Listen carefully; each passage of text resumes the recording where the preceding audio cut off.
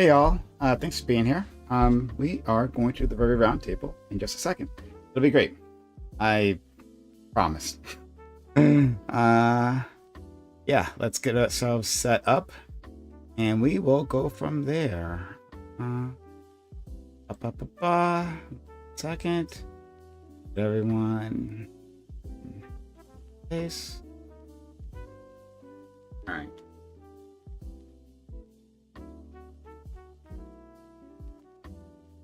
Of it because I had my kids this weekend, but it was pretty good. Looked pretty. Yeah, it was looked pretty pretty good. fun.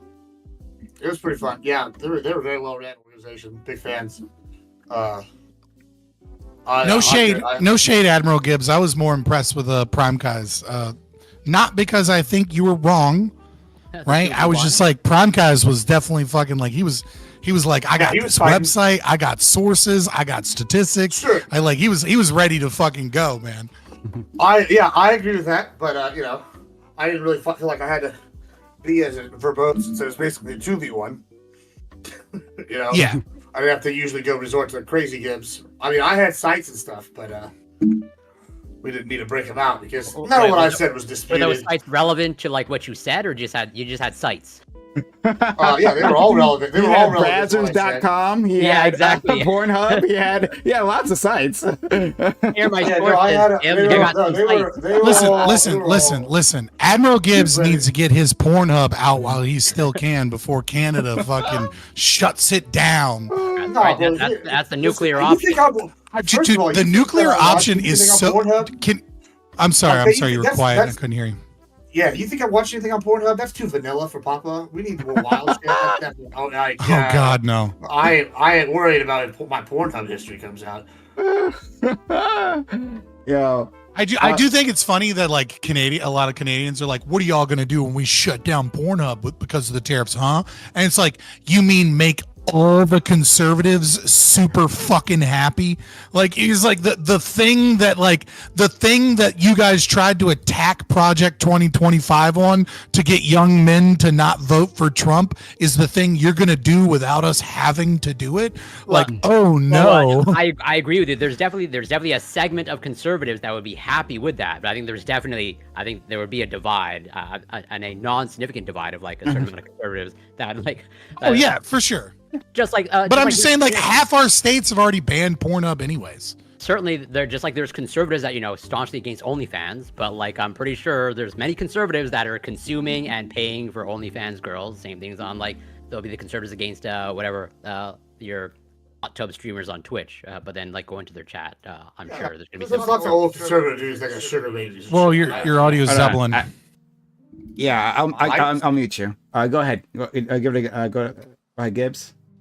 Yeah, I was just gonna say, is my audio good? Is it my problem? All right, yeah. So I was gonna say, yeah, there's plenty of old guys that are rich conservatives that have sugar babies. I know a few of them. They're just like, yeah, we got it. I don't really see a fundamental difference between that and an OnlyFans girl, I guess. So the one doesn't leave a paper trail. I mean, I guess they both could leave a paper trail. I mean, what state was the Timcast? I don't know if you're allowed to say, but I don't West know Virginia. That's fine. Okay.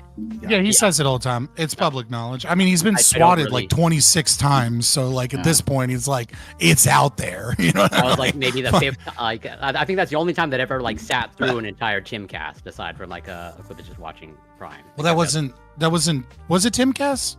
That's Culture War. Is that like part of Timcast or something? I mean, I don't know exactly how to break things out, but Culture Wars was the name of that specific segment. But they have other ones. I think one is IRL, and other stuff. I don't know. But yeah. Yeah, it was great. I think it was great. Well, thank you. I really appreciate the kind words. Everyone's been so positive, like across the board. And that was really great. Well, seeing somebody like you and Gibbs, right? Really highlights the I don't want to call it like a glass ceiling because there's got to be another name for it or whatever, but like the gatekeeping of like these large content creators. And I see the same thing with Andrew Wilson, right? Where like there has been, a few people that are finally starting to break through this kind of like, conservatism and like, left-wing politics TM, right? Where like they have like these canned responses and they have these very same arguments and they have like this structure of like, these are my talking points, these are your talking points, and there's very little like thought.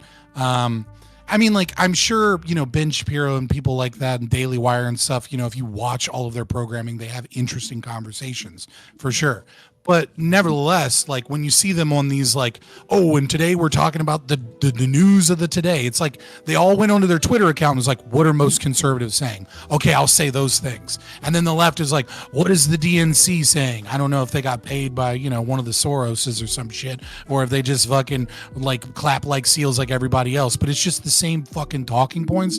And it's like, I'm so excited to see this like people forged in the fire of the low end struggling for years in Twitch and YouTube finally busting through. And it doesn't even matter if it's left or right. It's just going to be way better for discourse when we start seeing a lot more of those people pop up and like realize that like, their favorite guy that's been around since Gamergate is fucking behind the times. And it looks like you made at least obviously I was just going by vibes of what I saw, but it looks like you made an impression. And I think it seems like you went long, so I assume he must have enjoyed the conversation. But I could be obviously misreading things. No, definitely. Tim made a point of saying that he really enjoyed it afterwards. And like I went long because like he tried to like wrap it up, but then I like challenged him on the things he was saying. Like, that's kind of bullshit. And then he had to re-engage with me. I didn't see the end still. Yeah, I liked how you like really, in my mind, obviously, like I guess I'm biased, but like you like really, I guess, took control of like you made it clear when they were trying to bring up certain topics. Like, I don't want to talk about that. I don't want to talk about that. Like this is not. I don't want to get into the trans stuff. Like I didn't come here for that. That's interesting because I think that was your weakest point from what I saw, is that like your weakest point was that you were very much still in like a debate bro mode, and like the podcast is a mixture of the two, and Admiral Gibbs was very much like with the flow of like, oh, we're having a little bit of a jokey time, we're like taking some time aside to like bring up some crazy shit that's like off on that isn't necessarily the topic, and we'll get back around to it. And like you came off maybe a little too serious to be like, no, I came here for a fucking point and we're getting that fucking point across, and like that's fine. I totally understand people want that. But I think for like that type of program, you kind of have to like ride the wave sometimes and let it go off the rails. I feel like I did ride the waves. That's why we went on immigration for a goddamn half hour. And like, fair enough. You knew I was going to get immigration in somehow, some way. I was trying immigration. I mean, look, that's true. Fair enough. It was a half hour on immigration. You should have prepared yourself. Maybe I'm wrong. Yeah, you should have known if Gibbs is on it, he's got a few talking points. Immigration, economy. Okay, sure. So I have extensive notes on Doge, right? Also on immigration, also on the economy, in quotes. All right.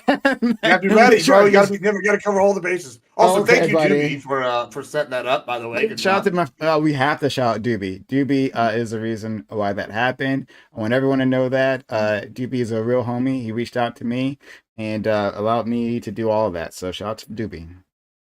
Well, yeah, I only didn't say anything because I didn't know if that was like not supposed to be known.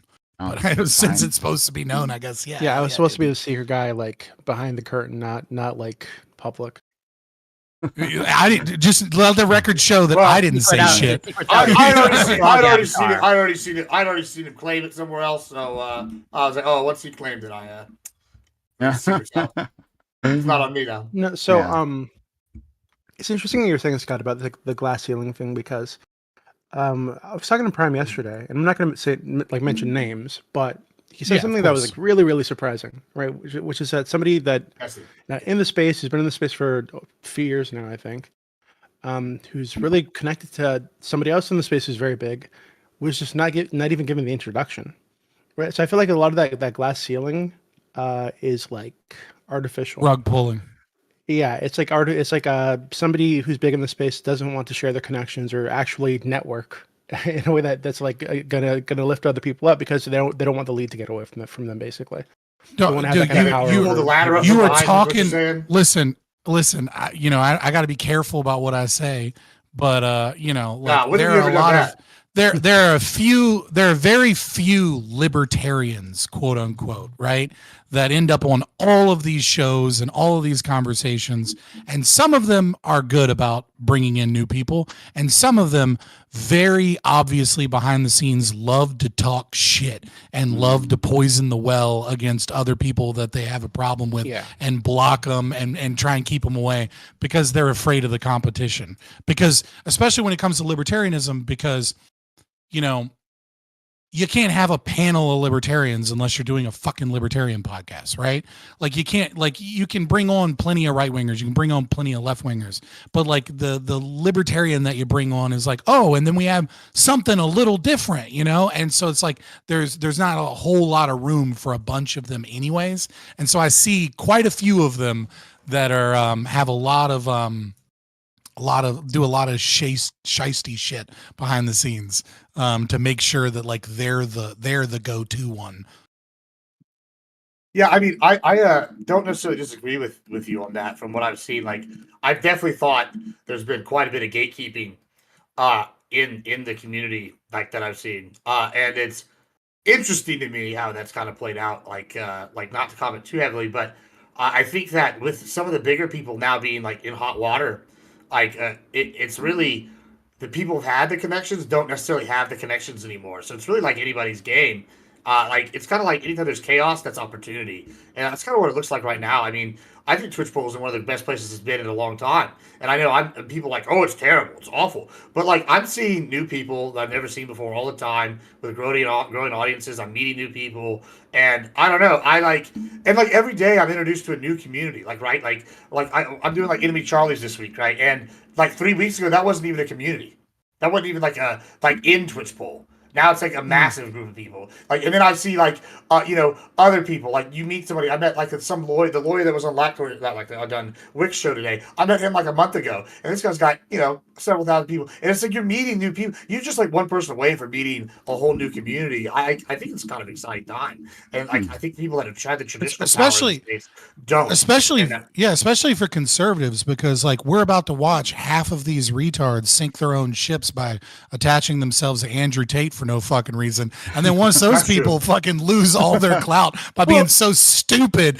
to be like, oh, you're offended by mean words, it's like, no, it's the sex trafficking and it's those things, and it's like once they go away, there's gonna be this big market void for right wingers to be like, hey, I was always against that crazy shit, it only took one video for me to be like, fuck that guy. That's a good point, but like to add to that is like also on the conservative side, like, okay, I think it's harder for like many people on the left to like think like a conservative, right? And so like when I come out here and I do like my whole like, hey, I'm the political prophet bit, it's not a bit, because to me it's like, well, if I had this agenda that Trump's laid out, what would be my next move to do? And I'm like, well, it's obvious, and I'll say it, and people are like, that's fucking crazy. How would you know this? And it's like, I say this, and this is what everybody in like my friend group is thinking it's Republican, and people are like, oh, what? And I think this is really opportunity, because I just feel like people on the left feel lost, and so they can look to certain conservatives and like, okay, maybe this is what to expect next, as opposed to like, oh, it's Project 2025, they're coming for us, which is just like they're looking to lefties to guess what conservatives are doing, and I think that's a problem. Yeah, like I wish I knew. Like it seems like, so I follow like one of the people that I followed on the left, right, just to kind of get an idea of like what their talking points are currently, is David Pakman, right? I don't follow him because I like him. I don't think his arguments are good. I think I think they're mostly just talking points, but nevertheless, like it lets me know like what those people's talking points are for the day. But what I've struggled to find, and if somebody can help me out, I don't see anybody on the left that is like has an understanding of where the left is going.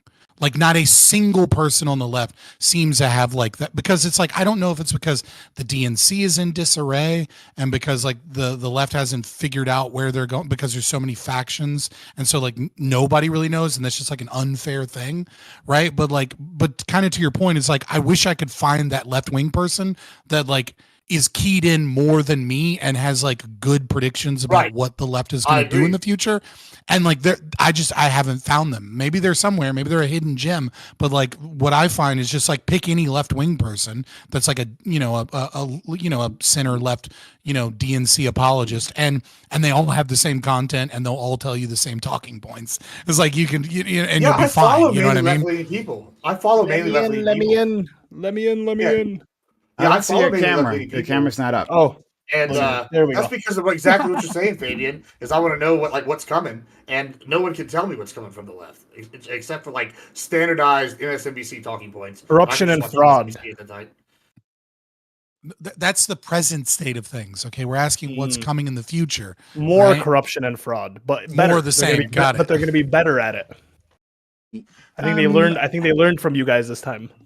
Yeah, we were like, "Yo, U.S. aid was a little too obvious. All right, we got to figure something else out." I think figure some stuff out. I think Scott, what you were saying before about how lost the left is. I mean, I think right now we're in the usual trend that happens when like a party suffers a big loss or a loss that feels more significant than the regular presidential loss. And I think this was a huge blow. I think people who are in charge, right, people who've been in charge for decades have been proven, they've been proven to be feckless, to be out of touch, and like, but they are still in power, right?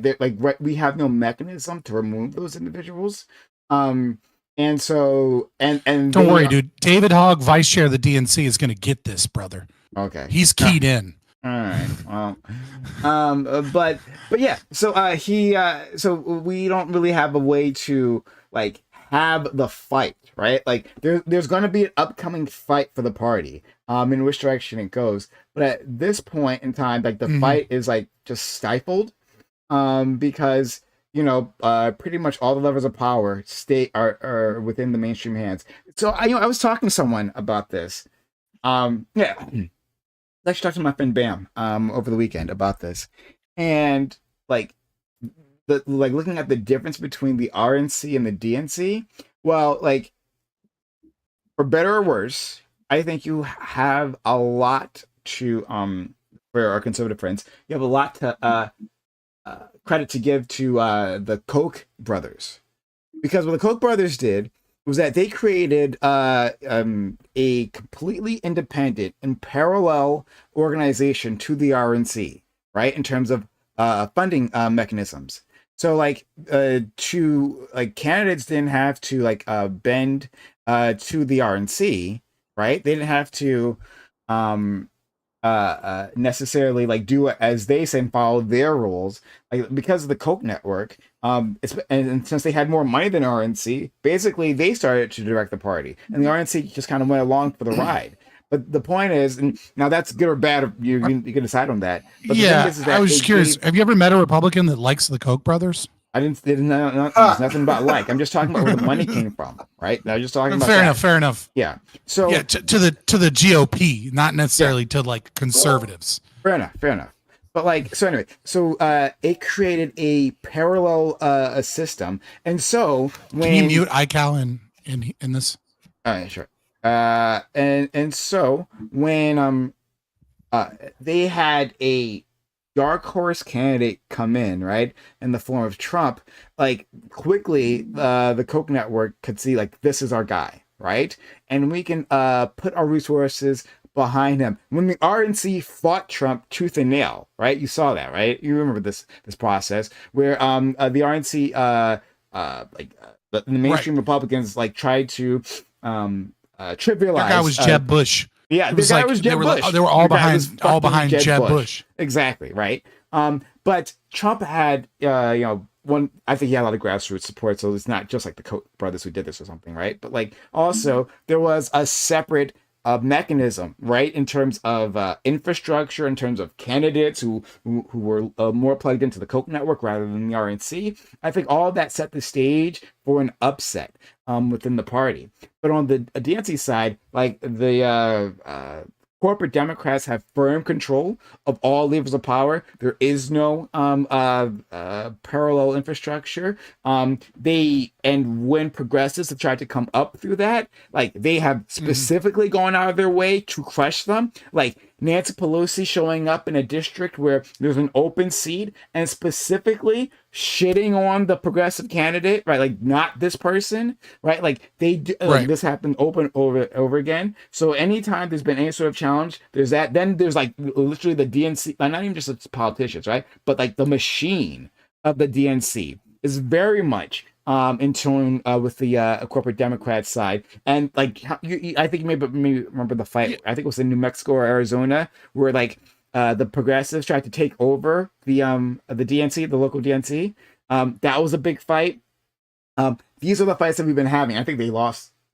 Well, I think there's another third key factor here, right? Which I think like the media establishment is finally starting to understand. That's why they keep like writing these like puff pieces about Hassan and shit, right? And it's like it is, which is hilarious. But it is this understanding that like when Gamergate happened, right, leading up to Trump, obviously, when Gamergate happened is when conservatives started to really truly understand the political power of social media platforms, right? And people like Lauren Southern and Milo Yiannopoulos and like Thunderfoot and like, you know, some of these, you know, and Sargon of Akkad and like a lot of people started like having, you know, these, you know, just gamers that were like, what the fuck, you know, some of them were crazy, obviously, and, you know, split off from 4chan to go into 8chan for a while, right? There was a lot that happened, okay? I don't want to give a whole history of fucking Gamergate, but what I mean to say is that this made conservatives realize, well, okay, we don't have NBC, we don't have MSNBC, we don't have CBS, we don't have Fox, even Fox News, really. Like the establishment has Fox News, but like your regular conservative American populist ideas doesn't have Fox and Fox News, right? We don't have any of these things, and the left has most of them. What do? How do we fight back against Kotaku and IGN and you know and Polygon and you know these gaming journalists? And that's when they really started to recognize the power of memeing things into existence, the power of you know social media YouTube channels with their own communities and their own lingo. And the left has been playing catch up very slowly until recently since then. And so I think you're right that there was alternate funding, I think you know, a fourth thing that's much more minor, but places like Cato and things like that had alternate research away from like the traditional academic institutions, right? That like gave their debaters and gave people, you know, their ability to put out, you know, what they believed from a conservative point of view, like what was happening in a policy perspective beyond just think tanks, right? And so it's really like I don't think you're wrong, even though I hate the Koch brothers, right? Right, but like I think we kind of have to look at that trifecta, right? That like when you know the Pepe frogs and Kekistan and YouTube channels and things like that, people had no idea how powerful that was. And you know, COVID with Biden might have been like a special time that led to special circumstances, and they thought that the special thing was 2016, and it's like no. COVID was the special thing, right? And now I think they're starting to realize that like they don't have good podcasts, they don't have good you know, online presence, right?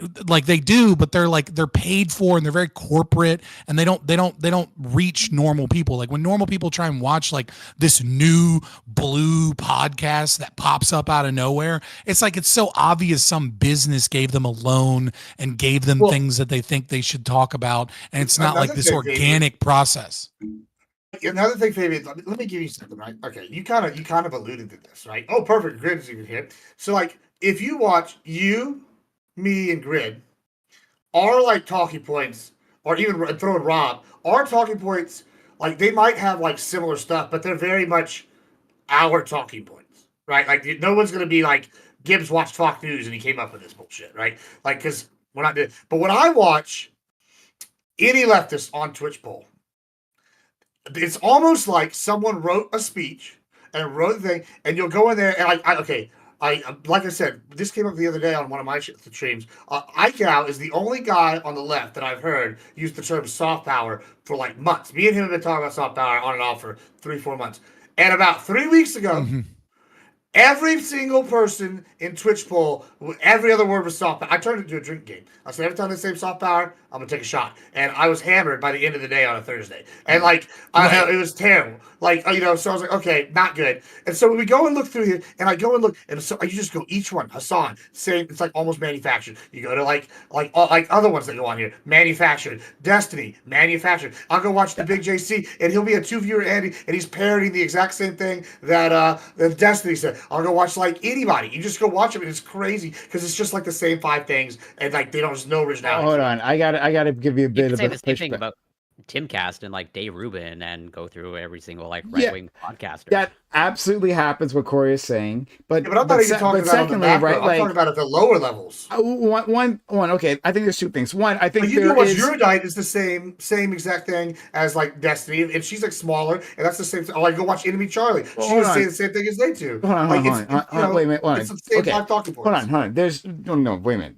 There's a few things happening. One, like I think you're right to say that there is a certain level of, hey, I watch this person and then like I take in their talking points, right? And it like goes down the hill.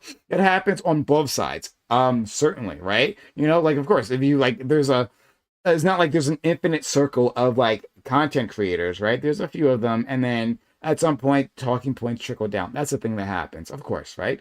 But beyond that, right, you're talking about, hey, everyone's talking about soft power all of a sudden. Well, the thing that happened was that USAID was destroyed. It's topical. That was the topic, right? So that's what we don't talk about soft power all at once. Otherwise, all at once being USAID got destroyed. What are you talking about? USAID, all at once USAID got destroyed. That's a misfair representation of what I'm saying. That's not. That's exactly what happened. So I'll explain how it's different, right? So if I go, we've been talking about, me and Ike have been talking about soft power USAID for a while, off and on. Sure. Yeah, but then all got destroyed. Hold on. Yeah, hold on. And then it got destroyed. And for about another week or two, me and Ike are still talking. Then all of a sudden, on the same day, everybody started saying it. It's like literally, I don't believe it's you. Just manufactured. Well, I don't care if you believe me, but that's what it looks like the average person. And we're seeing it happen over and over again. Gibbs. And we're telling you what's happening. And you're going, no, it didn't happen. Never happened, Gibbs. You're crazy. No, and then when I admitted from the start. I admitted from the start that we have. Surprise. I started off my response saying that I admit that there is, that there's a level of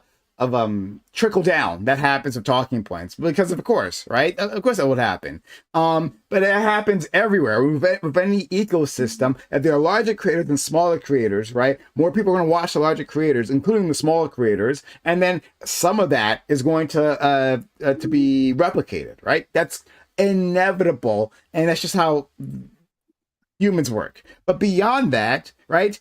Soft power came up because of USAID. Before then, we had no reason to be talking about soft power. And to be clear, this channel has talked about soft power plenty of times before. But yeah, can I also let me bridge it. Okay. Yeah. So I just want to add that I went back and looked at Google Ngram Viewer to see like when the frequency of that term like started really shooting up, and it was like around the time of 9/11. And I remember many conversations both on the professional debate circuit and on just like in the media about the soft power around the coalition of the willing, right? How many countries were willing to back us when in the Iraq War specifically, and they were contrasting that with the Afghanistan war, because in Afghanistan that really had to do with NATO, like calling Article 5. But in Iraq, that wasn't the case, and we got a lot less support there than we did in Afghanistan, and it was directly, the media was constantly talking about this, showing that we were losing soft power under Bush that they thought that we still had under Clinton. Now, whether or not that was a fair analysis, I'll leave up to other people, but I'm just saying that we were talking about it at that point too. Yeah, so and according to Gibbs, all of a sudden, after 9/11, soft power came in. It's like everyone just got talking points. That's not Okay. Let me bridge a gap. I'm sure you Admiral seen Gibbs. that soft power had gone down again. It's not like they kept Yeah, talking of about course. it in the same manner. It comes But out. you're arguing you're missing the whole point, Prime, is that when it goes from like, okay, there's famous TikToks of when we go and watch the news, and it's all these 500 different news channels, and they're using the exact same phrasing for every story, even local ones. Everybody knows this, right? And hold on, and so they have a corporate headquarters that gives them that. Sure. Then I go and watch. Yeah, exactly. That's my point right there. Then we go and watch. Then we go and watch the lefties, like I don't know, like you and I, or we go watch Emily Charlie, or I go watch any of these people that like talk. We can do the same thing on the conservative side, and it's the exact same. that.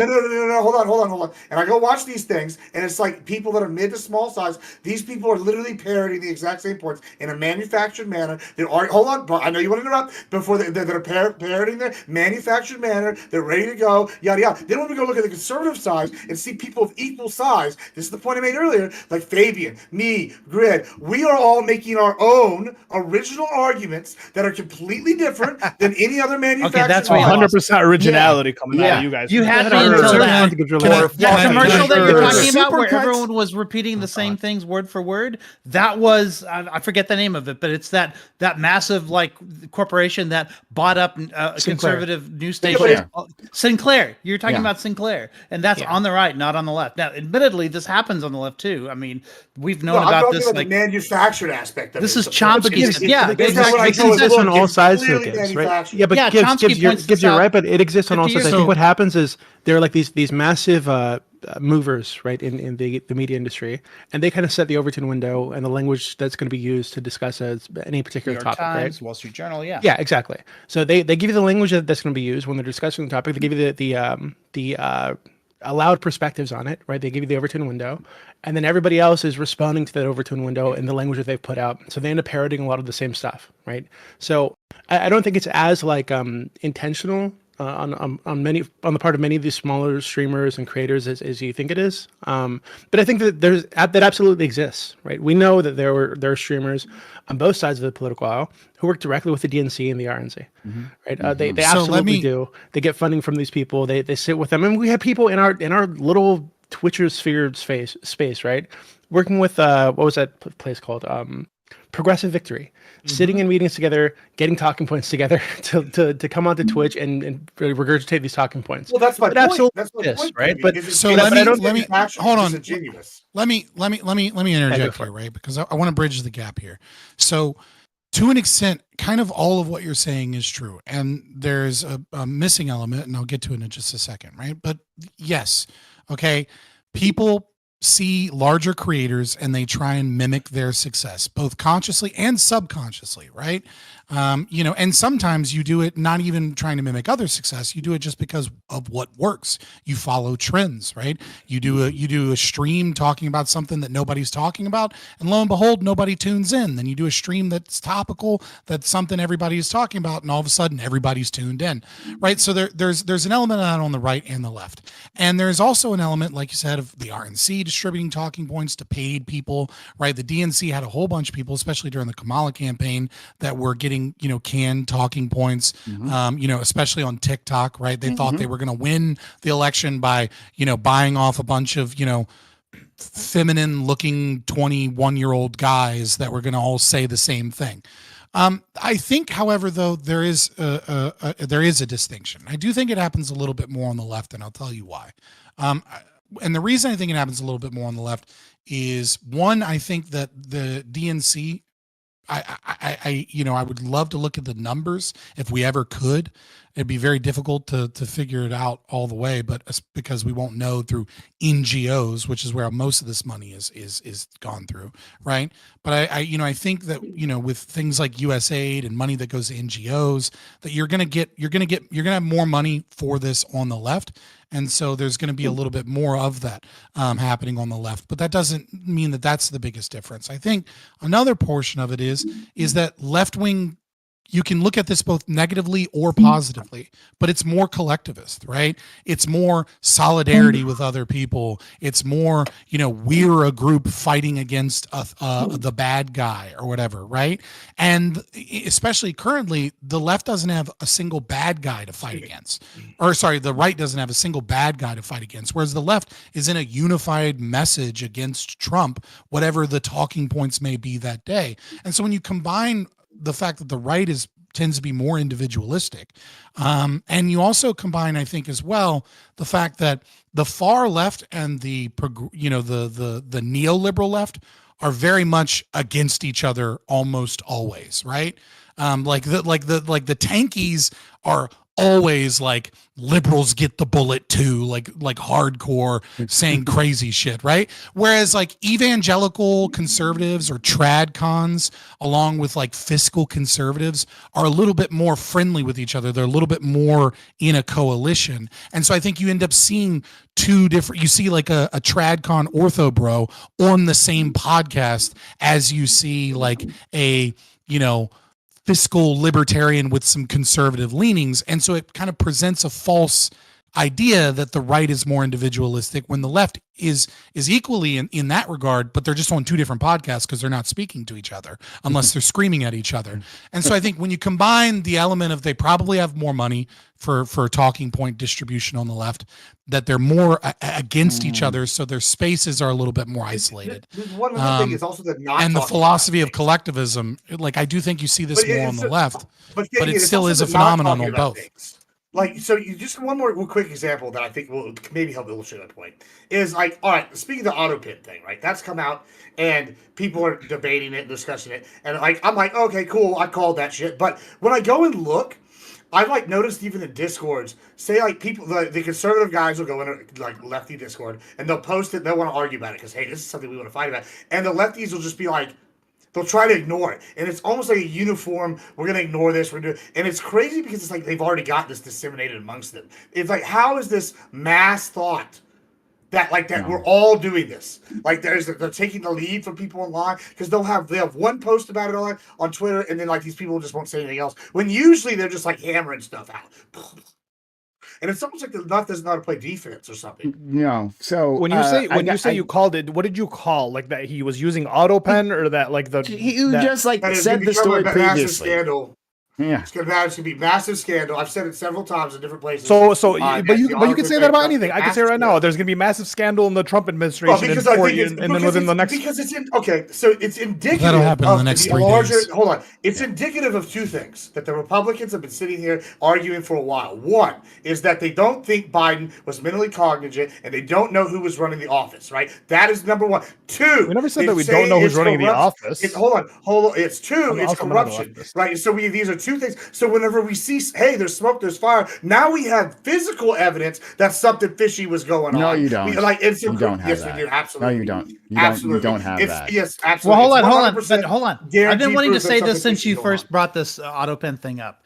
Because now, each day, we find more and more Autopen signatures from the Trump administration. Now, hundreds of them. There's a difference. There's a difference. Of course. You ready for the big difference? You ready for the big difference? Trump, for example, when he did the January 6th part of that Autopen, that's what the only lefties argument's been so far. He came out on a speech later that day. It was like, I pardoned him. Frankly, no one pardons more people than the Don. I did it. Fuck the left. You're getting ahead of it. And then, hold on. You're answering something I didn't say. Hold on. You're shadowboxing now because I'm talking about the Autopen signatures from the first term. He didn't finish. I didn't finish. I'm finishing. I didn't finish. Before I can finish my sentence, you started interrupting. So let me at least finish it before you destroy it. I'm in the middle of a point that you interrupted. You just interrupted. What I'm saying is we're finding out more and more signatures that came out. You're talking about the hundreds of Autopens that were for the January 6th stuff that came out very, very recently. No, that's not what I'm talking about at all. You don't even know what I'm talking about. Hold on a second. But before that, there were a bunch of them from the first term that got pointed out, right? Stuff that we didn't know was Autopen that he didn't necessarily talk about, right? That doesn't matter to my point. We can in both cases very clearly just go to the source, because both of these presidents are still alive, really cool. and say, hey, did you intend to sign these things? And if not, that's great. Now, if Biden says no, he can have his own people arrested for doing something that was against his will, right? Same, especially the pardon stuff that Trump was pointing out. If he didn't intend to pardon Hunter, then hey, he can come out and say that. But until then, really, they've been using Autopen since Obama. Okay, so cool. No, Bush. Perfect. Hold on. Oh, there you go. The kicker. This is the whole point. The whole point is that with Trump, we literally have him either on record, either via memo, via I said it in a speech, very whatever, claiming these things. We have otherwise, I know this is a partisan guy, but this adds to the fire. We have Mike Johnson on record saying that Biden didn't know about things that were signed. So one, we know that. Hold on. We know. Hold on. God damn, this is real simple. We have the barest minimum of preponderance of evidence that Trump can provide, either a memo or a speech or him approving it, versus Biden. Not one person's come forward yet. You're saying that too soon. Hold on, let me finish. Hold on, let me finish. Hold on. There's one person has come forward with a thing saying, hey, here's a memo, or here's Biden saying it. In fact, we have evidence to the opposite. We have evidence from whistleblowers saying he wasn't cognizant from day one. We have Mike Johnson on record saying he didn't know what he was doing, didn't know he signed. And we have evidence that Biden wasn't even in the same city when this stuff was signed by all of them. Hold on. Yes, Mike. Cool. I know it's Mike Johnson wasn't there for day one. Hold on. This is once again, Mike Johnson said in an interview, he talked to Biden, asked Biden directly about certain pardons and certain executive orders, and Biden said, quote, I don't know anything about these things. So that's on record. We have this. And third, finally, that's not on record. That's hearsay. Don't take them to court. It's on record. So third, we have him in another state. Can I ask you a question? 1 second. Let me just finish on the last point. We have him in another state where he was signed. They didn't sign anything there. We don't know how did he get something signed in Washington? He's in a different location. There's no paper trail. There's no paper trail between him and them authorizing it. We don't have anybody cooperating that he offered it. There's no witnesses. There's no. We just got started. Let's wait and see that. It's fraud. It's forgery. Yeah. And it's elder abuse Whatever. at minimum. Hey, Gibbs, let me ask you a question, man. I'm just curious because I love a good conspiracy theory as much as the next guy. It's not a conspiracy theory. But isn't the Autopen limited in what can be signed via Autopen? I mean, you shouldn't be able to sign a pardon, for example, with Autopen. That should be hand signed. Why? Okay, why would that be the case? Fundamentally matter what they sign. Why would it not be the case? Because why if would the it be the case? president actually signs it and it is witnessed, correct? Well, so if the president just like when I go sign, all right, let me draw that. Let me draw. Hold on. Let me draw the parallel. I can sign most of the financial documents to buy a house via DocuSign. Okay. I can't sign the mortgage papers via DocuSign because it has to be notarized and witnessed. That's why I think it matters if these things are auto-pin, if they're auto-pinning actual official documents, that's a problem. As far as I know, it's official documents, but I don't think anything that the president has to be notarized. I could be wrong about that, but I don't think there has to be. There's just the president. I'm sure somebody has to countersign it, right? Well, no, why would they? He's the president. No. What do you mean? Why the vice president? No one does that. Dealt with the government? But we're talking about the president. Have you dealt with the president? The president signs the laws, but no one else has to double sign it with him. He's literally watched at all times. Why would the Uber president? Yeah, the Uber president. Yeah, there's no one above to do that. It doesn't have to be isn't it signed beforehand and witnessed? Because then anybody can sign it. Signed by who? And he doesn't have to be witnessed. They can do the House. The House doesn't. So the House as provides. A witness.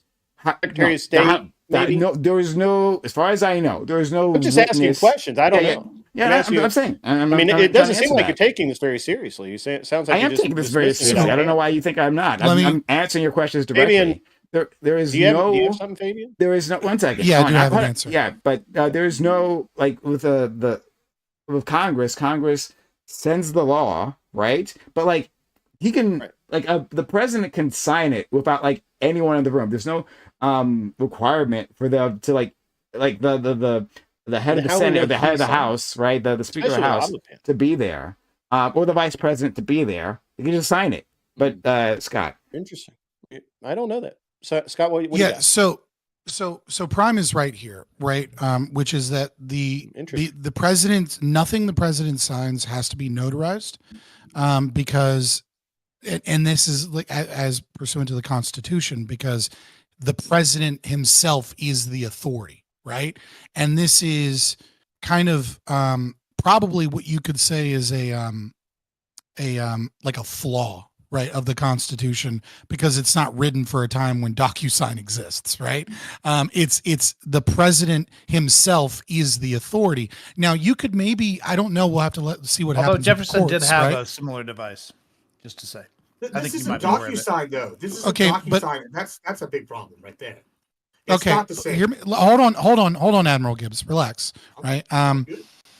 Yeah. So what there is an issue. We'll have to see what the courts see in terms of their interpretation, because I don't think this is something really like up in air. I don't know if there's any case law. I wish, someone that had a little bit more understanding of that was here, but I have not heard from any of the pundits any case law that tackles this issue specifically in terms of his authority being present. It's kind of an assumption that that's because he's signing it, so he doesn't need a witness or someone else to do it.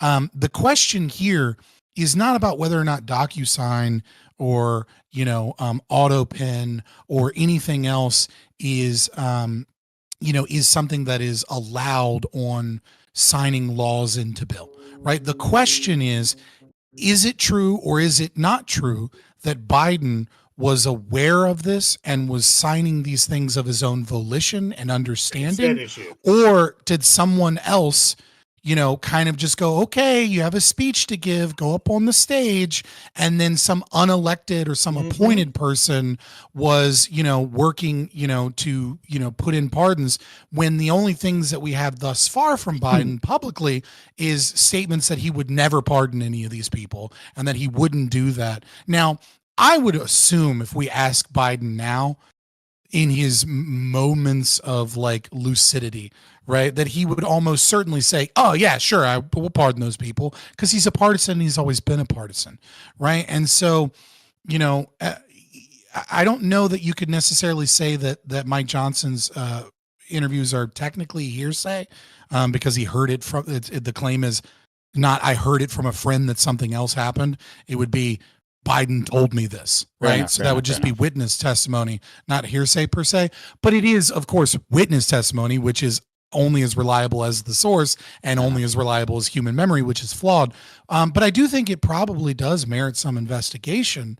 I'm very, and we should probably have the Trump administration should probably say, at the very minimum, yeah, we're not using Autopen anymore. We're not using those things. These are official laws. They should be signed by pen, and start that as a new precedent. I'll give a little space here. Maybe Gibbs will accept this. Okay, right? One, that and you've already heard me say this before, right? I agree that Biden has his mind was degrading, right? And I agree with you. The Democrats lied and lied and lied about that. Fair enough, right? That includes the upper brass, Chuck Schumer, Nancy Pelosi, his entire executive team, right? His counselors surrounding him. They specifically kept others away. So there were other rank and file Democrats who were trying to get time with Biden, and they kept him away because he wasn't always lucid, and they couldn't trust that he wouldn't embarrass himself. So I'm with you there, Gibbs. Okay, all right. So we're not fighting on that. Definitely, we're not. Right.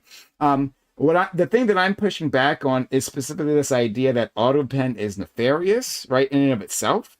That's not what I'm saying. Well, hold on. But just let me finish this, right? So that Autopen is in itself nefarious, and that there is necessarily a difference, on its face, between the way Trump has used this and Biden's used it. On the other hand, though, because, like I just said, I admit that there are times where it wasn't lucid.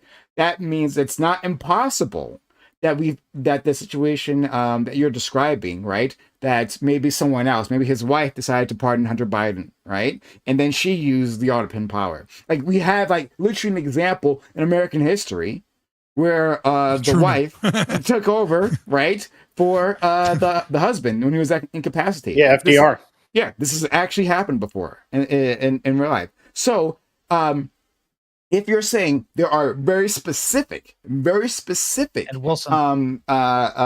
documents, Wilson, sorry, very specific documents that might have not been intended to sign by the president, okay, then I'll give you that much. That might be the case, and we need to investigate that. I'm not saying that we have any proof yet. I'm still waiting on that, but we're willing to investigate that. But just the use of it by itself is like, it's fine. It's whatever. Go ahead. No, I even have less of a problem with Autopen than Grid does, right? Like, I don't see a problem. If a president says, I pardon these people, and he used Autopen to do it, and there was 200 people he's pardoning, I don't expect him to sit there and fucking sign 200 pardons. Like, that's ridiculous. Why would I need to do that? Especially with Trump's signature. Have you seen that shit? Sure, it's ridiculous. So on the flip side, I'll even accept, say the president is flying over the Pacific Ocean for a conference or something, and he goes, oh, I need to get something signed in Washington. I don't have a problem with him sending that was the case with Obama. Going, hey, sure, right, and I don't have a problem with that because Obama gave us a paper trail and he said, okay, I expressly want this done. Can you get it done? I don't have a problem with that. And not only do I not have a problem with the notary, because the president's the most watched man on earth, because guess what? It's all going into archives, so we all know it's being watched. Now, this is the problem I have, is the consent issue. We know he's got to add like cognitive decline. It's kind of what you're saying. We also, I want to know who's doing this. What's the diagnosis? If it's not Biden, if it's not Biden, hold on. We're not speculating. We know we have many reports now. It was clear you as have medical day. records. You have something. It was clear as Corey, stop. Don't even try. Like we know. Like this. That's what you need. That's the bar. Shh. Listen, we saw millions of Americans saw him in decline. We all suspect it. Maybe we don't have definitive proof, but that's why we want an investigation. And I don't think it's unreasonable when they can't even provide just the barest minimum evidence, which is like a memo. I'm asking for a memo for a few, like a good portion of these. Like maybe if they don't find every memo for all the poor pardons, sure. But like, why can't they provide any evidence that shows that he wanted this done? Suspicious. Didn't we set a precedent that the president can declassify things in his mind without telling anybody, and that's enough for declassification, right? Do we need a paper trail for that now suddenly? No. He said that. The person who's making this claim, who sits in the White House right now, made that claim about himself, that he could just think about declassifying it, and that declassifies it, that there doesn't need to be any paper trail. That's right. That's a whataboutism, right? Like it's like, look, I can hate Trump and still think. But I can hate. Well, okay, there are a lot of people making the claim, not just Trump. Like I can hate Trump and still think that this is an issue. So like I agree with you that is a separate debatable point, but it's not relevant to whether or not this is an issue. No, it is relevant because I'm not going where you think I'm going with this. I'm going in the other direction. I'm saying, yeah, let's do this. Let's require a paper trail in every case, which means we should require a paper trail for Trump in his case. I think we should investigate what the capacity of Biden was and at what point. And I think we need to do the exact same thing, but what the people who need to do it need to be independent of the White House. We need to do the exact same thing with Trump. I think we need to investigate in both directions on all of these issues. That doesn't make sense, right? I'm not using a whataboutism to say don't investigate. I'm saying investigate. No, the claim is very simple, right? Is that I won't make the claim, right? So please know that I'm not necessarily making this claim, but potentially, right?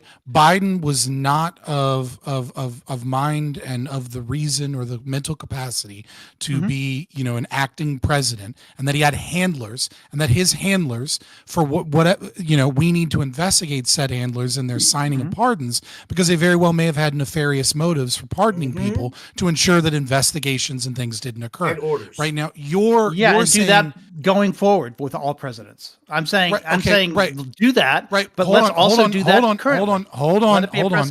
Hold on. That's fine, but in order for your claim to be relevant to this conversation, you would have to be claiming that Trump is not in control and unaware of what is going on with his signatures, and that Trump is in a cognitive decline and incapable of having enough reason. I'm saying I'm not the arbiter in either case. We can make I'm that saying argument. we need to have an independent person in both cases, and in cases of presidents going from here on going forward, someone who can't be picked by the person being investigated, right? It can't just be man, person, woman, camera, TV. It's got to be like something a little bit more exhaustive that's going to actually give us a real answer that we can trust. And I wouldn't trust a Biden person to investigate Biden, and I wouldn't trust a Trump person to investigate Trump. I'm saying that's fine, but it's still a distraction from whether or not the issue occurred, right? Like you're moved past whether or not the issue has occurred and subverted it to a decision of like what we ought to do in the future. Because I'm saying if we're going to do this, let's make it something that's going to be useful going forward and not just somebody's political tool. And we can say, let's set up this independent office that investigates every president for mental competency. I've been saying this. Maybe, but the problem is like, the entire idea of like an independent, council or commission is like such a meme because they never are, right? Right. I understand. And now you'd be giving an independent commission over the president themselves, right? Over the elected president. You now have this other where does that now is the ultimate arbiter of power in the United States is what we do this already. In the olden times when a ship's captain had the authority over the ship, right? Unless the ship's medical doctor decided that he was incompetent. Like there was somebody who was independent of that. Like on Star Trek. Like on Star Trek. But y'all hate. Y'all advocating running the government like a ship, but y'all hate when they run a government like a business. Oh yeah, makes sense. I'm saying you want. I'm saying this is good for you. That's this is good for you. I'm not. Hold on, what you want. I'm not shitting on your idea, but so much. I'm just saying, like, you got to be aware of what it is that you're actually arguing, right? Yeah, I know. Which is that some independent council, presumably independent, right, is now the ultimate arbiter of power in the United States. In this one narrow issue, yes. That would. In this one narrow issue, sure, right? But in the issue of they have the power to completely undo the presidency, that is a fundamentally new it's not fundamentally new. It already exists. It's in the 24th Amendment. The only difference is the president gets to pick those people who have that ability to determine him incompetent. Well, then it is. Then it isn't independent, right? It's by the president's choice. That's my point. It exists in a way that's not independent now. So let's take that same power, which is not new, and make it more independent than what it is now. That's all I'm saying. I look forward to you drafting the new constitution for the new government. Maybe it will be better. The minute they call me, I'll get working. You know what I mean? But like that's a pretty big proposal that I think gets away from whether what the issue of Biden. And I think it's within the fiat power of any given debate, right? That we can consider these things, especially given that we live in a democracy and ultimately it's up to us to decide how we want our government run.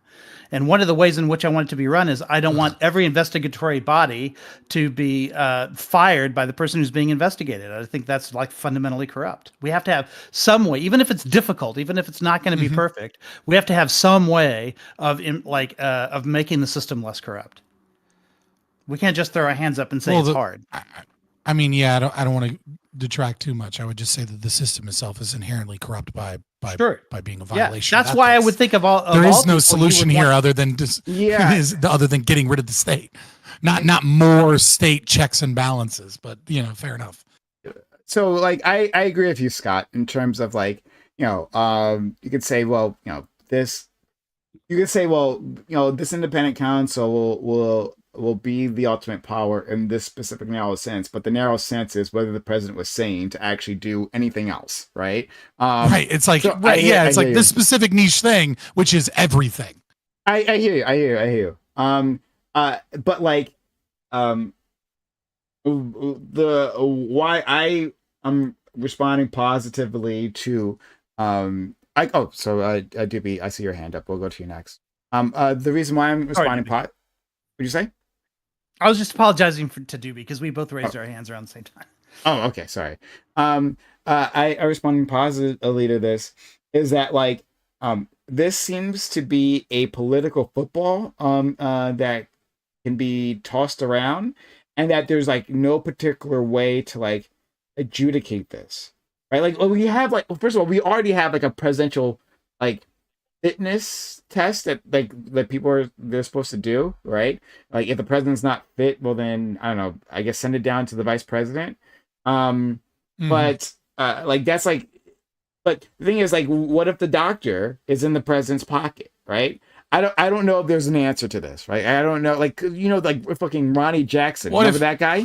What if corporations are in the pockets of politicians? What if since we're throwing out what ifs while we're at it, well, you know what I mean? Like, I agree. Like, I'm saying that, like, because when we're dealing with the highest level of government, right?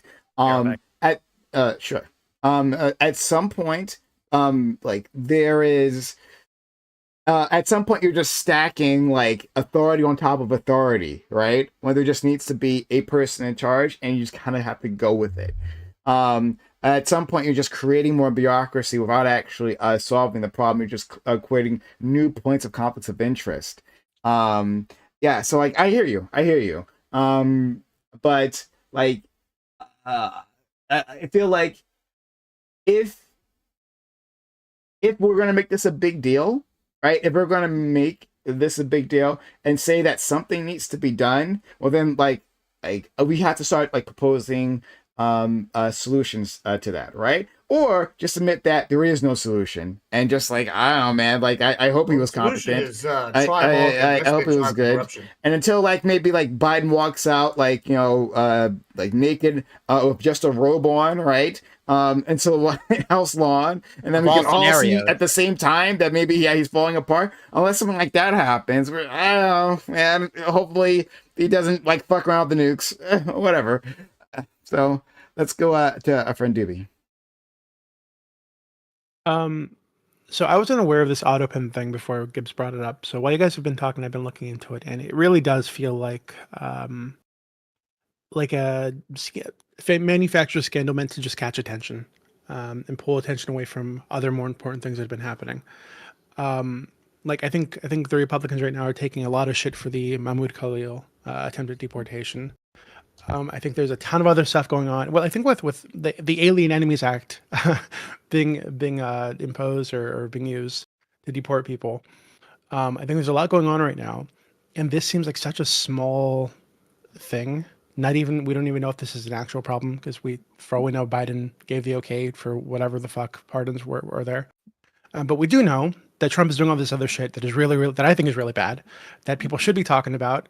And he throws out this bullshit on Truth Social, whatever the fuck, to distract everybody away from these more important issues. I think a lot of what we found in this term, like the last term, is that it's just like scandal after scandal after scandal.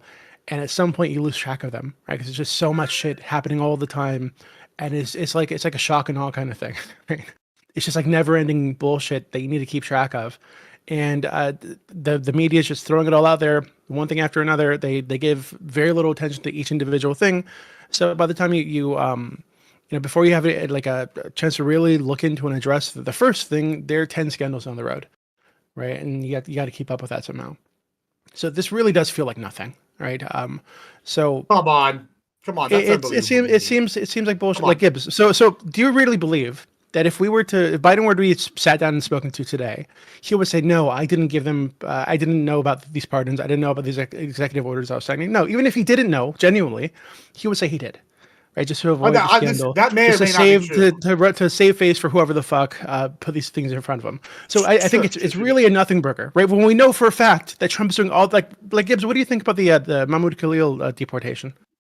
Well, okay, I'll answer that, but I want to say why I think it's not a nothing burger real quick. And this is something because I don't think you understand how maybe you do. I don't know. I don't think that you understand the how important it is to the current Republicans like voter base. They feel like there's a bureaucracy that's been corrupt and nasty, and they want it gutted. They want it gutted. They want it cleaned out. That's why they have Doge. That's why we're calling for investigations into this, because we think there's corruption, and we think it's at the highest level, all the way down, and we want it investigated because we think they put up a puppet president. That's what we think. Now, as for the Mohammed Khalil thing, yeah, I like some of the precedents are pretty not good, I will say. I'm of two minds in this.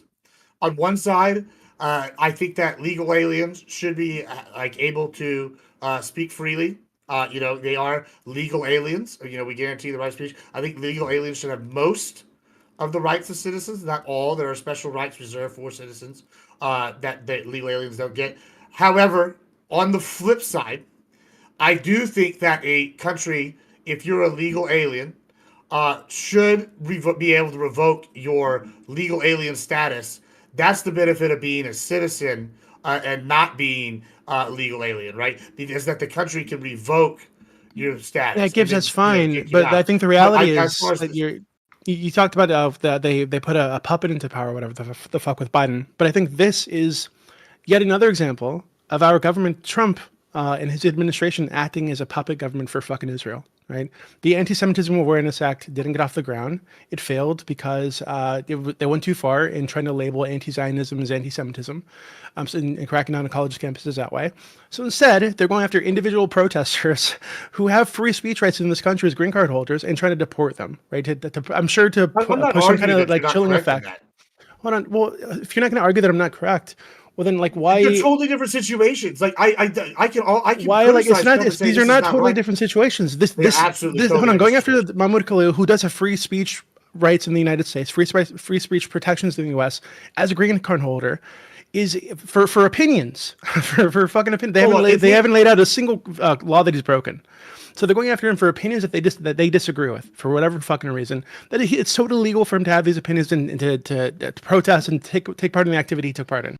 So the fact that they're saying, oh, well, now if you do this thing that is totally illegal, that you have free speech protection to do, we're going to revoke your fucking citizen status, your permanent resident status. Well, that's fucking ridiculous. Well, do you think that you're a little bit off? You're a little bit off. Hold on, you're saying something a little bit misinformation here, right? But let me just interject this one point. I won't give my whole opinion on it. Just this one correction. That hinges upon whether or not you believe he's deserving a due process, etc. But that does hinge upon whether or not he actually is a representative of the organization that took over portions of Colombia. If he was a go-between between protest groups that violated law, now it gets a little weird because if they're supporting Hamas in doing so, which many of them were, and there were pamphlets there and there were chants there, right, then you could say that he is an inadmissible alien and he loses his rights because he swore not to do such as a green card holder by making himself a representative, an officer, official, or spokesman of which he absolutely was, of an organization that was engaged in or induces terrorist activity. I think it's pretty easy to say that if a group is saying we're for Hamas, we're for Hezbollah in many chants, and they take over private property, that at the very least they're inducing, terrorist activity in that regard. And so Trump could make that argument.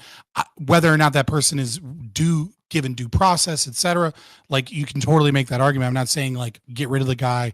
That's not what I'm saying. My opinion is, but to say that this is an open and shut case, and that there isn't any case law that gives this a constitutional basis is just false. Wait, hold on. Going further with that, Scott, just really supporting the pro-Palestinian League is supporting communism, and that is in direct violation of being a guest in our country. What? You guys are they're plenty of American citizens who are communists. It's fine to be a communist in the United States. The Internal Security Act never fine to be a communist. The amended the Immigration Act of 1918 by adding new grounds of exclusion specific to members of communist or totalitarian parties, affiliates of such group, and to aliens who advocate the doctrines of world communism or any other form of totalitarianism. So if he did that, and it sure seems like he does, then he's out. Well, hold on. What are you referring to? Because so far as I know, green card holders can be communists. They can be part of communist organizations in the U.S. You cannot be part of a communist regime. Yeah, at the time of getting the green card, or after you get the green card? When you're applying, before or afterwards? You get it. Before you get it. Do you have any evidence he was a member of some communist organization then or now? Was he espousing pro-Palestine policies? That isn't pro-Palestine. Is communism. What are you talking about? The pro-Palestinian League is is pretty fucking communist, but But being pro-Palestine isn't communist. Being realistic now. So there are far more people protest. No, you guys keep stretching. You guys are making reaches like you just Michael come up with Phelps some here. random It doesn't matter. All that matters is that he broke trying to link the law pro-Palestine and they movement put him to out. communism. That's the end of it. Why As do you if the vast argue majority that? of people who are like pro-Palestine aren't just opposed to genocide, right? And are trying to like push some fucking communism onto the world or some shit is ridiculous, right? The vast majority of people who support this movement are not communists. They have nothing. His lawyer just got him a trial. His lawyer just got him a trial under habeas corpus because they didn't try him under anything. They were literally just going to grab him and kick him out of the country.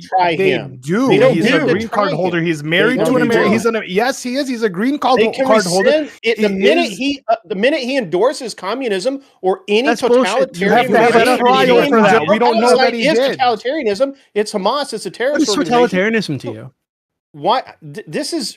I don't understand where You're guys in are favor of kicking green card holders out of the country who are married to American citizens for having political opinions that you dislike. And you're talking about totalitarianism. That was an agitator. When they signed the document, they agree not to do it.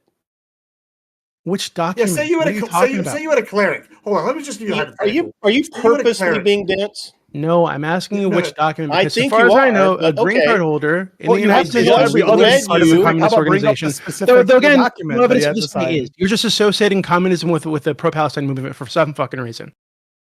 And quite specifically too, you know how to say that real specifically. Tell your chat to give you the document that they signed.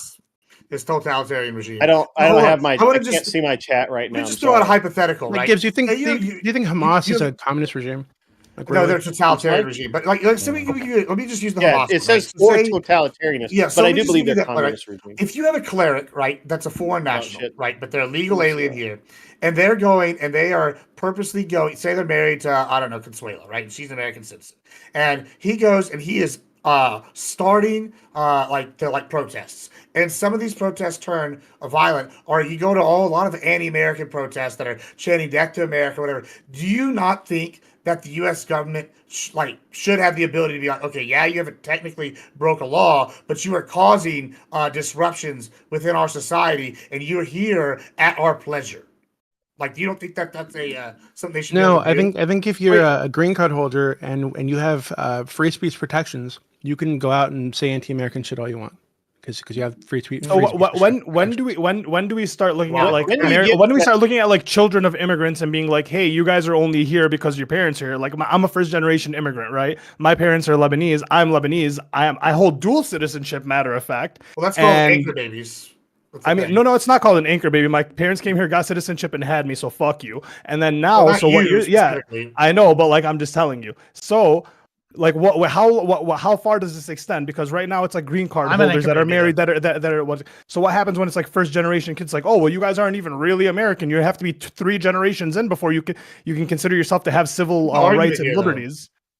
I mean, but this is a slippery slope that's coming. Is that you guys just wanted us to be? Oh, now y'all want to worry about the slippery slope. That's rich. Hold on, listen. I'm not a leftist. You can't talk to me about any of these things. I wasn't providing the dancing around the actual issue. I'm really not. As a green card holder, sure, you have constitutional protection for free speech unless you violate your status. And then you have a trial to find out if you violated your status. Ideals or supporting totalitarianist regimes. You have to have we don't know that he did that. Grid. You have to have a trial to determine that. Now, Grid, I'm gonna give you a little credit. I'm gonna give you a little credit here, right? No, you don't. Are you sure? I wish you did, but you don't. The Patriot Act changed that. Oh, no. Oh, okay. Well, let me talk about that in a second. So another reason to hate the Patriot Act. Let me talk about that in a second. Then, okay. Let me talk about that in a second. Then I just asked you if you were sure. Well, Grid. Because I was going to say the Patriot Act. I admit that you are correct, as far as I'm aware of, right? That specifically in terms of the Communist Party, right? In terms of like supporting a Communist Party, regime. That I haven't heard of totalitarian, but like the Communist Party at least. I'm not trying to fight you, buddy. I'm just like trying to give you credit here, right? I'm saying that like my understanding is that is specifically the one party that if you support, that puts you in jeopardy of your immigration status, right? That if anyone tries to join, that we specifically outlawed that way back when. So there's that. So, if he supported communism, that would be a violation. Now, I'm not sure where the violation comes in, right? Because I think Duby was trying to make this distinction. Whether it comes in during, like, while you're a visa holder and then you can't get the green card. I mean, I know that much, right? At the very least. But I'm not sure if, like, once you get the green card, then you don't get a if you don't get a trial if you violate your green card. You do get a trial if you violate your green card. Okay, yeah. So if at that point, once you have a green card, at that point, that also counts as something that would invalidate the green card if you already have it. I'm just saying I just don't know. But I hear you at least on that narrow point. But again, the supporting the Palestinian cause is not a support for communism, right? I have no problem supporting communism, but like that in itself isn't supporting communism. I wish I could get all these people to consider that. Taylorism or Prime, I think you gave him credit in a different way, but I'm going to give him a different kind of credit because actually I cited the law that says that you can't, just by virtue of being communist, lose your green card status in that way. However, I think there's maybe another way in which this can be debated, because one of the exceptions, and I think it is the Patriot Act that talks about this, is that if you're deemed a national security threat, then arguably under the Patriot Act, you could lose your green card status. So, and I don't know 100% whether that's fully resolved, but it wouldn't be for being communist. Being a communist is not. It's once you have a green card status, they can't say, "Oh, you're a member of the Communist Party and now you're a threat to the United States." That doesn't follow, and that's something that goes way back to 1957. That was the case that I just posted in the in our group DM so that you guys can look at. I just want to say, like, when you look up, so I gave you guys the reference and told you to search in the group chat for representative, right? There is an example of what would make you under terrorist activities, what would make you inadmissible for green card status and lose your green card status. The example they give is, quote, an alien who is an officer, official, representative, or spokesperson of the Palestine Liberation Organization is considered for purposes of this chapter to be engaged in terrorist activity. Now, he is a officer and or representative, not of PLO, as far as we can tell, but of groups in America that are chanting from the river to the sea, that took over portions of Columbia campus, that were chanting things that were in support of Hamas. Now, I am not for, personally, right, and my ideology, I am not for deporting anyone unless they committed some type of property crime. And I would prefer, almost demand, that they have legal due process to determine if they were a party to that. And he is currently denying that he ever represented, though it seems kind of like bullshit from what we can see, that he was a representative of one of the organizations, just the other organization. And if an investigation showcases that he was an officer of someone that was, of the group that was taking over portions of campus and was in support of Hamas, it's not really arguable whether or not the Trump administration has a right.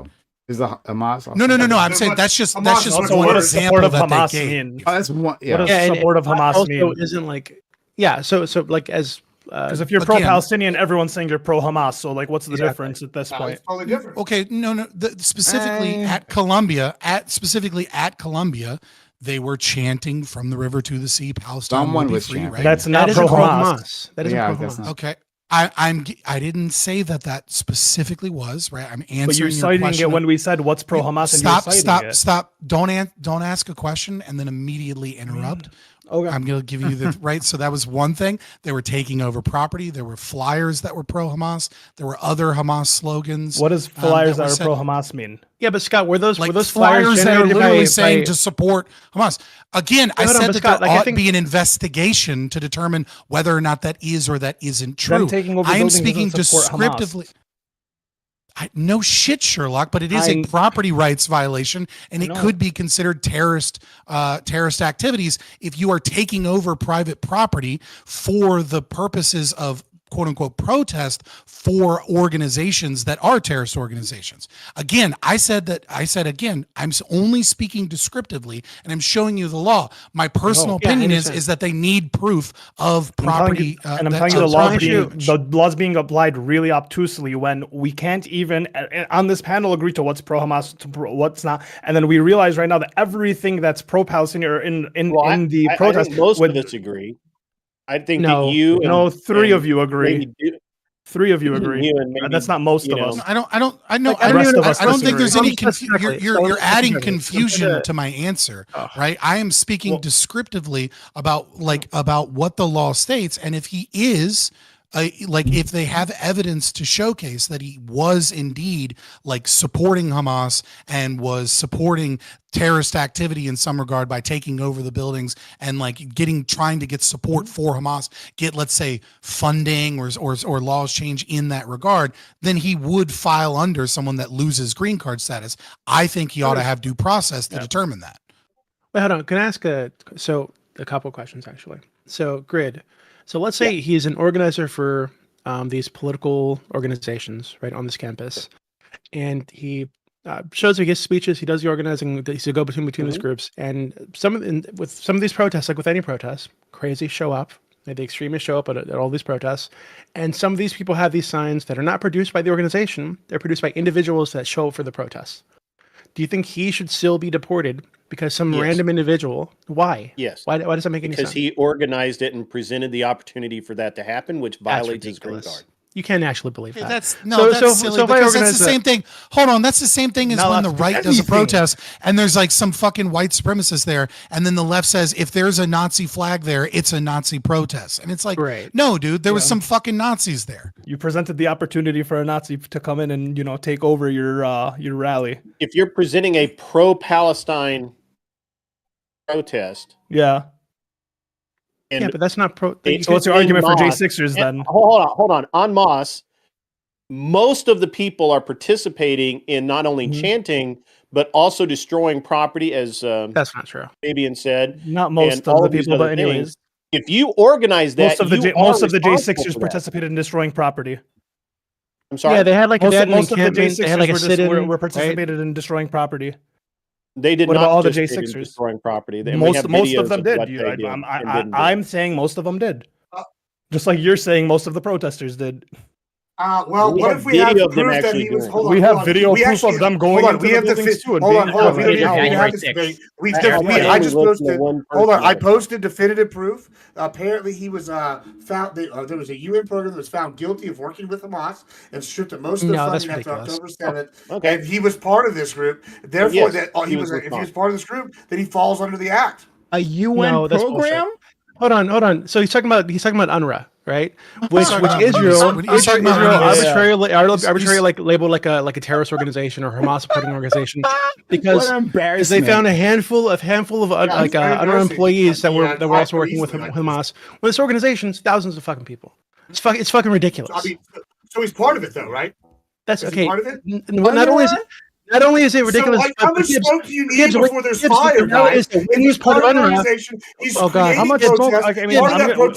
We say the same thing about Israel, right? We say the same thing about Israel, and you guys just laugh. How much smoke do you need till there's fire? AIPAC owns your president. Now what? It's the same thing, actually. Man. You guys keep using the same arguments, but then when we use the argument, you guys laugh. But you guys want to use the argument on us. The hypocrisy. This guy's caught my head. No, stop. So hold on, Gibbs. So the reality is that. So when he was working with UNRWA, which is not a pro-Hamas organization, but when he was, it was not even labeled that by Israel yet, right? It was in November 2023.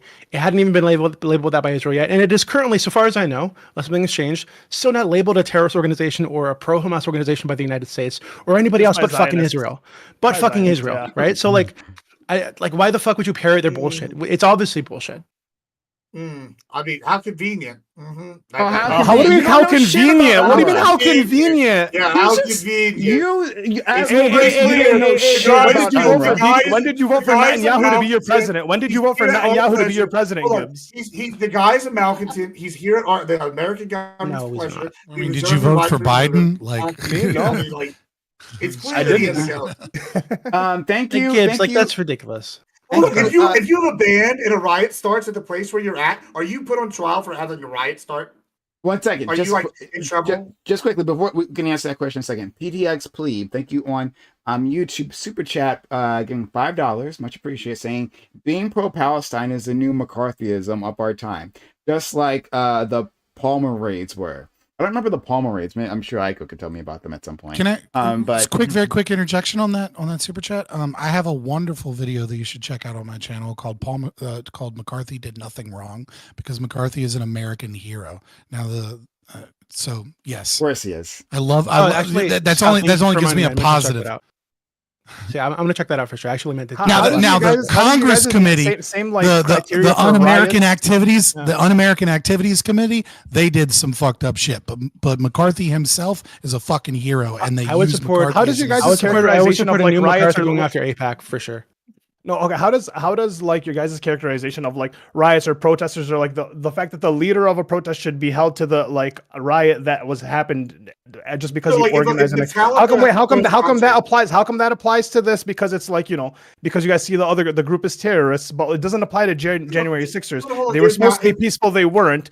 There was an organization. The president set it up, and it gave the opportunity for these people to do that. Like, it literally applies to your own thing that you defend. He didn't have his. He didn't have what?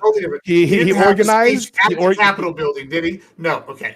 Nobody organized people to go to the Capitol building. I can answer that actually. Well, yeah, on the first one, very simple. The first one that's very simple is that we're talking about citizens versus non-citizens, right? Mm-hmm. But regardless, we're looking at the logic of whether or not it's violent, et cetera, or terrorist activity, right? So in this specific regard, when wait, hold on, no. I just want to look if you can look into the organizer of the organizer of the event and fault them. Okay, cool. I'll understand. Right. So there is a substantive difference between organizing a protest and then the protest becomes violent. So what do we need to do? We need to go, did the organizer know or plan on violence occurring? Now, there's a difference here because with the individual we're talking about, he maintained himself as a representative while they still had property under control, that they were engaged in violence, they were engaged in private property and in maintaining private property, keeping people from going to their classes, keeping a portion under control. Oh, that's not violence. Kept himself right. That's absolutely violence if you're taking over private property. Well, according to him, you can say it's not punching. You can say it's not assault. It's not for him. It is violence. Right. For Fabian, yeah, I know. For him, it's fine. I know who I'm talking to. I'm very much aware of who I'm talking. All right, cool. So you're saying trespassing is so intentional trespassing and then barring people entry to property is a non-violent crime by your definition? I think it's a crime, but I would say non-violent. I would absolutely say that is a non-violent crime. Not that it's not a crime, but a non-violent one. But whatever. It's fully within the bounds of regardless. Very, very common protest activity, political very protest common activity, protest encampments, sit-ins. Yeah, well, I would say it's if it's private property, it's violence as far as I'm concerned. But if you have a different definition, that's fine. The substantive difference here, right, is whether or not someone, when these acts are occurring, right, which is the takeover of the property that we're talking about, right? There's a difference between a leader leading a protest and then the protest gets out of control. Or, like I said, if you were to find evidence that they planned to do violence, right, that would be different, right? But what we're talking about here in this instance is someone that is a representative or officer of the group, right? That while that is occurring, that means that they're aware of that and that they hold themselves a representative. Again, I am only speaking descriptively. That doesn't mean I support this deportation we agree. Without the investigation. Oh, good. Do you agree that he should be deported by the current? No. Wait. I didn't think he was finished. I thought he was just going to continue his point. But like, he's got to be deported. What? Yeah, well, no, you were asking what the difference between A versus B was, and that's that in terms of like. You agree that you agree. I'm sorry. Then I missed the difference because to me there's still no difference. There was someone who organized an event. That organized event. No, I just explained it to you. Within organized event. No. There's a difference between organizing an event and there's violence there, versus a event gets violent and then you maintain yourself as a leader of an organization that is currently committing crimes, and you're representing them. No, but hold on. But like, he pardoned them. Doesn't that him maintaining like some type of like? No. That's not going to count. No, I'm literally asking. I'm not trying to be like. If anything, you could say that him maintaining his position as a leader was to de-escalate the violence that other people were doing, because he was negotiating on behalf of them with the university to remove the encampment. Right? These are their demands for removing the encampment. Listen, you could say that his motives are positive or good, right? And that he was trying to find a peaceful solution whilst also trying to find a peaceful solution in Palestine, right? Like you can still claim that as like some morally good thing from your position. I am speaking descriptively about the law and whether or not he is subject to losing his green card status, and whether or not Trump is in some egregious violation of the Constitution, or whether or not he's just being a dick that's using the law within the bounds of the power that he has, right?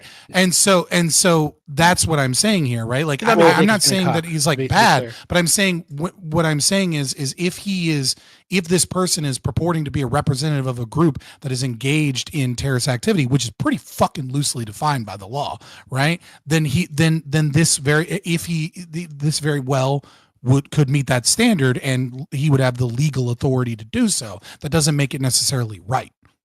But we're debating if it's right, and if this would be the precedent going. Wow, Jesus. Precedent going forward. That's kind of what it's been. Sometimes people that are pro. You're kind of just like going, this is the status quo, so like it's kind of annoying. I may not agree with it, but then we have two people that are like pro this deportation, and it's a fucking panel. There's varying ideas and beliefs, and we're but Scott, so if you don't have a strong opinion on this, let us talk to the people who disagree. Yeah, it's not about having a strong. I do have a strong opinion on it. I've stated my strong opinions on it. You're getting mad because I am only speaking descriptively. I'm not making the moral claim that Trump ought to do this. What I'm saying is I'm calling out when you're saying that they doesn't have this authority. That's not true. Okay, so Scott, I understand he might technically. I think it's a waste of time to argue with you about whether or not he technically has a legal authority. I think it's something because I already won that debate. I think that's something. No, I think it's something that's being worked out in court right now, right? And there's a reason it's now being stopped by a judge, and it'll go through the legal process that it should have gone through at the start. But I'd like to talk to Gibbs and Grid because they seem to be fully in support of the president doing this, which is far worse than your position, far more interesting than your position, to be frank. So I'd like to understand why they think this is a good thing to do. Yeah, right? They were talking about the puppet president. And you lost. I called out your bullshit, and now you're like, oh, you're so boring. No, I'd like to know where the limits are for them. Okay, all right. Gibbs and Grid, you can respond. Go ahead, Grid. You go first. I mean, to me, it's just a simple, clear-cut case of he violated his green double. I don't know what's going on with your mic. It's double. Yeah. What? You're underwater. You're like underwater. You're not underwater. There's like an echo. Well, yeah. Sounds like a doubling. Okay, yeah, one second. Okay, go ahead, Gibbs. Yeah, if you want to go. Yeah, I mean, so to me, Fabian pretty clearly laid out the established letter of the law. Okay, right? And so I see it that way. When I look at this, right, I almost look at it like a business would look at. I have the right to refuse service to customers. I have the right to employ people at will. I'm an at-will employer, right? This guy works at my pleasure. He's at my way. So this guy's a legal alien.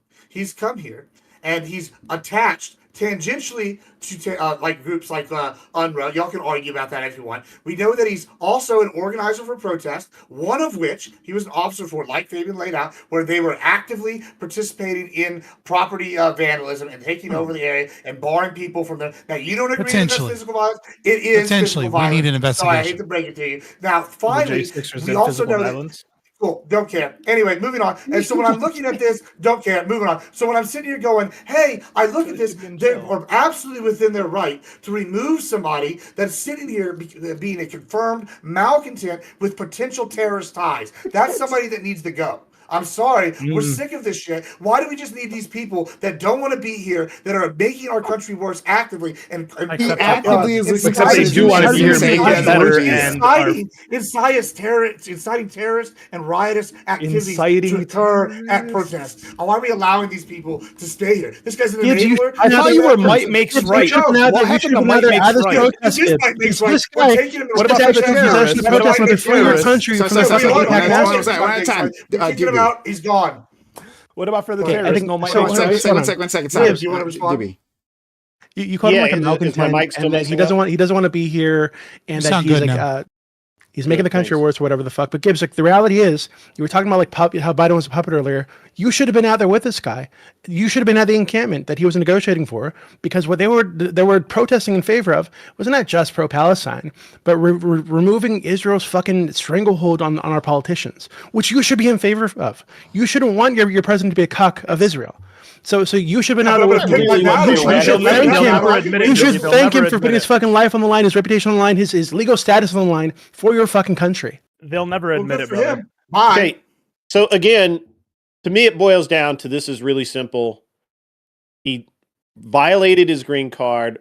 Whether or not my personal feelings about that are irrelevant, to be honest. No, I'm not asking you what the technical legal thing is. So we don't know that right now. Hold on, stop. We don't know what the technical legal ramifications are going to be, what they are, because that's all going to be argued out in court. There's lots of opinions for different laws and different sides of this. Thank you for admitting that I won when you claimed that wasn't true earlier. There are many lawyers who are on the opposite side of this, who say that you're completely wrong. Your perspective is completely wrong. To be fair, there are lawyers that agree with that. No, you made the claim, and now it's, we don't know. What I'm trying to get to, Scott, hold on, Scott, what I'm trying to get to is that these guys seem to have, beyond the law, let go, Davey. Beyond the law, beyond the legal technicalities, they seem to believe that this is the morally correct thing to do, whether or not it's currently legal. Okay, well then explain that. Don't lean on your interpretation of the law. No, don't lean on your interpretation of the law. Tell me why you think. So if this was not the law, you would think it's okay. My interpretation of the law is as it's written in front of me. Oh, God. So Grid. Oh my God. So if it were not in the law currently, you would think it's okay for him to stay here. You would not want him deported. If the law, if that were not your interpretation of the law, if this law that you think exists didn't exist, you'd be okay with him staying here as a support of a terrorist group. No, I'm not. Okay, well then get to that. Get to this. So the law doesn't matter. I don't really give a fuck about your interpretation of the law. I'm trying to understand why you think this guy specifically I have a better question. Why do you? Should we have the right to? There's literally no world in which I would support someone that supports a terrorist group in this country. I don't support the KKK. I consider them a terrorist group. Do you support them? Do you support their ability to have marches? They're not a terrorist group as labeled by if we had a legal alien, I support the KKK's ability to violate protest for dumb shit. His ass out too. Like, what's the problem? If we had a legal alien supporting the KKK, but he's got to go too. Why? No, Gibbs, stop. You would never hold that stat. I absolutely would. You would never hold that fucking standard. I actually would. KKK's gonna round me up too. Why do you look? This is really horrible sociologic that you would literally tell Gibbs that he would not. It's crazy. He would not stand up and say, "Hey, that's wrong," because it's wrong. I just don't believe that. I honestly don't believe it. I think you're saying it for the point, like just to kind of drive your point home, but I don't think you believe that. Well, hold on. What you're saying is that you think Gibbs supports the KKK. Well, what? You literally just said that. No, you trust. I think I said I don't think we hold the same standard right now. We're being specific. That means you think that he supports them. It is literally a black and white line. Either the logic is that Gibbs supports the KKK or he doesn't. That's it. There's no black and white. You're trying to like derail this logic train. It's simple logic. It's not that simple, Grid. It's pretty damn simple. I think what Ali's implying, like myself and like him, I'm sure, we're okay with KKK supporters being in the country, even though we disagree with them. We wouldn't want them deported, even if they're dumbasses. I think that's what he's saying about Gibbs, and that he believes that Gibbs is actually pretending to be far less in favor of free speech than he actually is, because he thinks it's advantageous. Let me give you another Let me give you an actual hypothetical. I don't want to be bad faith here. Let me give you an actual hypothetical. If Vladimir Putin sent over 25 Russian students and had them lead protests and march in favor of Russia, and Biden had said, "No, we're kicking you out of the country. We're canceling your green cards and we're deporting you," would you have had a problem with that? Yeah. You would have. If you're a green card holder in the country and you're holding protests because you're pro Russia, yeah, I think you should be able to do that. You're lying. Why am I lying? I can tell when you're lying. Every that currently happens right now. You're lying, sir. You would. There's no damn way you would go along with it. There's no damn lying. That happens right now. No way you would have a problem with it. You would literally line up to watch them leave. What? You would. Why do you think that's that big? I guarantee you had I stand with Ukraine in your for a bumper sticker. Fuck Ukraine. Who gives a fuck about Ukraine? Wait. I don't have a bumper sticker. Just because I make a statement like I stand with Ukraine doesn't mean that's my life or my ideology or what I go with every single day. And just because someone is pro-Russia, I don't think you should be deported. That's weird. Yeah, like I don't think that's a good standard to have in this country. Okay, if they led pro-Russian marches, would you have a problem with Biden? No, what's a pro-Russian march? Grid. There are not already happens in our fucking that march country in Detroit right now. You have to let them happen. If there's a legal alien Nazi, there are literal Nazis. There are literally Nazis. Do they have green cards, sir? There are literal Nazis. You're missing the point. You're making shit up. No, I'm not. Them having a green card isn't the determining fact for me. The green card is the determining fact. Hey. Gotta let some other people in. All right, so I'm gonna go to Aiko. I'm gonna go to Corey. Goddamn. I think I know where Ollie was going with this, with the KKK stuff. Because let's say there was a march with a bunch of different people from different parts of the right. Say, call it Unite the Right. And there were some racists there doing some bad things. Would you say that anyone that was at that rally is responsible for what the most extreme elements of that party were? Or would you say there were some good people on both sides? If you're a legal alien at that rally, kick them out. Like, I don't know how. But citizens don't. Even if they didn't do anything. Wait, I'll help. Is it worse if illegal aliens or is it worse if citizens have that ideology and are going on there? How are you making that argument? No, that's not the argument anyone's making. You're the only one making that argument. Yeah, I want to talk to Ike. The answer to your question is, if they're a legal alien at that rally, kick their ass out. Well, they were at a terrorist rally. When we kick all the legal aliens out, then we got to kick all the people who oppose. It's like you're not talking about kicking out the illegal aliens. You're talking about kicking out the green card holders that were at that. I just said legal alien. Legal alien. He said legal. If you're there, you're a legal alien. Slurs his words. Okay, show me when that was. Show me when he did that. Legal. Show me when he did that, because there were plenty of people. Well, you're asking me. You just asked me if I would condone or whatever. I'm saying right now. Yeah, but what I'm saying is, if you're only taking the same stance, if you do that consistently, taking the exact same stance. If you want to say that. If you want to say that if you partake in any protest, you're responsible for any of the worst actors that happen to be on the same ground, if you're and that if you're a green card holder, you should get kicked out. Just keep it in reality. I don't think that's being consistent. Well, that is reality. That's not what you're doing. Y'all that's a real protest. It's just gaslighting. We're talking about the difference between citizens and legal aliens. If you're a citizen, you get more rights. Understands that. I'm sorry. You go to jail. You go to jail. You get more rights. If you're a I'm sorry. If you're a citizen, you get more rights. It's established. I accept your apology. If you're a legal alien, if you're out of place, Gibbs, that's not what he's arguing against. Nobody's. But that's what we're arguing. But you're not engaging with what he's that's granted. saying. Everyone's granted that. That's already. That's not. You might as well tell me that 2 + 2 is 4. Like, it's not going to affect the point that I'm making.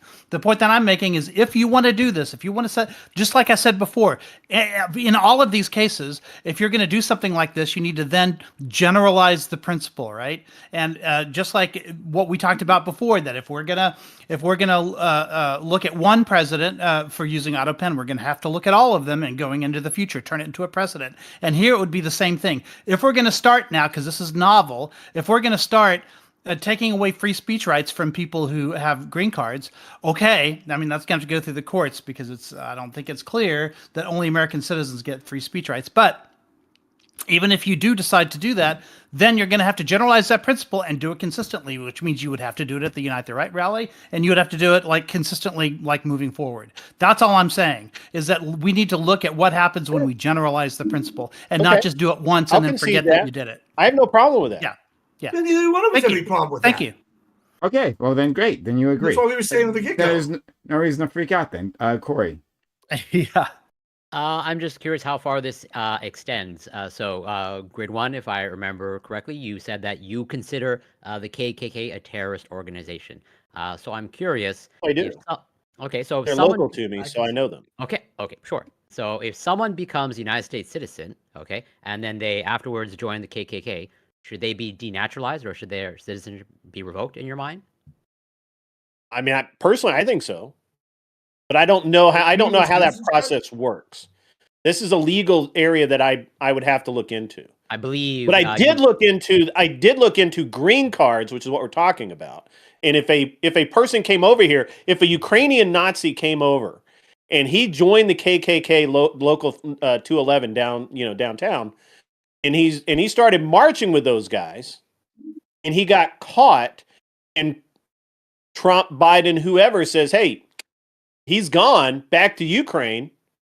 Those are different because he's part of a totalitarian regime, preaching hate, all of that sort of thing. Ali, please. Okay. Sorry, well, first grid. That's why I said I was curious how far this extends. That's why I was, seeing how far you would go. So I think I think the law as written. Did you read the law? I posted it in the back. Yes, but so it's pretty clear. Hold on. Let me go. Good. Let me go. I'm just letting you know there appears to be a process of also denaturalization as well. Yep. Okay. There is, and I don't. We're not talking about denaturalization because that's irrelevant here, right? That's why I said I'm curious how far it extends, as in like I don't know.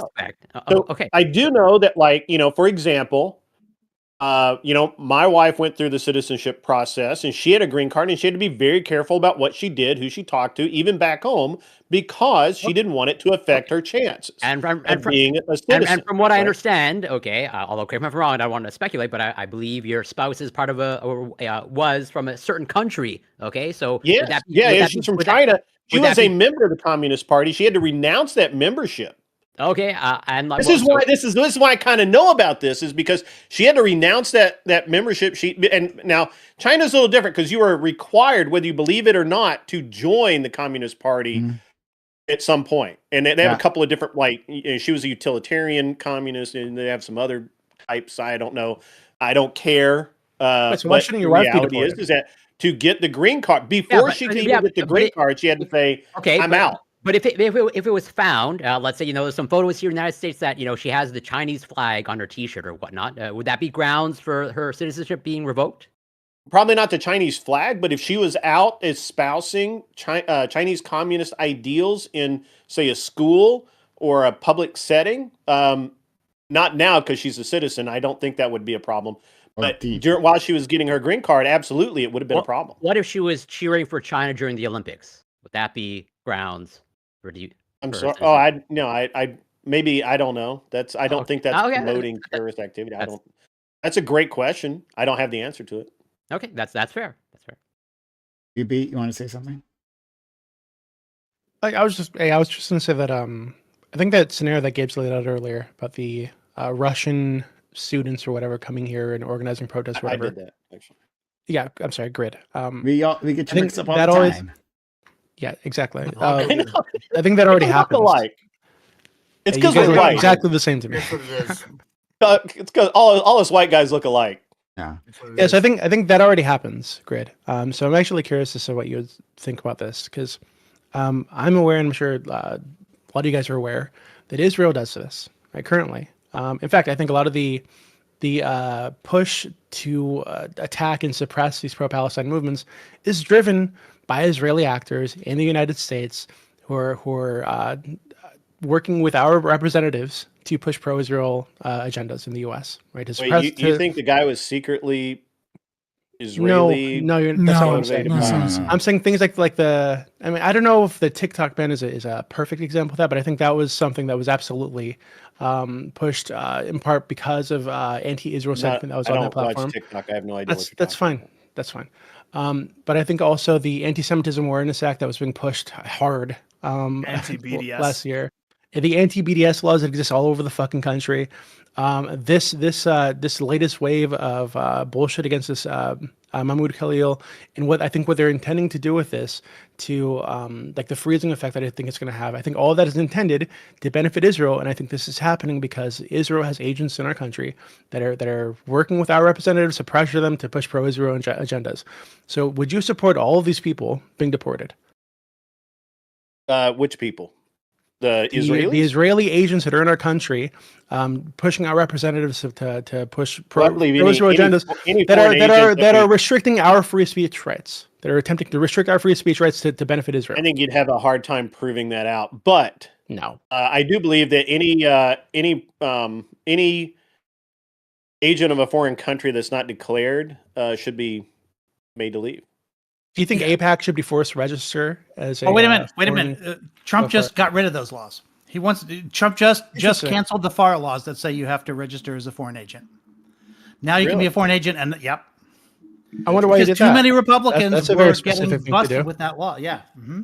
Because everything happened in his first term. There were multiple people, including the general Mike Flynn, and multiple other people. There were at least 5 people that I can look up and that I can remember that ran afoul of the FARA laws. And Trump just got rid of it so that now you can be a foreign agent and not have to register. Interesting. And I put articles talking about the groups that were pushing to investigate Khalil and the rest of the protesters. That they worked hand in hand with the government to make this happen. Right, they're well-connected individuals who are doing this. Okay. Do you agree that saying crisis? Do you agree that saying crisis king is anti-Semitic? Hold on. I'm really curious about that. I want to see what your source is, right? Because I had heard a little bit about the FARA. But if you could send me a source on that, because from what I understand, he did not get rid of the registration requirements and reporting requirements. Instead, he told the Department of Justice to not go after people unless they're, quote, conduct similar to more traditional espionage by foreign government actors. So they still have a reporting requirement and registration requirement, but that he's saying the DOJ is wasting their time by going after anyone and everyone unless they're engaged. He's saying focus on people that are doing espionage and spying, which I mean, your position is still fair that that's a weird thing to do. Like the DOJ is the DOJ is just too swamped, right? I'm not necessarily disagreeing with you, but I am disagreeing unless you have a different source that they got rid of the registration requirements because that doesn't seem to be the case. Yeah, leaving them on paper and not enforcing them is maybe a slight distinction from striking it from paper or whatever. But the fact is, the next administration, if it's Democratic, would reinstate those anyway. There's a lot of laws that are enforced in this country that are secondary things, right? So for example, in Virginia, seatbelt laws, right? It's illegal to not wear your seatbelt, but most police departments have been told don't pull people over for not wearing their seatbelt because cops can't see in cars very well, and it just causes more traffic and more problems because it's a waste of resources. But if you pull someone over for a bad, tag or a light being out, you can then write a ticket for the seatbelt, right? I think the same thing would apply here, which is Trump is saying, look, if you find somebody doing some shifty shit and then they happen to be a foreign agent that isn't registered, tag that's still perfectly fine. We can get rid of them. What he's saying is don't waste investigatory power on that pure one specific thing unless you suspect them of engaging in some form of espionage. But being a foreign agent in and of itself and not registering is shifty. Yeah, right? that's by definition. Right, but there's a difference between investigating everyone to determine that and the resources that are used for that, as opposed to finding someone doing espionage and then you're like, you didn't register as a foreign actor, we got your ass, as opposed to just going through and looking for everyone that isn't registered as a foreign actor. Even if you don't investigate, I don't know his motivation, right? I don't know what's going on. I'm just trying to be factual here, as opposed to saying he got rid of registration requirements when he didn't. After that, let's go to Scott. Sorry, not Scott. Ali. Yeah, so we're talking about foreign agents registering, whether or not they register. I think it's weird that we have a foreign agent that is acting within our government to stop up laws for them. Anti-BDS laws, we don't even have anti-American boycott laws. The whole anti-Zionism being anti-Semitism, not good. And right now the next push, because there are Christians that are anti-Zionist, is that Christ is king, and saying Christ is king is anti-Semitic. So it's you're having a foreign country come in and limit your speech to we're not the ones pushing for it. It's not Americans that are pushing for this. And so no, I think it's really easy to prove that there's foreign agents coming, limiting our speech, and that Israel's doing that. Maybe we can prove that. I have a question. Are you okay with that? I don't. Are you okay with AIPAC not being a foreign registered? I mean, seriously, this is my problem with the whole anti-Israel thing. This is bro. Just answer that one, Grid. Come on, man. What, just say fuck that. Should AIPAC register as a foreign entity? No. No. Why? Why do they need a lobby group for? Because it's a country. It's a foreign country lobbying group, and every other foreign country registers as a foreign country except for American Israel lobby. Spies. Spies what? AIPAC, I mean, I'm sure there are spies. To be fair, lobbies our government to benefit a foreign country. To be fair, AIPAC has found the fucking loopholes in our own laws, and that's why they don't have to register. Yeah, right. So like the registration. What we should do is change the laws on that. I have a stupid question. They spy on us all the time. If you guys think Israel's controlling the country, why are almost all politicians Christian? What? Oh my God! So hold on. So every politician goes puts on the little yarmulke and kisses the wall. I don't believe that they're Christian. I don't believe that they're Christian. I can tell you, I'm Christian. Put on their little yarmulkes and kiss the wall. I don't believe they're Christian. Great. So I think you think so? Just keep on. Do you? You think he's Jewish? Yeah. Well, you're an idiot.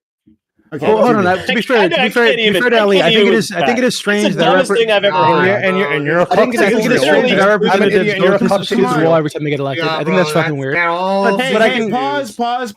I want to hear what JP has to say. This is a conspiracy theory stuff. That was a troll answer. We know that. Let's move past it. JP.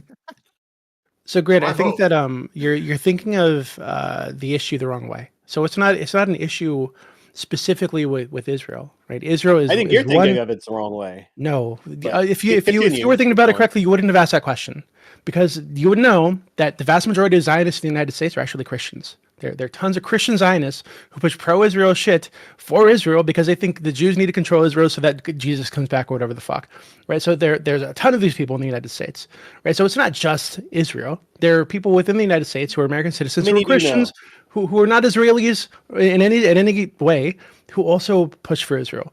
But it is true that AIPAC, look at Lindsey Graham. Lindsey Graham, there's a ton of them. Right? Lindsey Graham, he's, I mean, come on. I'm asking you, how many do you know in your personal life? Personally, my father.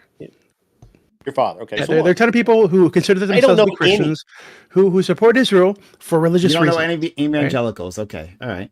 I don't go to an evangelical church. Listen, I'm a Catholic now, but I was Baptist growing up, Southern Baptist growing up, and absolutely there was that affinity between my church personally, like that I grew up with, and the idea of Israel. And now admittedly what they wanted to support Israel because they thought it would hasten the end of the world. Like that was the church I was part of. Yeah, absolutely. Like it wasn't the kind of reason that most Israelis like personally would agree with, but absolutely this was their motivation for supporting Israel. It's amazing. In Aiko, I don't know if I forget I think it is the largest evangelical organization in the United States that Benjamin Netanyahu gave a speech to, calling them like a great ally to Israel, and they're literally advocating for Israel because they want Revelation the end of the world to come. Like it's fucking crazy. They want the rebuilding of the temple. Yeah, they don't believe that the Jews will remain Jews when Jesus comes back. Okay, and they're calling this guy like a great ally of fucking Israel. It's crazy. Right, it's actually sick.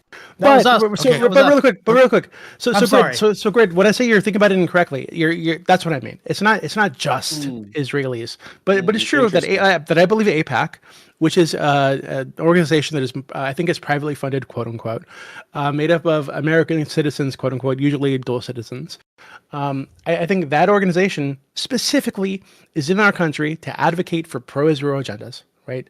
And I think if they're going to do that, if you want people advocating for a foreign nation in our country and pushing laws that restrict our free speech rights to benefit a foreign nation, they should have to register as a foreign agent. Wait, hold on. Your free speech laws have been. Okay, go ahead, Scott. I'm sorry. NTBDS laws, anti-Semitism awareness act, etc. So a couple of things. First of all, a lot of AIPAC are dual citizenship, but it's also important to note that you are a dual citizen of Israel if you are Jewish. Like if you're Jewish, you have dual citizenship. I don't think like you're ethnically Jewish, right? True. So yeah, that's not that true. is true. You have to. You absolutely don't still get have paperwork citizenship. done. You can get Yeah, you have to go into the. citizenship. You have to go and like you don't- actually seek out. right, all you have to do you're is just eligible for it. all you have to do is do a fucking tour and then fill out some paperwork. But you have to and do boom. you gotta tours go and fill out across the the paperwork. world. Yeah, you Yeah, gotta do like that. like Right, Israel. right. I'm Israel just- doesn't I'm just- own all hold on, Jews who hold are on. born, right? They don't automatically just own the Jewish hold on, people. That's not what I said. I didn't say they own the Well, Jewish you people. said that all Jews are like citizens. Israeli of Israel, citizens. Right? if That's you not true. if you are a politician or somebody that is in in corporate lobbying and things of that nature, it's a fucking piece of paperwork and a free trip. You get Then fucking do the a piece of free trip paperwork, and then you are right. you are a citizen, I'm just right? so I'm just saying I'm just pointing out that like when it's like, oh, there's a ton of citizens, there is that is the easiest country to be a citizen of, right? Like it's not like they were born there or something like that. I'm just trying to add to that. So in terms of answering your question, Grid, right? Let's set aside the Christian evangelicals that want, the Holy Land to belong to the Jews because that's what's laid out in the Bible, right? And let's just talk about incentives here, right? Because you don't need a grand conspiracy or like, you don't, the Jews don't need to run the world or anything like that, right? We don't have to get into anything too crazy. I wouldn't, especially on YouTube, but nevertheless, don't. right? Right. But like all you need, right, is an understanding that Israel is the only Western, somewhat democratic country in the Middle East. There are some that are close, but nevertheless, that is aligned with us, as opposed to aligned with other interests such as China or Saudi Arabia or OPEC Plus, et cetera. That we have a incredibly close relationship with the Five Eyes program and our intelligence agencies. That there is right, and that there is a lot of reasons that people that are elected politicians can convince themselves very easily when AIPAC comes to them and says, hey, we want a couple of favors. And if you don't do these favors, we're going to outspend you 2-1 on your other people, and go, well, these are a great ally. They're an intelligence ally. And this is how we keep the Middle Eastern wars from coming over here, et cetera. Specifically when it comes to the Democrats, anytime you have a radical anti-Israel candidate, they immediately go to the other Democrat that's like that is willing to play ball, and they give them all of their money to make sure that there aren't radical anti-Israel candidates on the left. And then very often, they'll either fund the right-wing guy or they'll fund them. It all depends on how well they're willing to play ball. They have a ton of money, and they have a ton of what you could say morally is undue influence. And they're not being forced to register via basically loopholes, because Zionism is a religious ideology as much as it is about the state of Israel. So we're just a bunch of people that are Zionists and believe in this, religious belief system. And all of a sudden they're magically not actually supporting a nation state in another country. They're supporting an overall ideology and religious belief. And now they don't have to be, register as a foreign entity. And they're, again, they're given undue influence in the way that they're not looked at with as much scrutiny, and that they don't have the same tax situations, and they don't have the same paperwork to file, et cetera, right? Like, we don't need this like religious element to even explain how a country that has all these intelligence ties and money ties has undue influence on politicians, because politicians can be bought and sold by corporations just as much as they can by AIPAC. See, that actually makes sense more than they're all evil bastards, and they're just all politicians are evil bastards. I don't think we said that they're. I don't think we said that they're evil.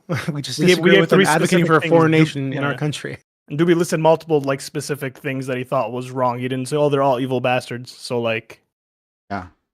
You want to engage with the argument, or you just want to listen to Fabian repeat our arguments for us? I didn't hear any. Sometimes you got to speak their fucking language, all right? Sociologic. If you fucking sat in the chair instead of going and eating dinner during the first half of the you speak idiot better than I do, man. You'd be understanding what's happening with the right. You'd be better at speaking idiot better than I do. It's okay. Okay. Yeah, I have a solution for this. Yes, Sociologic, the smartest man here, huh? No, are you ready for this? This is a solution I think will solve Doobie's problem. We forcibly annexed Israel and Palestine, and now they are part of the United States. And then Or we just don't have to leave worry the about Middle anything East. because they're just. Well, they never allow that because they want to maintain their ethno state, so that wouldn't happen. Well, they can want to do that, but I have a better solution, Gibbs, one that you might like. We just leave the Middle East and let them duke it out on their own. And then we conquer them. I say we treat. Hold on. I say No, we then treat. you can I just say we ally with treat. the winners. Actually, that's We hold on. I mean, that's where I would. We just I'm okay with that Lion too, King like- it. Yeah, Okay, there we hold go. on. We Lion King it. All right, And we this is what sell we do. weapons Lion to King both it. sides. Okay, Let's do that. when children go to school, we show them a globe, and then there's this region just called the Shadowlands. Okay, and they're like, "What's this area?" And it's like that's where people do fucked up shit and bomb each other and fucking have a crazy fucking religion. That's the Shadowlands, and we leave them the fuck alone, and they Where leave boys us can the be fuck boys. alone. And when the hyenas come out of the Shadowlands, we go fucking get back, or we chase them off. And if the hyenas keep coming back, we fucking go Mufasa on their ass, and we bite a couple of them, and then they run back to the Shadowlands. That's Actually, we get out of the Middle East, let them duke it out, and then we ally with the winners. I call this the Lion King strategy. We take over like half of it with the winners. And brother, you gotta keep taking over land. It doesn't work for us. Allyship is better than ownership. It's fine. One world government.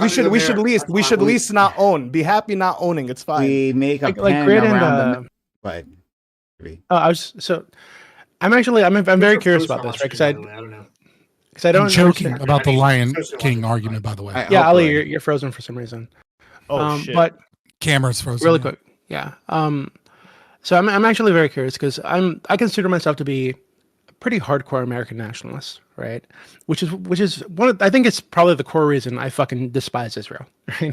Because I can see them transparently cucking our politicians constantly, and it drives me fucking crazy, right? But as like I think you guys are conservative. I think it's fair to call you good conservative Trump supporters. I think.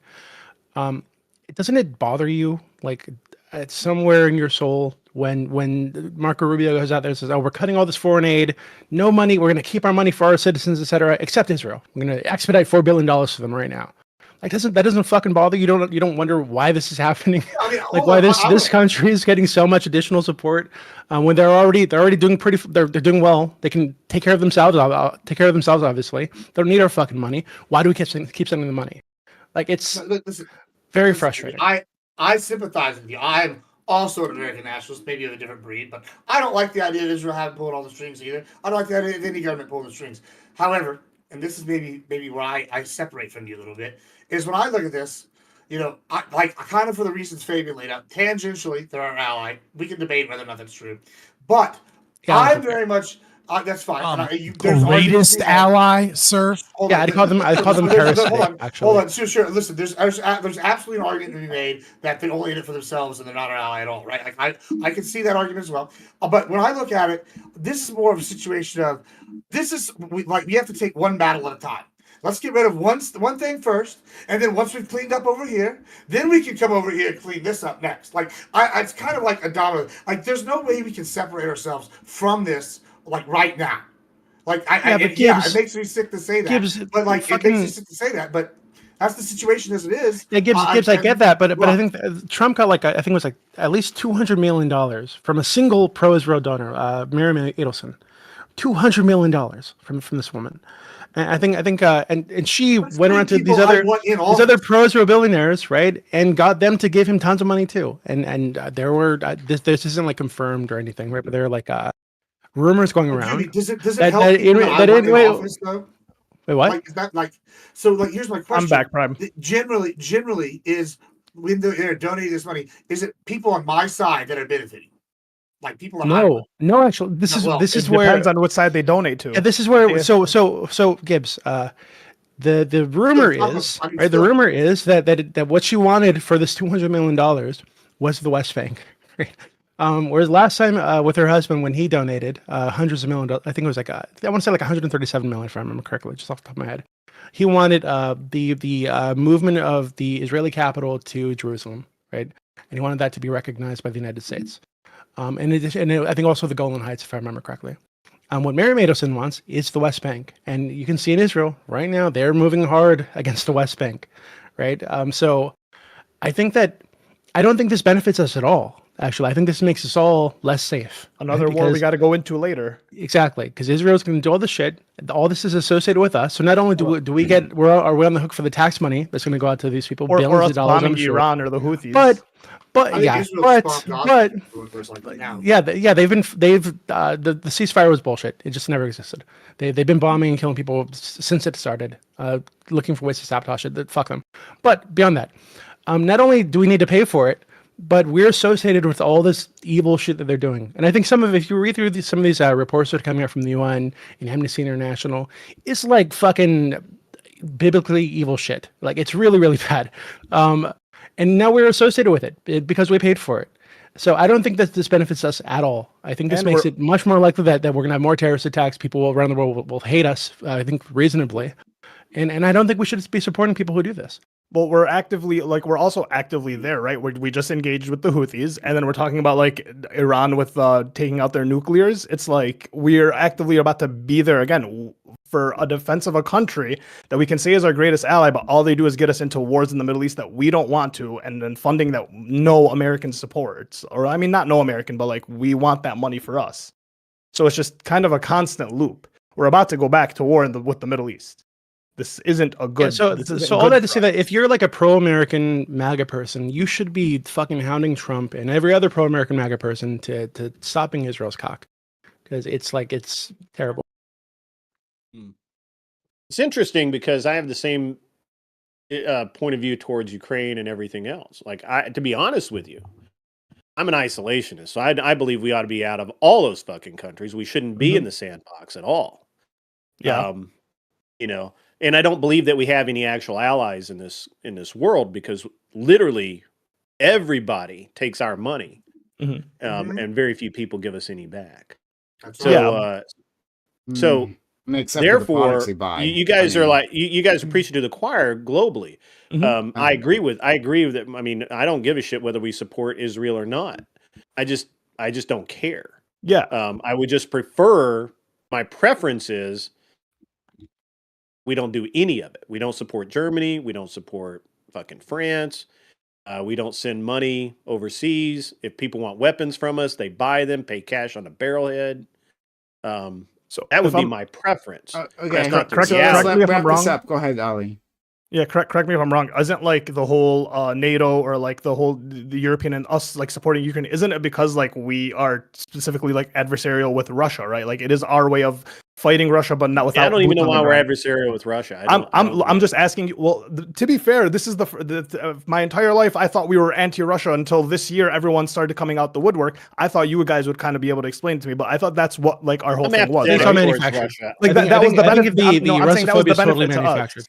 That was the benefit to us, was that like we were blockading, or like it was like the adversary to Russia. Like that was our benefit, technically. Right? Wrong? Wasn't that the whole point of like NATO? Was that like we had the allyship against Russia? Yeah. Well, no. What's your? I don't know. I'm trying to understand what your point is. I don't think that's true. We were talking about like interventionism or being isolationist or whatever, and like the fact that like MAGA's been relatively isolationist. They're withdrawing money from X amount of places except for like Israel. And then to Grid's point, like I'm saying the only reason that maybe that we aren't so isolationist when it comes to like NATO or when it came to like Ukraine is that like we are technically adversarial with Russia, and that was our like stronghold. Like technically it was our stronghold against Russia, and then therefore it was a benefit to us, and not necessarily. I know that they weren't paying their fair share, and like that was a whole problem, which they should do. I'm just saying that I believe that was like I feel like NATO was more beneficial to us than to them technically. So like the idea of being against Russia, right, is a byproduct of something that is dying within the right, which is neoconservative movement, right? And this was kind of like resurged by William F. Buckley, right? Like if you want to understand like where neoconservatism comes from, it comes from William F. Buckley. But I mean, Carter, Russia has been a scapegoat for American politics and issues both in the Middle East and, in the world, kind of historically, really since the Eisenhower Doctrine, and utilizing the U.S. dollar as a reserve currency for OPEC oil trades, right? But I mean, you see this with the Carter administration. He's like failing to deal with Iran, and the fallout from there, and then all of a sudden we're in Afghanistan fighting the Russians, right? Like, and like NATO is kind of the same thing. And so it's a byproduct of the Cold War as well, obviously, right? That we have to stop the spread of communism. And, in communism, countries were falling to communism like dominoes, right? Following World War II. And so Russia was, the Soviet Union, the big, the greatest enemy, whatever.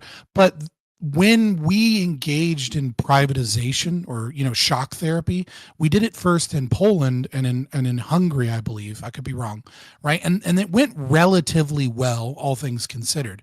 And then when we went into Russia, it seemed like many of the people at the State Department were more determined in punishing Russia than they were in actually engaging in shock therapy and bringing them into like the capitalist fold, right?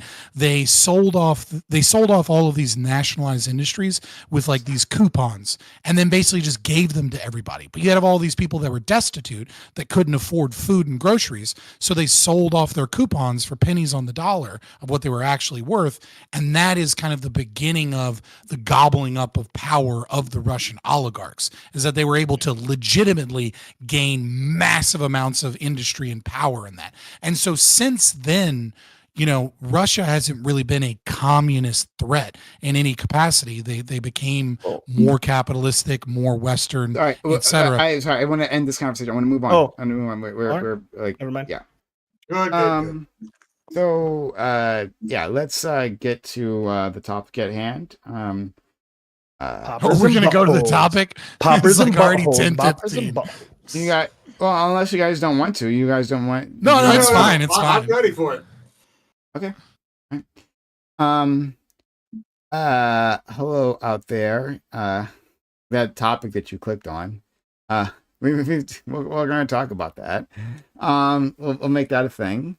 So stick around for that, guys. If you like this channel and like the conversation we've had so far, this was pretty intense, but we have intense conversations all the time. Please consider helping out the channel. We do need your help. We haven't gotten any subs this month, actually. Not yet. We're halfway through the month. We haven't gotten any subs, so consider subs to the channel, gifting bits or gifting subs. If you find yourself here on a regular basis, consider helping us out. We would much appreciate it. Resub if you haven't already. That keeps us up and running. But yeah, we do need your help. We don't have any subs this month yet, so help us out. Help us out. Well, if you're on YouTube, of course, you can give bits or give subs. Sorry. You can give memberships. Or you can do super chats, right? So super chats, just like we did previously, we reacted to that super chat. So consider using that super chat, and we'll say something to you or whatever you want. So how about the channel so we can keep going, right? We're trying to make big moves here at this channel, but we need that your help to keep on going to make those moves. So if you like the things I've been getting up to, consider supporting the channel. All right. The topic is all right. Poppers are considered to be a quote-unquote party drug. For decades, it has been popular among the gay community as it gives a feeling of euphoria and helps ease gay sex. However, recently, there is a spike in usage among heterosexuals as it makes its way into the mainstream. Fortunately, this has also come with a rise in poisonings as newbies take the drug improperly.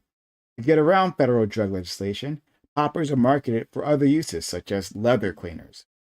And furthermore, they come in bottles that resemble products like 5-Hour Energy drink. So rather than inhaling the drug as it's usually done, people new to the product are drinking it.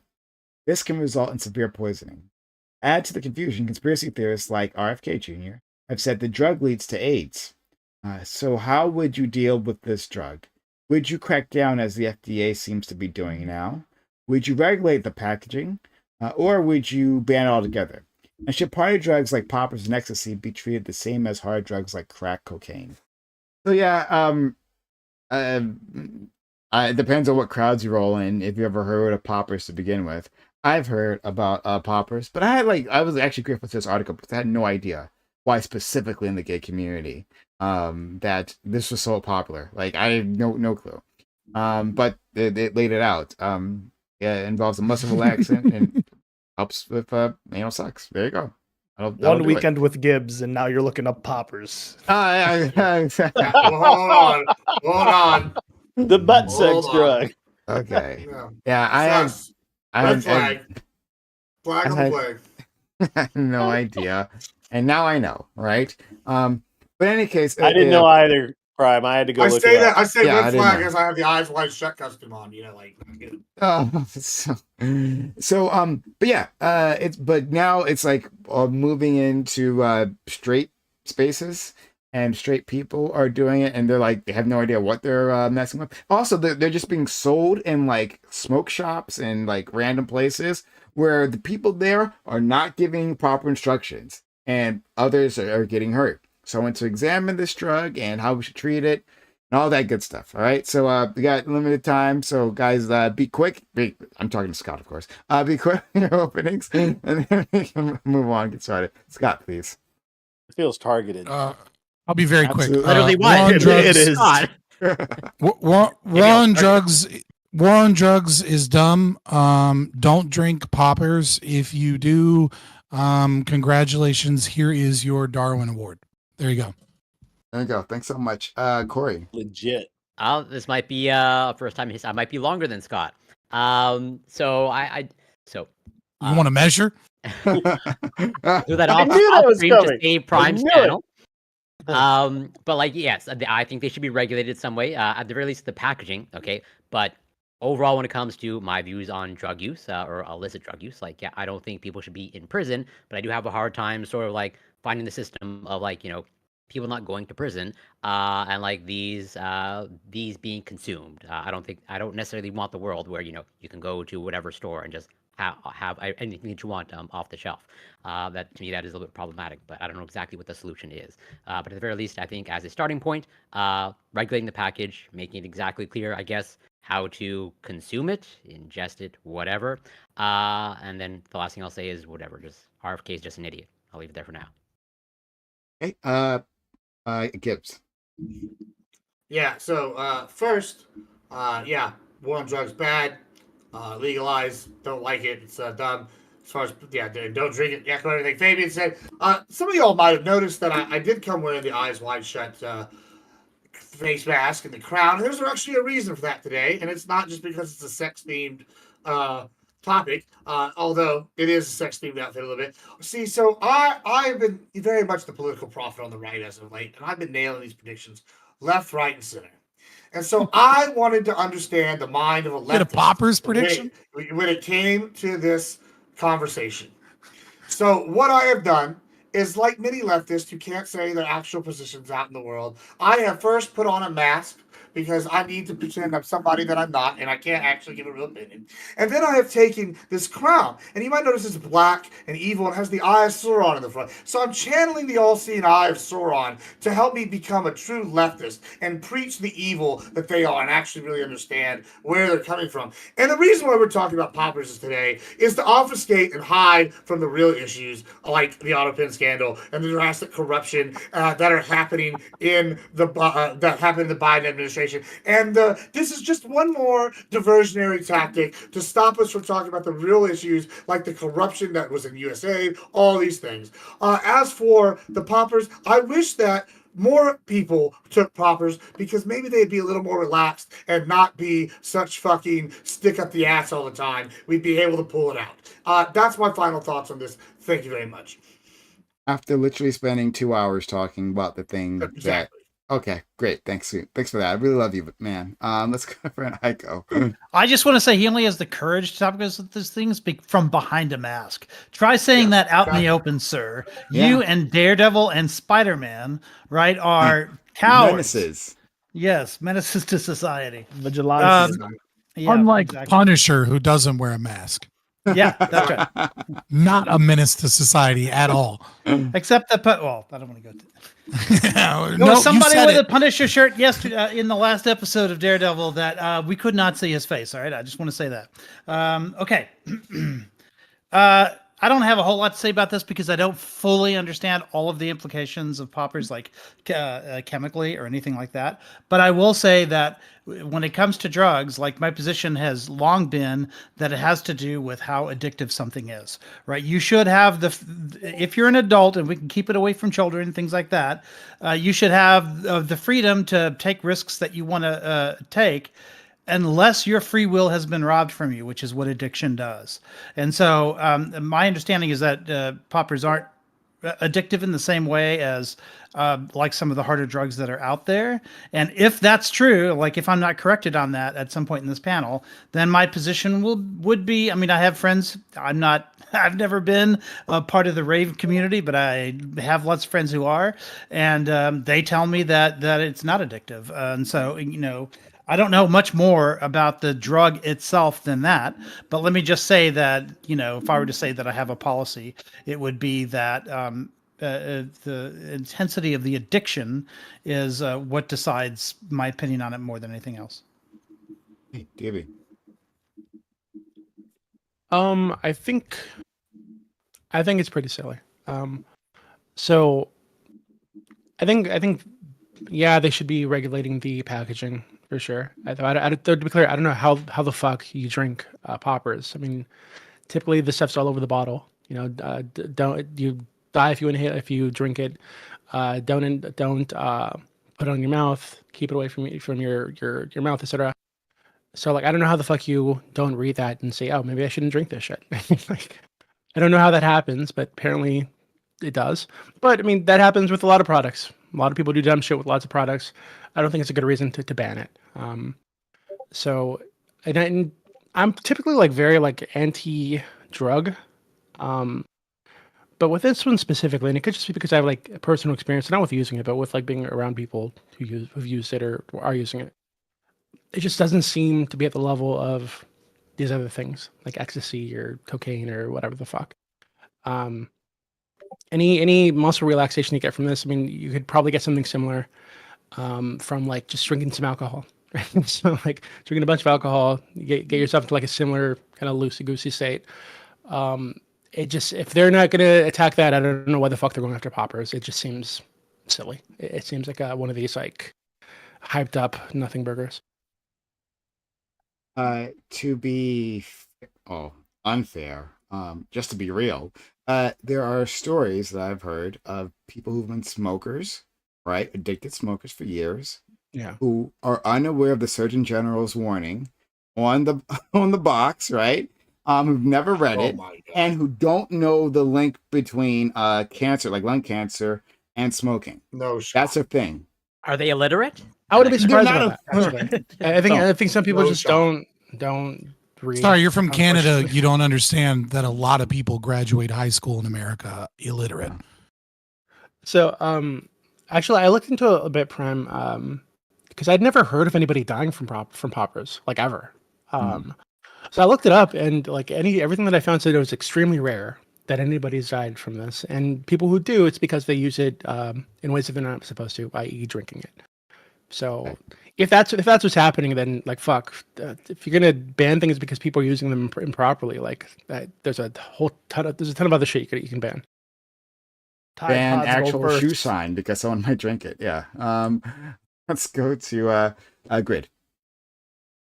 Yeah, so I had to look all this stuff up mainly because my initial thought was I think all drugs should be unregulated. It's a massive drain on our economy, and it's stupid to spend a bunch of time. It's better just to let people kill themselves. That's what they want to do. I have no care or concern for you if you're a drug addict. I'm sorry. But that's very unchristian of me, but whatever. But are you sorry, though? That's yeah, not really. If you're sorry, then it seems like you do care. Yeah, I'm not. So the at the end of the day, I had to look this up, and I actually did. I found the opposite of Doobie. I actually found where even NBC was saying that more and more actual deaths are being occurring because of the use of these. It's acyl, however you say that, nitrate, which is it's interesting because if you drink it, you die. Like, unless somebody's there with a stomach pump or like you're next door to a hospital, you're fucking dead. Like, it's not might kill you. It's like, it's pretty fucking effective at killing you, because of the way it affects the heart, mostly, and thins blood and some other weird things. But so that was interesting that it's so casually used, and yet people die from it. Now, dying from actually inhaling it, I don't think that. I think you really have to kind of like go really far to die from inhaling it. But drinking it, you're dead. Like, that's just that. So I don't think they should. That I do think that maybe in the same way that we restrict access of vapes, cigars, cigarettes, alcohol, maybe that's kind of where you go with this party drug thing. First of all, because of the way it's sold, you can't actually put directions on it as a safeguard. You can't say for inhaling only or do not fucking drink. You can't say that. You can't say that. Technically, no. You probably say don't drink it, but people don't read that label anyway. You kind of can. Yeah, you kind of can. Okay, whatever. But because of the way it's sold currently, to get around the law, you can't warn people how to use it properly. So that's kind of dumb as well. But I mean, it's kind of dumb to use it to start with. It's really dumb to have weird regulations on it. And so my personal viewpoint is that probably should sell it in sex shops, or it shouldn't be sold in convenience stores next to the fucking energy drinks. That's retarded. Who thought that was a good idea? That's dumb. Like, that's crazy. Why would you do that? And whether or not RFK thinks that it's I follow RFK's logic train as to why this would increase the cases of HIV, because it increases the proclivity for anal sex. Anal sex has been linked strongly with the transmission of HIV, so I think that's a logical thought train. So I don't think that's a conspiracy theory. I think it's very interesting that people think it is a conspiracy theory. That's weird, but whatever. Who cares? I don't really care that much about it, but it's just an interesting side note. So I just my only concern is that kids can just walk in and buy it thinking it's a 5-hour energy and down it and fucking die, right? But who cares? And a clerk, and even in a head shop, a clerk can't tell you how to use it by law. Mm-hmm. Then they're breaking the law. Okay, so this is just layer of fucked upness that on a scale that I haven't seen with something that's $2.99 or whatever the fuck it costs. So anyway, that's where I'm at. Yeah. So in terms of like drug regulation, I would prefer if drugs were legal and regulated, and we could have like some type of safe way of like acquiring them. Because right now, as it stands, Corey, like you were saying, the problem is that like you don't want people to just be able to like access drugs. Is like right now they just can access drugs, but like the risk of buying them because it's illegal, and like the different types of people that you have to deal with buying them, and like the fact that they're unregulated, so they're cut with like fentanyl, which is like at this point like weed cart vapes are cut with fentanyl, right? Like people are smoking fentanyl and dying, and so like I do think it's an issue with unregulated drugs. I think we should care for like our fellow citizens, because at the end of the day, not everyone is being a drug addict. Some people are just using them, and like some people drink, some people take Molly. It's kind of the one-on-one. So and for the bottles being like the bottles should be more regulated. Like when K2 first came out, it was advertised as potpourri. And so like, yeah, they couldn't tell you like you would smoke it. Obviously you would buy the potpourri and whoever used it would tell you can smoke this, boom, and then you get high, and it was like horrible. And then eventually like they tried to ban it and so on and so forth. But like right now with the poppers, I just sent in the Discord the feel free blue bottle drinks. I'm sure you've probably seen them if you've gone to like a 7-Eleven or like a gas station. If you're maybe in the Midwest or somewhere in the South, they're like kava drinks, And so it's like a relaxing type thing. You drink it. It's kind of supposed to be it's like a botanical in place of alcohol.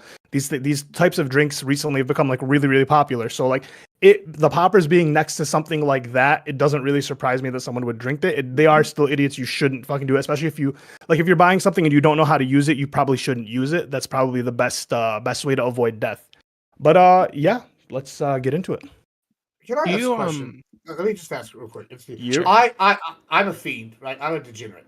What? Like, I've been into a sex shop a time or two. I've been to a gas station. Looking out for not me. I've been to a gas station late night, 3 a.m. Mm-hmm. It was like, hey, I really want to rail this bitch out. Oh, Texas is full of rhinos. Rhino pills. Hold on, listen. Let me go get some rhinos. We're gonna have a wild time tonight or whatever. Like, let's just go through this. So whenever y'all sit here and tell me kids can buy this, I ain't never once seen no poppers next to no fucking kava drinks, the whatever. They got them stashed behind the thing, and you have to ask them for it. I like maybe not everywhere, but like most places is like that. Let's just be clear on that.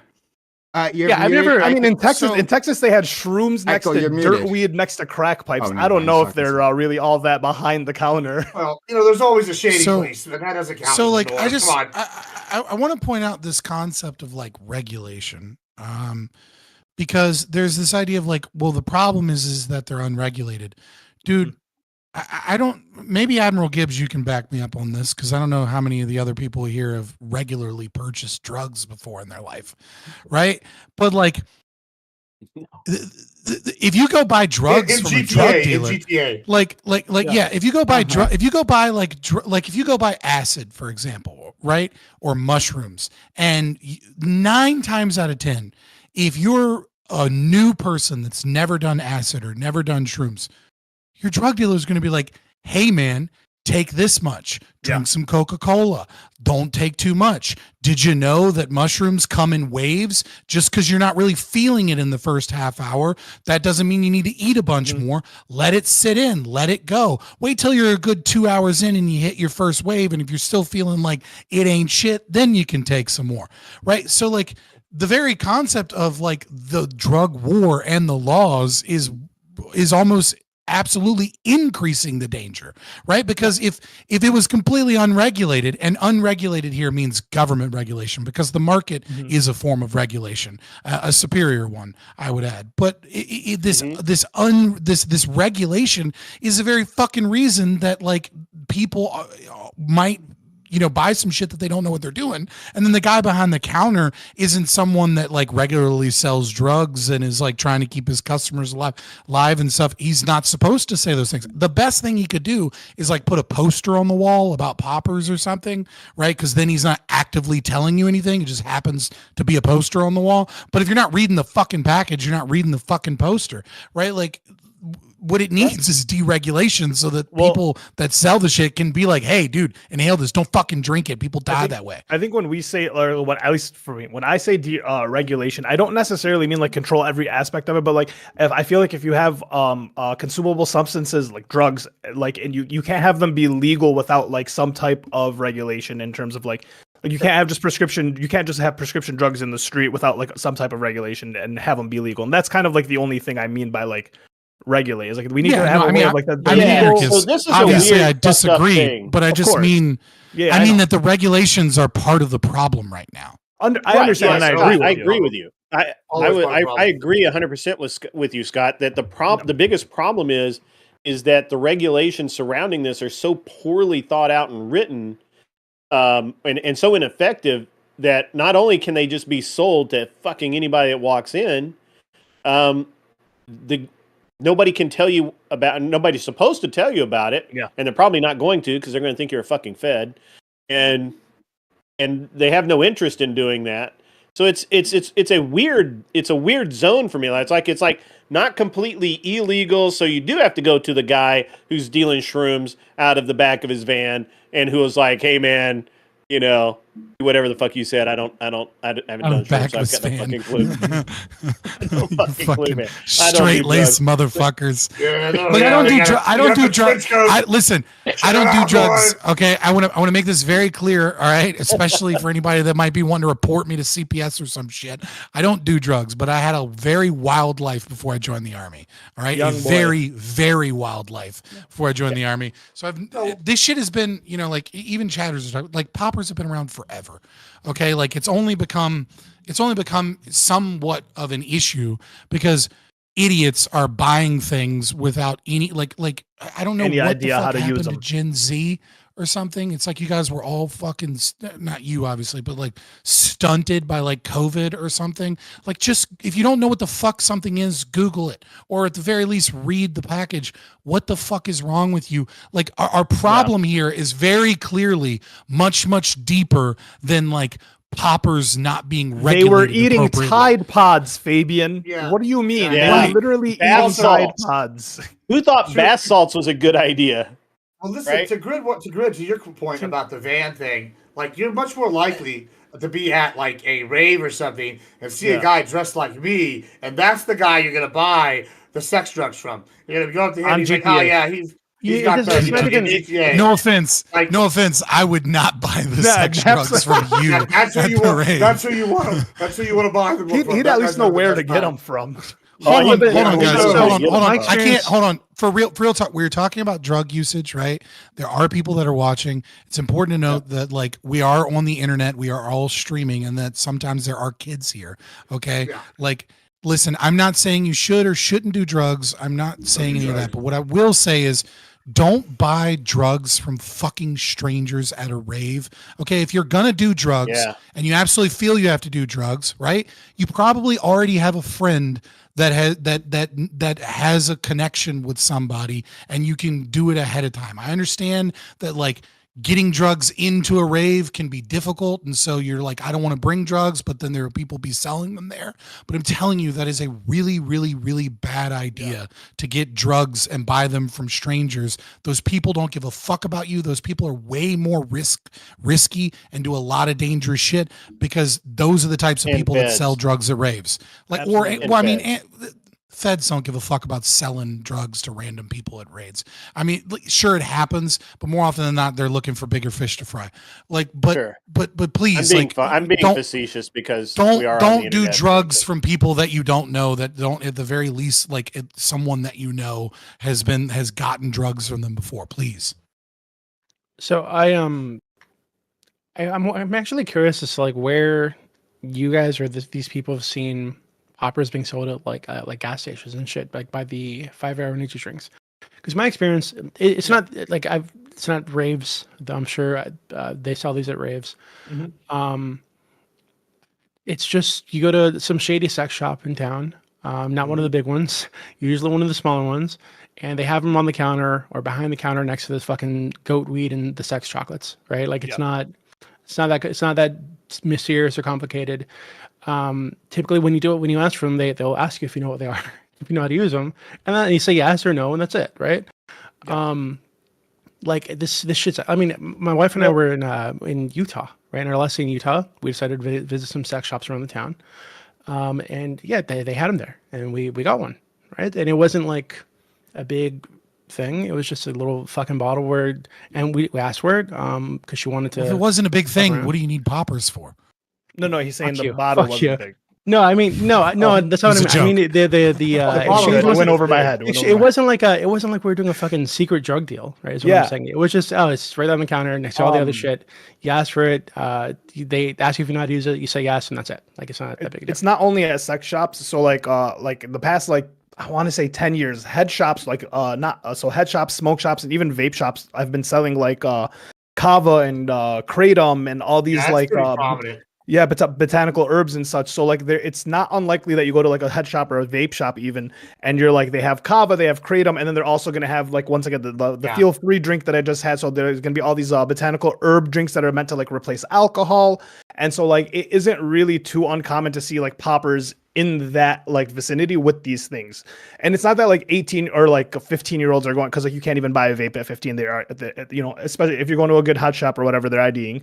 But it is that like there are people who kind of walk in and they're looking around. They're like, "What the fuck is this feel-free drink?" And then the counter person tells them, "Oh, it's just, you drink it and it makes you feel like calm and relaxed." And it's like they don't know what they're selling, right? It's just like some 19-year-old fucking stoner who's just behind the counter, and they'll just sell you a popper with the feel-free, and now you drink one or the other. So it's like more people are dumb. To be fair, having some dude at a sex store walk you around and explain the sex toys to you.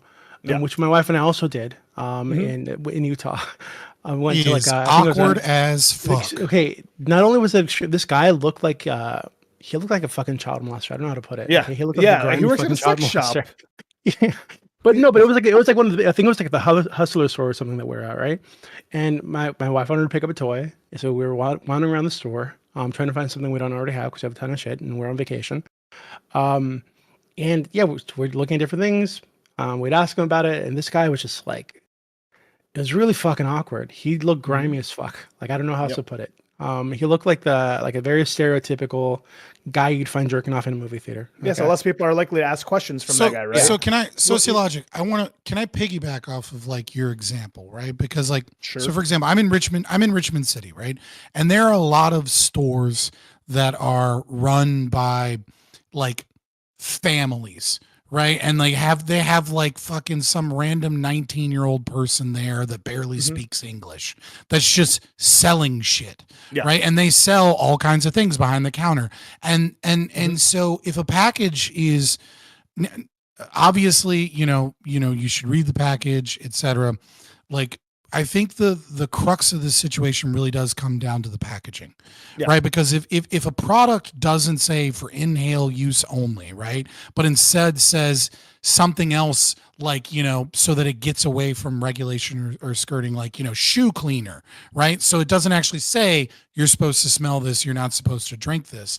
As far as I'm concerned, and this is, might be the wildest take hearing from an ANCAP, right? To me, that constitutes some level of fraud, right? That there is that a product is being sold as one thing with an intentional secret use for another thing.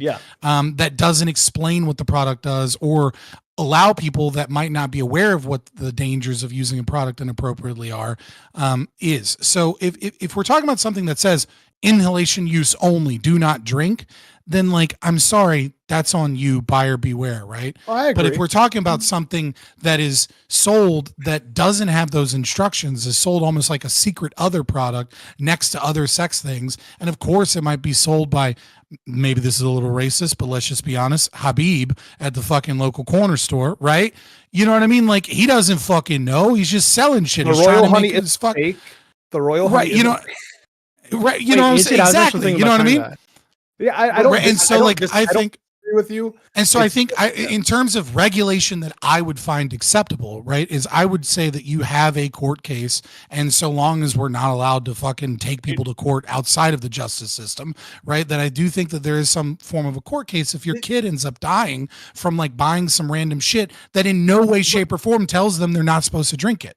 All right, that's fair. Hold on. That's like not. That's I might disagree with you a little on this one. Like I actually want to argue two things. One, it's a little bit more widespread than Doobie's maybe experience is. I can tell you, I'm not saying every gas station, like here, but I could go to like I'd say at least 75% of them. Insane. And they will have them at the gas station, right? Yeah, at the gas station. Like normal mom and pop gas station, normal Boleros, like Flying J's. They will have them behind the counter at a gas station. Like you can go, now you have to ask for them, and they're not going to sell to somebody under 18, but you have to ask. It's just like if you go to buy paint, right? You have to have an ID and all the stuff that's behind the counter. It's a little thing. There's no way you can just get confused and not know what you're asking for, right? But it is very prominent. It's all in place. If you go to a sex shop, they have a popper section.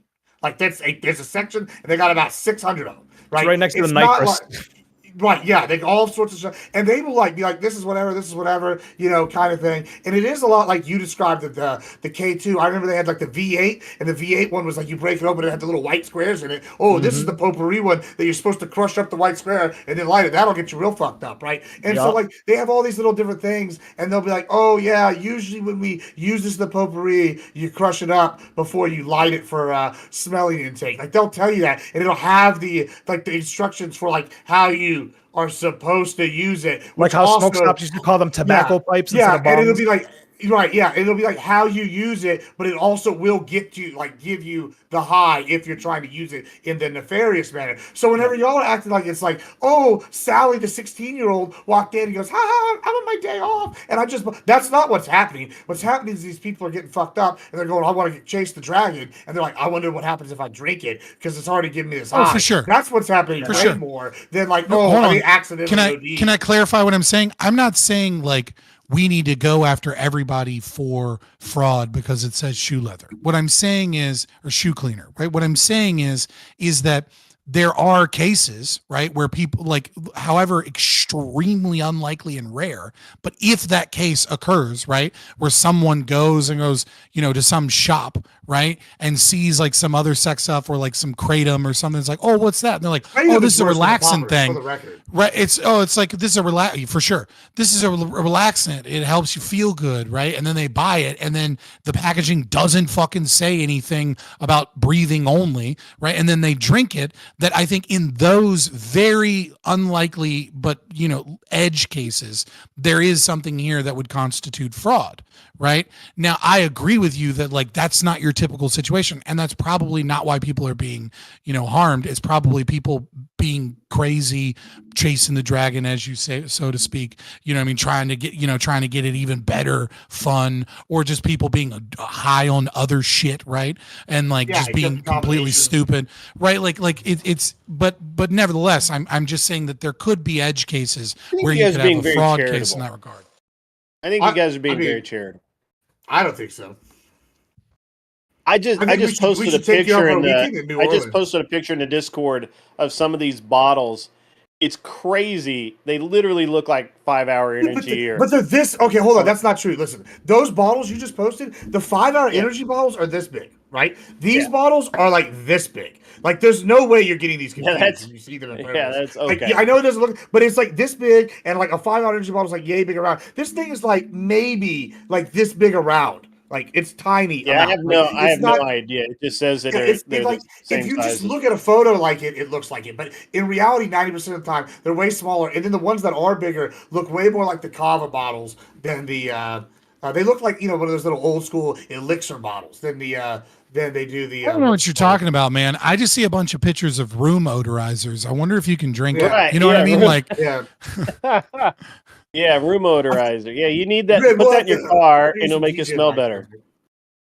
Grid, we'll have to take you out. We'll show you all the wild. And apparently, there's a producer of them in Texas called Double Scorpio. That sounds like something. I'm sure that they don't have any lobbyists in the Texas legislature at all. I'm sure. Bro, I don't want one Scorpio around me, much less double. What are you talking about? Yeah, that sounds like something. That sounds like a Gibbs company. Listen, that's neither here nor there. Don't worry about it. Comcast got bored and checked out. Look at his ass. He just literally right here to see if they're selling shares. He's doing poppers. Yeah, it's very interesting. I had not. So this was something I had never feeling the itch. Existed. I'm literally right here. But you guys apparently have had a lot to say on this one, which has been quite convenient for me. But I did want to, with our remaining time, talk about like regulating it as a party drug versus like hard drugs, like with like crack cocaine, right? Like there are, I think we can at least fair to say, like different drugs have vastly different effects, and their danger levels are vastly different. Currently, we do have different schedules, right? We have different schedules for different drugs. But like, oftentimes in our conversations, we say, like we want to legalize drugs.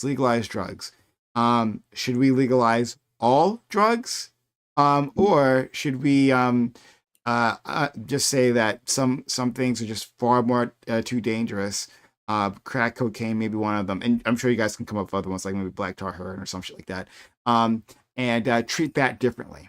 Thoughts? What's the difference though? Like, I guess this is my question when you say that, Prime.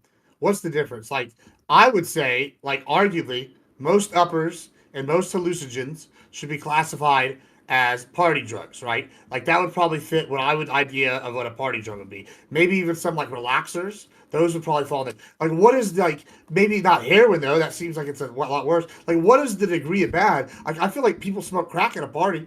Like, you go to a fucking like party, they're smoking some rocks. I mean, maybe not. I've never seen that, but like, I mean, if it was a different area. But if I go to a party, I definitely see people railing lines of cocaine. That's a party drug. Like, what do you like? What is the like? What are you calling like the line here? I guess is what I want to know. I think I'm not making the line. Yeah, I'm allowing you guys to make it. Yeah.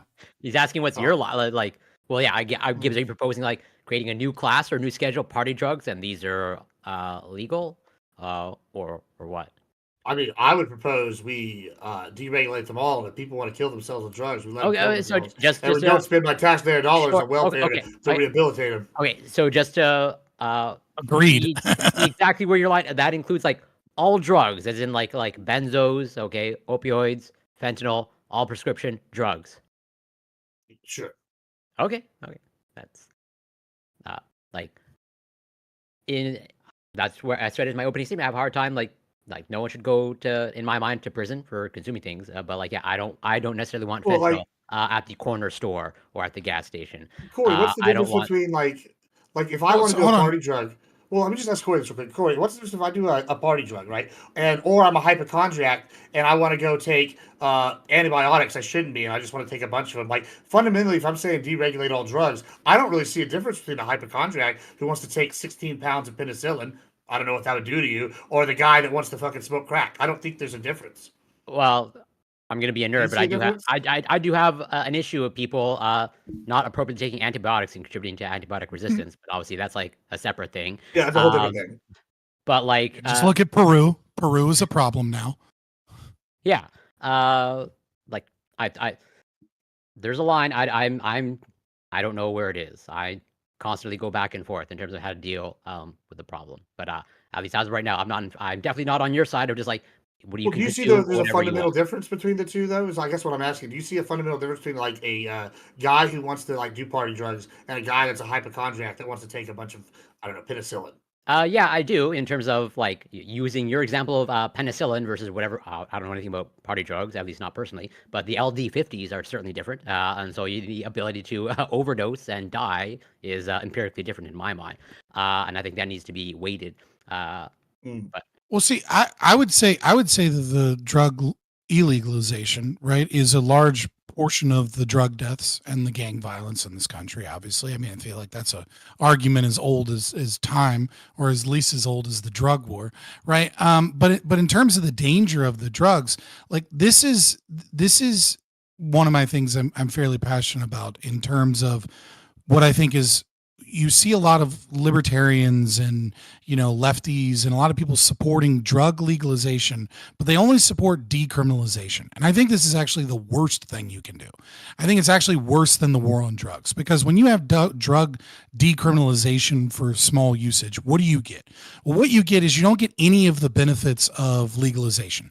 You don't get companies that test drugs. You don't get, rate my drug dealer apps on iPhone so that people know when someone is selling bad drugs and when someone's selling good. You don't get businesses that allow people to go off to the side to do drugs. What you end up with is you end up with the public property problem, right? If public property is, everyone can be on public property, then everyone can fucking smoke J's and fucking leave their dirty needles and shit at playgrounds or at parks or on the side of the road, right? And so what you get is a total disorder, because what you have done is you have allowed one criminal element to exist by criminalizing the drug supply chain and usage and private property to be able to deal with this. And instead you haven't actually done anything to solve the problem. All you've done is cause disorder in the community for a whole host of reasons. Like if I want drugs to be legal from the bottom up for a reason. One is I don't want fucking cartels getting money from this revenue source. But apart from that, I want people to be able to rate their drug dealers. I want private property owners to say, no fucking drugs here, you degenerate fucks. Get out of my community. And I want I want, people to be able to utilize services that just like you Yelp at a restaurant, and a restaurant has a 1-star review, and then you don't go there because you might get food poisoning. I don't want people going to drug dealers because he's got a 1-star review and you're probably going to fucking OD on fentanyl. And we're seeing now where drugs, being pushed into the gray market or into the black market means that drug dealers are people that are criminals. They take on the risk of crime, and they're willing to take on the risk of crime. So the people that are drug dealers are less likely to inform people about safe practices and things than companies that are competing and that want to keep their customers alive and healthy, as opposed to just have them go down a spiral or have them OD on some random shit. I think the drug war, but also decriminalization only for low offense drugs, leads to bad outcomes. I agree. I don't want to live. I have toddlers. I don't want to live in a community full of a bunch of crackheads. I don't want that shit around me either. But that's an issue of communities having the ability to engage in their private property rights and rights of association. That's not something the drug war has ever solved. It's never solved this problem of drugs in the community. Instead, all it's done is make it go underground, make it worse, and make the worst degenerates of our society be the ones that engage in risky behavior that leads to dangers and deaths and overdoses. Like, I don't want that shit around me. I don't want that shit around my kids. But that doesn't mean that the right answer is using the state to solve it. The state has failed this, and they have shown for the last 70 years that they have failed at this. It's time for a change, and low-level decriminalization is not good enough. In fact, it comes with a host of other problems. Yeah, I don't necessarily disagree with what you outlined, Scott, and I understand sort of your overall worldview and the type of world that you want to curate. But assuming, let's say, as of right now, if we can only change one thing, as in keeping the status quo, but we change this one variable, as in you'd potentially be in favor of legalizing all drugs, and therefore anyone can go get prescription drugs, or they're no longer prescription. Yeah, like I understand I'm not going to live in fucking Ancapistan tomorrow. What I'm saying is like, when you look at the history of drug legalization, right? When you have full legalization, you get a lot less problems than when you have low like personal use decriminalization. Because like, we can look at like Oregon or was it Washington? Sorry, right? What happened when they legalized drugs in Washington is you don't get any of the good benefits of drug legalization. Like I said, a red light district, people, businesses being able to have places for it, etc. Instead, what you got is a whole bunch of homeless people that are transient flooded to the area, right? You got people utilizing drugs on public property. You had, and like the cops not being able to do anything about it because they can't actually go after in any meaningful way the chain, because now they're shackled by the decriminalization aspect, but also they have to try and go after the supply chain. And so you have drug usage going up. But when you see other countries and places like Portugal that embrace an understanding that like, you can't half-ass this, you either have to fully legalize it or you have to fully criminalize it, you see much, much better results. And yeah, so if I could change one thing, I only got one magic wand, right? It only has one charge, if you will. I would get rid of the public parks, public roads, and public property in that regard, so that then private property owners could decide who the fuck they want on the road, who the fuck they want in their park, who the fuck they want in these places, and then we could actually maintain order instead of this bullshit melting pot public property where everybody gets to kind of utilize and be degenerate or, take their kids. Yeah. Okay. People, great. Oh, do you want to? Sorry. Did you want to jump in on the hard drugs? Yeah.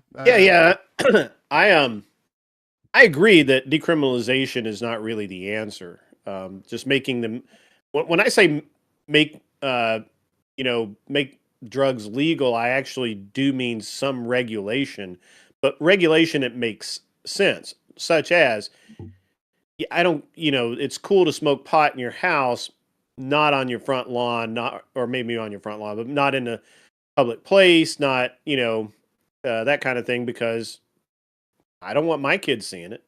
And actually, I was at the apartment in New Jersey, and they just decriminalized pot, and my wife and son and I were walking down to this like little weekly farmers market kind of thing they have in this little area, and it was like I could barely walk because of the smell of pot in the air.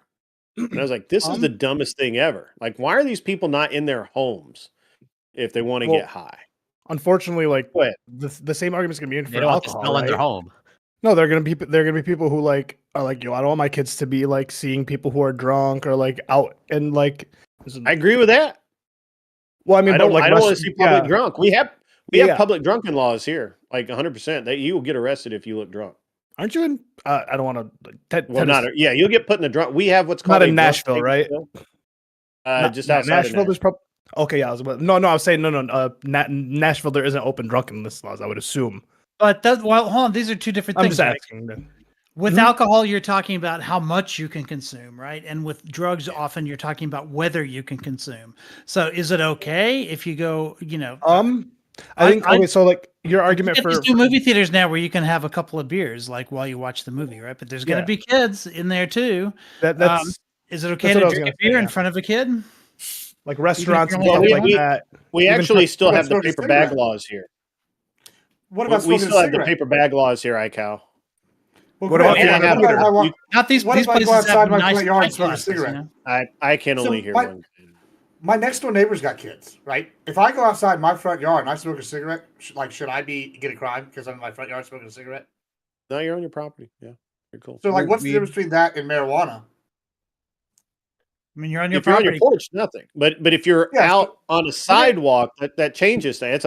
You've now that's not unfair. Scott would say public to private property. Yeah, that's fair. Would you say that for if your neighbor can go on his porch and smoke a doobie, then that's consistent with drinking a beer or having a cigarette. Yeah. Mm-hmm.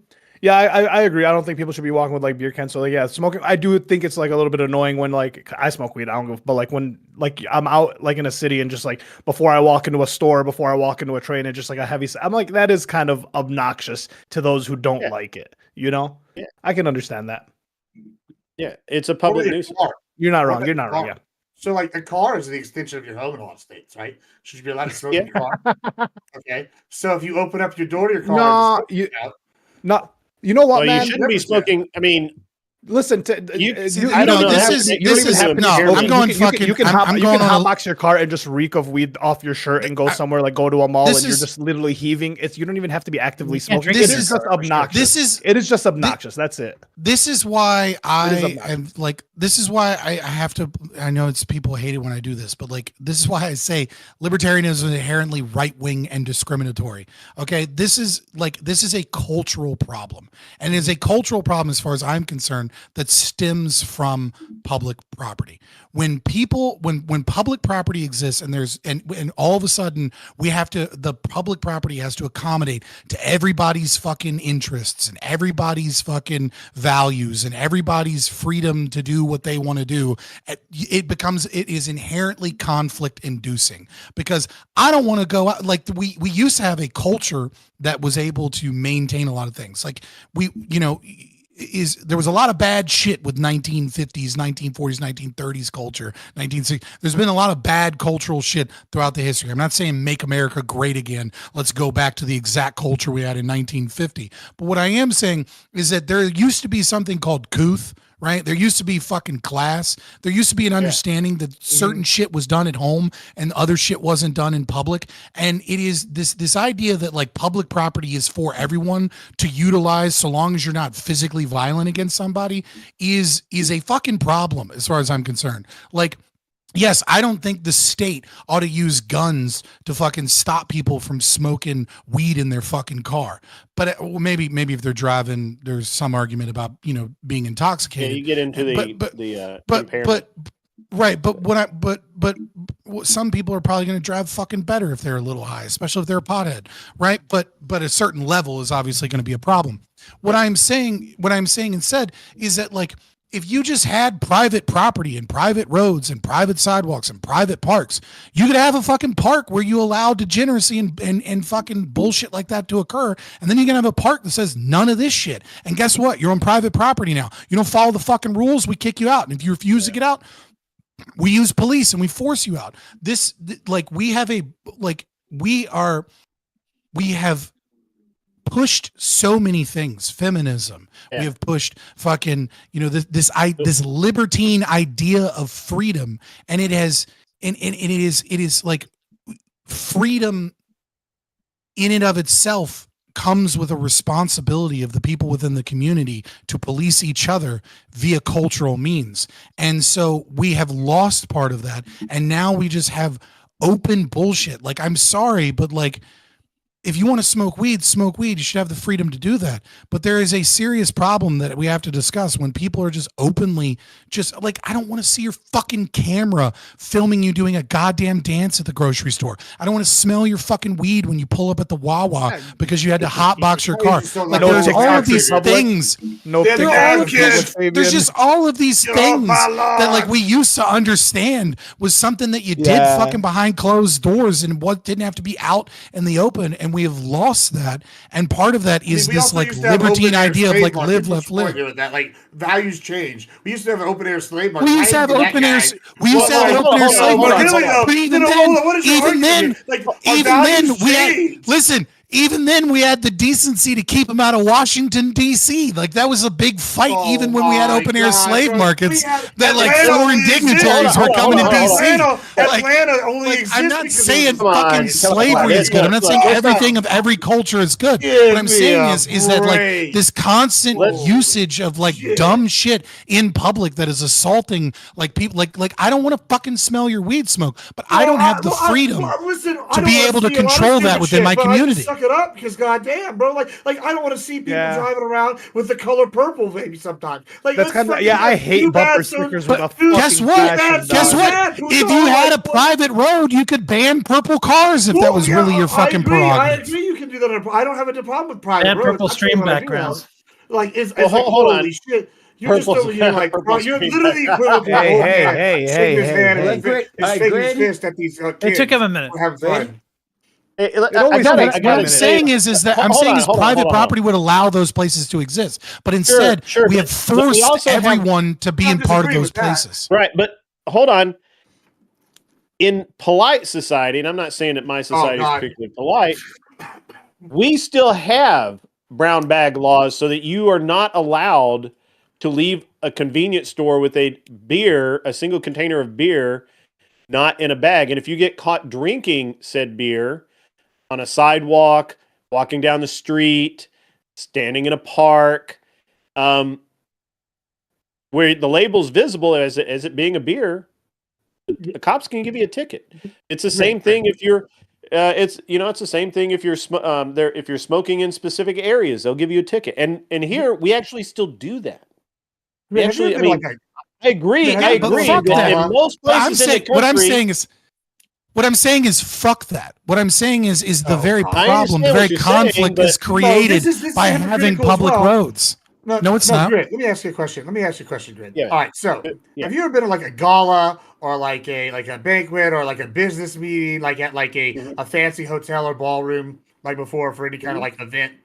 Yeah. All right. Have you ever gone to the bathroom and wondered why they have mirrors above the fucking toilets? I've never seen mirrors above the toilets in any. Well, I have. It's a thing at a classy clubs. That's a very strange. You know why? Do you know why that is? Do you know why they have those at these places? Because you're doing cocaine in the stalls. Like, don't tell me these are some of the nicest places in the world. So, like, you're telling me in polite society? No, in polite society they have powder rooms, literally to powder your nose, and it's not just for your face, like the women. So, like, you're sitting here telling me bullshit. Women can't do cocaine, Admiral. I've never seen nice fancy places are just as bad in encouraging the degeneracy. It's just the accepted degeneracy that you're okay with. That's what we're having right now. No, what I'm saying, and I understand that Grid and I have different positions. Well, you said polite society. By the way, if that were the case, Gibbs, that's in private. It's not a public facility, and therefore, what Scott said holds true. It's private property. They can allow that. Nobody's arguing the private. My point was what you said about polite society. I have been to city galas. I've been to but in public, we still have public. We still have public indecency here. Society. We have public drunk. We have public like there's a lot of things that you can't do and be a functioning member of our society, my community. Now, I don't know what communities you guys live in. Apparently, I know that I've been to New Jersey and I've seen dudes sitting there smoking blunts while we walk by with a cop car parked 15 feet away and just zero fucks given. And so, I'm just saying, you said in polite society they don't do this, and it's a very established norm in upper class communities that hey, these people do coke in the bathrooms. That's an accepted I don't norm. care what people do in the privacy of their own home. In the bathroom. Gibbs. That's the first time I agree with Corey Campbell. Somebody write that shit down. Gibbs, I don't think when he said polite society, he meant well-to-do, wealthy society. I think he was just using a phrase about, places with some level of class, etc. I understand that, Hillary Clinton in the woods doing cocaine, while fucking worshiping the goddamn owl statue is technically polite society because that's where all the elites are. But and if they want to do that, in their fucking private property with their fucking owl statue, then have at it. If they want to have, that fucking Mira, whatever her name is, that does that crazy art, eating fucking food off of aborted baby women or whatever fucking crazy shit she wants to do this month. Do it behind closed doors. My argument is very simple, right? When you have a public sidewalk, when you have a public park, when you have public roads, right? These are conflict inducing. And the reason they are conflict inducing inherently is that some people want to get to and from work one way, and some people want to get to and from work a different way. And it's impossible to make everybody happy in that regard. Only under private property can you not have a conflict inducing system, because the conflict is resolved. Whomever owns the property makes the rules of that place, so long as it's not, some level of entrapment or, aggressive by some means. And so my issue is there is this freedom, if you will, to smoke weed or to do some level of drugs. And then you have this public property that exists. What ends up happening in a community is that we're forcibly, we are all forcibly subjected to public property that we use to get to work, or that we, pay taxes for so that we can take our kids to a park or whatever. And there is all of these elements that we don't want in our society or within our community that we have no choice in now. If we want to get to work, we have to go through the place that smells like fucking weed and has fucking homeless tent city with some dude strung out on the side of the road. What I'm saying is that is the real problem when it comes to understanding drugs as an issue in society, in our culture, is that public property is where that conflict is. And for years, we settled this by saying all drugs are illegal because we don't want that. And now we're looking at the damage of that and going, well, we should start legalizing these things. But the problem is that legalization comes with other problems because the public property is still there. And the other problems is strung out fucking dudes practicing what an L shape looks like in the alphabet with their own fucking body on the side of the goddamn road because that's public property. There's not a goddamn thing I can do about it except try and fucking navigate the maze of degeneracy with my fucking kids on the way to the park. And it's bullshit. Pobrecito. I mean, I think that's fair. I get what you're trying to say. That there's a level of sacrifice that happens. I mean, obviously, I don't back the whole public-private thing. We live in a society, guys. There's conflict when we have other people around, and we have to navigate spaces that they're in. And it's fair to say that we want spaces that are safe and welcoming to families, to people of all ages, really, right? We can. Sorry, that's racist. That's called white flight. You're not allowed to do that. Oh my God.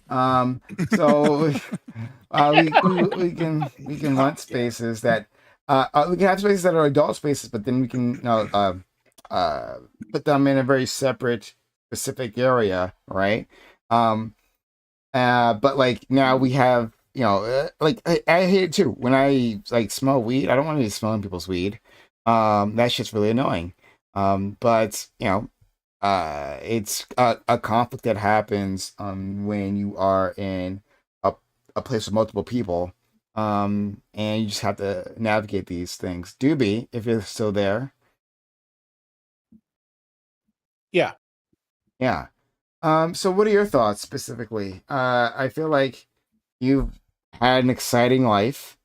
And Add like past tense. No more excitement. oh, I mean, he's married now and he's got a kid on the way. Just Yeah, buying poppers past in tense. Utah. Oh, opposite.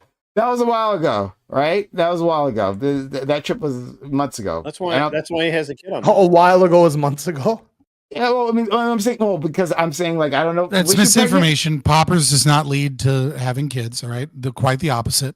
Oh boy. But I don't think she was pregnant on the Utah trip. Anyway, Guys, I don't know. We don't have to dig this deep. I was just making a joke. Poppers are for anal sex, but they weren't for her. Okay, all right. Big doobs. So they weren't for me, Scott. I saw the face. They weren't for me either. Okay, well, that was unusually specific. Well, DB, you had a life. Okay, all right. We know he had a life. We don't know if he has a life ongoing. Okay, so all right. In any case, like, what are your thoughts? You know, considering your experiences, how would you deal with this? So deal with poppers? No, I mean just the party drug, hard drug dynamic that I laid out before. Like, would you make a difference between these two things? Would you? Yeah.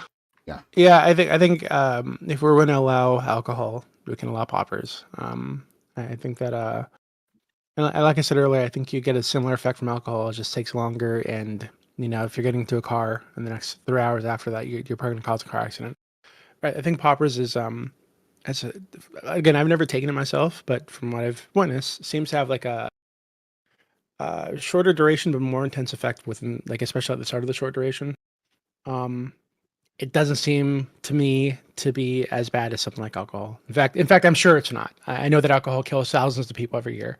Not just in car accidents, but it contributes to like tons of assaults and murders, etc.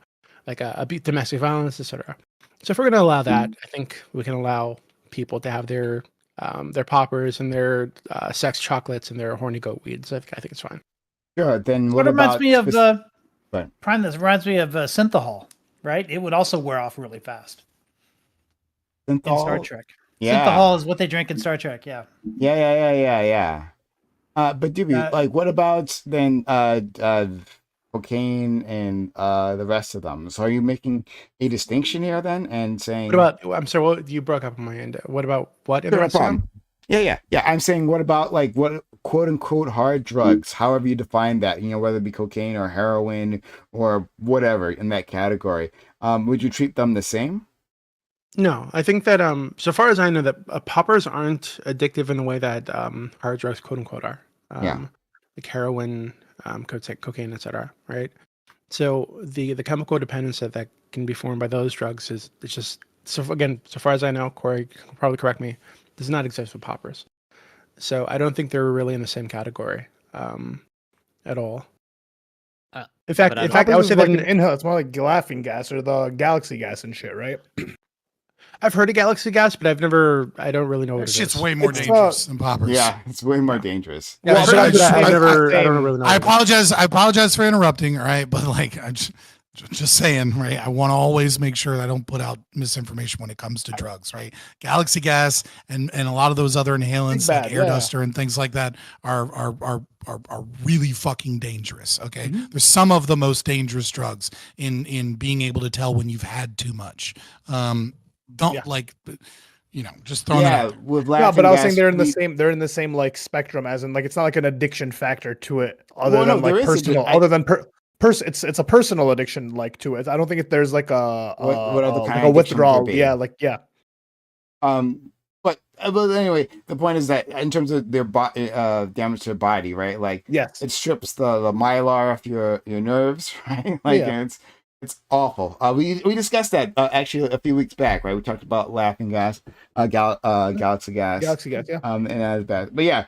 But even then, I and this goes back to Gibbs's point, right? Gibbs was trying to make the point as to, like, where you draw the line, right? And I get like Ali, you're definitely your initial desire to say, well, maybe this falls in a bit of a more of a gray zone. But like, yeah, like how do you like divide that, right? Like, Galaxy Gas, at least especially initially, doesn't seem nearly as bad. But as our friend Scott tells us, yeah, like it's hard to understand your limits, and it can. I think the for me it's they're in the same category of like the same people. Like I used to do whippets, and it's like the same category of people who are like going to be like getting poppers, doing it's in that party drug like recreation, right? Recreational like drug category. And so like I guess when we're talking about addiction and like the strength of the drug or how you want to treat it or categorize it, for me, I would put whippets in the same regards of like poppers, in the sense that like there's no physical addiction or withdrawal. It's more of maybe like a mental dependency where it's like you enjoy it a lot and you don't want to stop. And maybe if you want to classify that as like an addiction, that to me is like more like dependency, I guess. Well, there's a distinction. I think what's important to know. Very bad to do. My bad. Very bad to do. Don't do whippets. Yeah, what I think is important to note is that like a retarded drug. Again, why do people? The reason people do whippets is because of accessibility, right? The popularity of whippets is a problem that is caused by the drug war. 100%. Like it is like people want to get high. They're gonna get high. If you've ever tried to buy drugs, there are basically two drugs that you can always reliably buy: weed and cocaine. Every other drug other than weed and cocaine. Ketamine, huh? No. Well, I mean like from a drug dealer, right? Like every other drug, the people that sell those drugs are like unreliable, and you need like multiple contacts and sources. Well, mushrooms, if you know somebody, like you can find dependable people, because like some people like have a grow box, right? Like I understand that, but like if you try and buy like acid, for example, like I have known so many people that have had multiple contacts for acid. Those people fucking disappear, or then you get them and then all of a sudden it's like, they show up 4 hours late, right? And then you end up fucking doing like triple C's from fucking CVS or something instead. Like what I'm trying to say is that hold on. If we had a system. Well, some drug dealers are a lot more reliable than others. People that sell weed and cocaine, cocaine especially. I'm sorry. People that sell cocaine are super fucking reliable because their clientele have money, and because they usually have a source that is, a very really large drug supply chain. Yeah. And they're very serious. They're not patient. What was the point you were trying to make with what I'm trying to say is. What I'm trying to say is that a large inherent risk to drugs, especially some of these drugs that are like silly, that you're like, why do people do whippets, is because of the black market. Yeah. If you have these things legalized, then you could have, not only would you have cocaine reliably, for example, let's just take cocaine, right? But you would have packages that have exact measurements and exact measurements both of their strength, of their purity, and of their weight, of their consistency. You would have that with every drug. And so you would not have random fentanyl overdoses. You would obviously you would have overdoses from people that relapse, right? Because they think they can take the same amount that they took before, and it turns out they don't have that same dependency, or people, want to kill themselves and they don't care. You're obviously still going to have ODs, but what I'm saying is that part of the danger is not knowing how much you can take, not knowing how pure your drug is, not knowing, going to some other drug because you couldn't get access to your drug dealer, et cetera, and doing some crazy shit. Weed regulations did kind of like everything, right? Well, you may not like it, but like weed became legal, and then they regulated it, and now you go to the dispensaries, or you go to even like street dealers.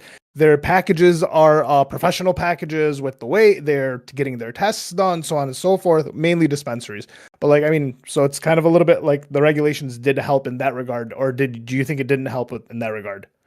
So like weed legalization and it being regulated the way it is, like, do you think that could apply to other drugs or no? I wouldn't credit the regulation with what's doing that. I think what I would credit is legalization, allowing people to open dispensaries. And I think the regulations mandated like testing, right? And then like if you're mandated to test, you might as well post the results. And that's kind of what I mean. Right. But like there's when you're selling to like in a let's say we go back to like the Dare era, right? Yeah. Those people care a lot less than when all of a sudden it's become more socially acceptable and it has also become 1000%. legal in such a percent. And like your typical like mom that doesn't want to do painkillers because she has arthritis but wants to smoke weed, she values knowing the strength of what she's about to take. She wants to know how many milligrams are in this gummy because she doesn't like smoking because it's icky, and like she wants to feel better because her arthritis feels bad, but she doesn't want to take benzos because benzos are 100 times worse than weed. And so she goes and gets a medical card, and she doesn't want to fucking take a star of death by accident when she's got her fucking kids coming over, right? Like she wants her fucking. It's a 200 milligram thing that like Joey Diaz made famous because he would switch out with people and stuff. But it's a 200 milligram THC brownie that is like insanely powerful. Right? Like she doesn't want that. She wants a 25 milligram fucking gummy that she can eat and like take the edge off of. Right. And so I think part of the legalization is what did that more than the regulation forcing testing. Right. Okay. We got to take Rid out to the club and to the smoke shop one day and let him experience the wild side. I think that would help you really get some perspective on things, I got to be honest with you. This has been educational. How can you judge something unless you've tried it? Do you know what I'm saying? Yeah, you gotta go pick up some rhino pills from the gas station. Do you have an opinion on dog sex? My follow-up question would be, how can you judge something if you haven't tried it?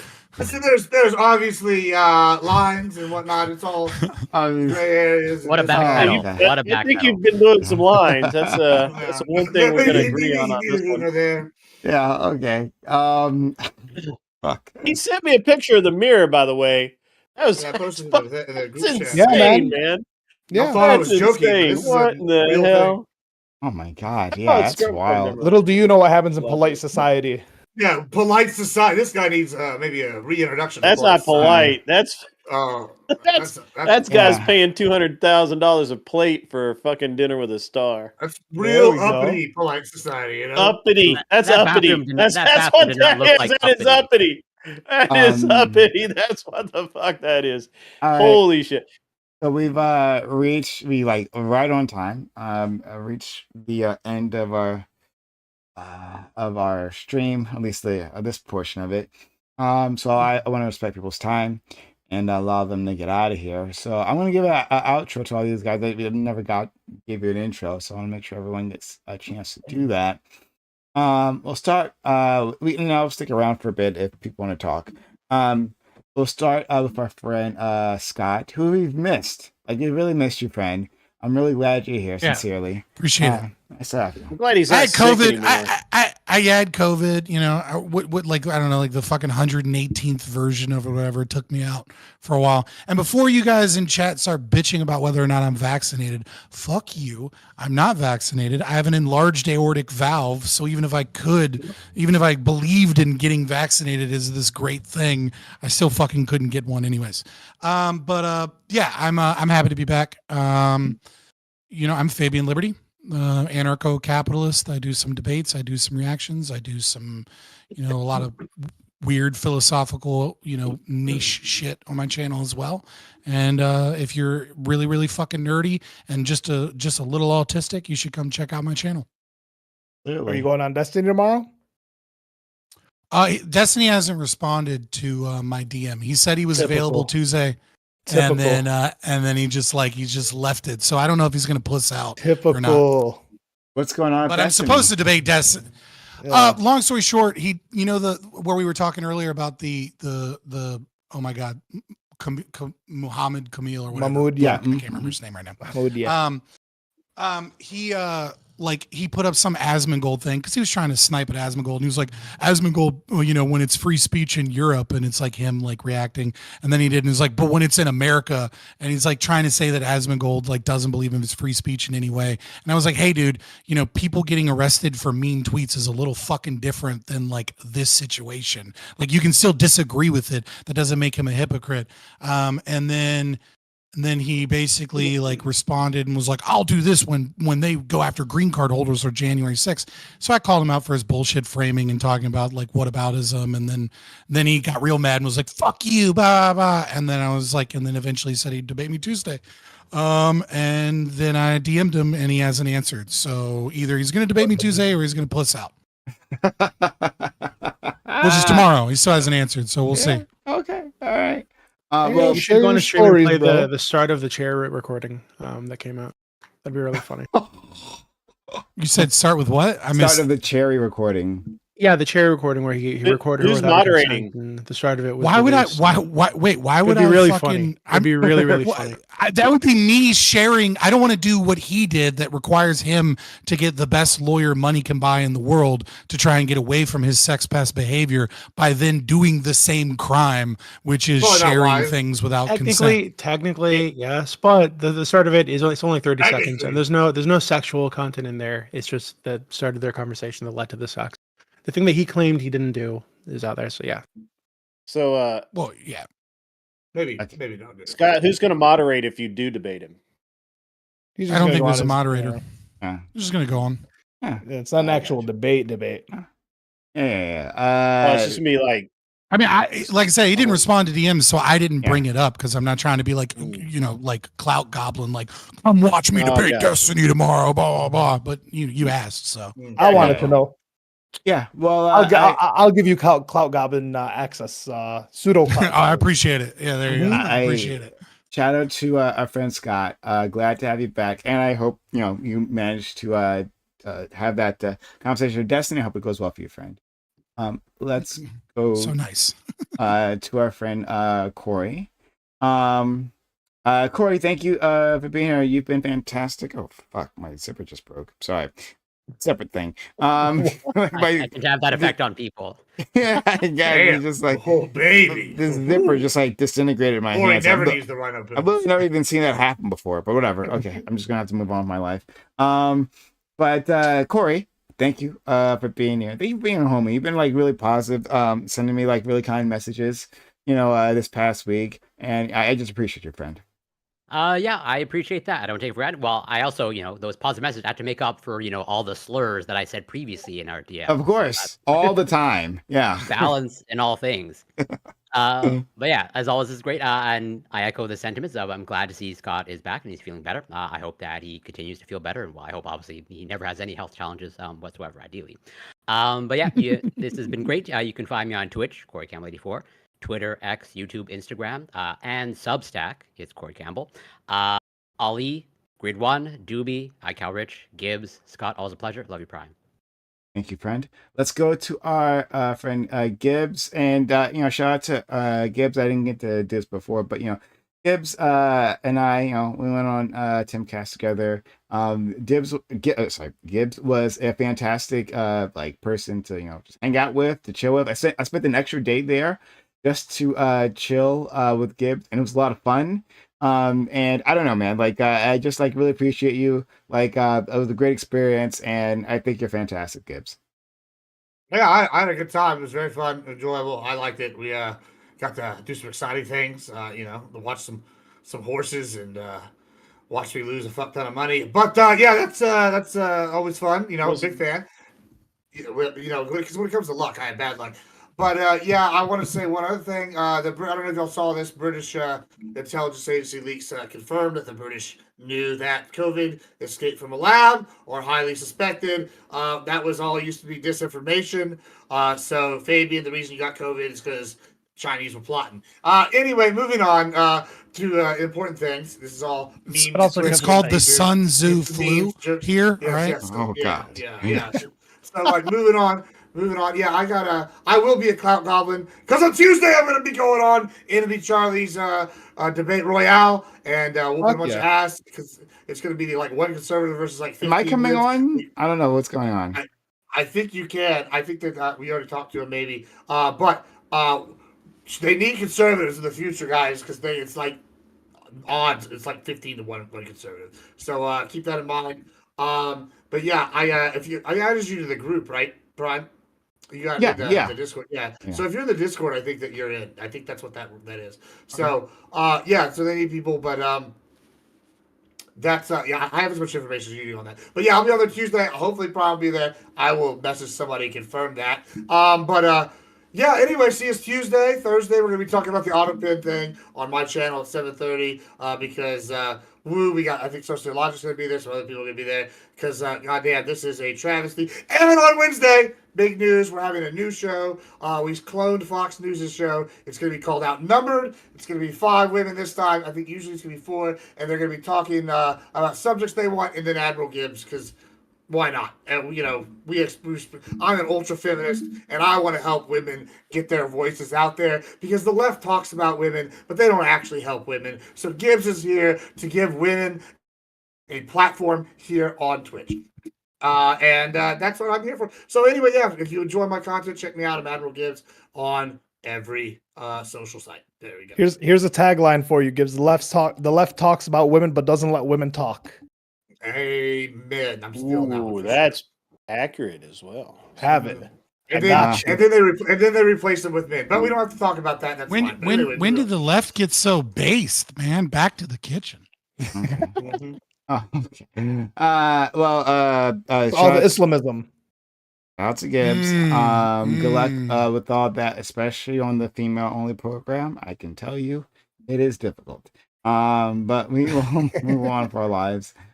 Let's go to Aiko. Thanks for being here, friend. Oh, thank you. Yeah, I'll just devote my little bit of time to just backing up Scott there when he says he has an enlarged aortic valve, and that was why he couldn't vaccines. People like that exist. There's lots of them out there. And because of that, I think Corey will back me up on this. That's why the rest of us should get vaccinated so that we can keep people like Scott safe. Sounds like a plan. I believe so. Thank you. Not doing it. Next is not doing Andy's moving right next door to Scott. And now Sociologic and I actually agree on something. Yeah. Man, weird night. Okay. History's being made left and right. I now have natural immunity, so I just bridge need to building, wait for baby. The 119th version of it to come out. Something. Listen, Fabian, you need to go become a cyborg or get your genes out of the pool. Since you got this thing, we're gonna call you with the. You told him to get his genes out of the pool. That's we gotta watch out for the COVID. Hopefully, Twitch does not interpret that as a threat to violence. But happening. Any which way, let's go to our friend Doobie, who I know has to get back to his supermodel wife. Doobie, thank you for being here, friend. And thanks for everything. Honestly, you've been fantastic. But yeah, any words you want to say? No, thanks for having me. And I look forward to working with all of you, I hope, on getting you guys on the Timcast and whatever comes up in the future. Indeed. Let's go to our friend Grid. Thank you, Grid. You've been great. I appreciate your perspective here, friend. And thanks for being here. I know you had family stuff at the start, but still you make time for us. Yeah. Your start time is just a hair early for me. Actually, tonight, Scouts wasn't the issue. It was my son had sporting clays practice, and so he didn't get done until 6 o'clock our time, which is, I think, when you guys were firing up. So yeah, it took me a little while to get here, and I haven't actually had dinner, so I've been a little hangry. I'm gonna go eat it wasn't personal, Ali. All right, it wasn't personal. Yeah, it wasn't personal, Ali. I never take it personally. Yeah, don't take it personally, man. Don't take it personally. Most of what I say is for the benefit of the show, although it does reflect my actual thoughts and opinions. I do talk a little larger than life because it is a show and not a discussion over a soda in a bar somewhere. Yeah, because I don't drink. Anyway, I am an unreasonable man on YouTube. You can find me there. It is the actual direct link is at grid1-motorsports. You can find me on YouTube. I'm also on Twitch and Twitter and all these other things, but just find me on YouTube. It's way better. Great. It was actually really good tonight. Kind of got in the weeds there at the end, talking about the hard drug stuff versus the poppers. But the poppers was actually, I think, a really simple thing to kind of understand and deal with. I just don't understand. I mean, I understand why we're not dealing with it the way that it probably should be. Just we've got to get some make some changes in the way that we deal with various things in this country. Because conservatives should be for smaller government, not more government ever. So anyway, great having you guys. Good to see you back, Scott. Actually missed going back and forth with you when I can get a word in edgewise. And I've had fun with Gibbs on doing his stuff lately. And it's been a good time. So you guys have a great rest of your week. And, luck with luck, next Monday we'll do it again. And maybe I'll make you really angry. I don't know. We'll see. Thank you. Scott longest openings and our friend good longest outros, but it's okay. Much appreciated. And my opening was short. It was like 6 words. He's saying your reputation. Yeah, in general. Eight words. 8 words. Yeah. But Good's third eye has been opened.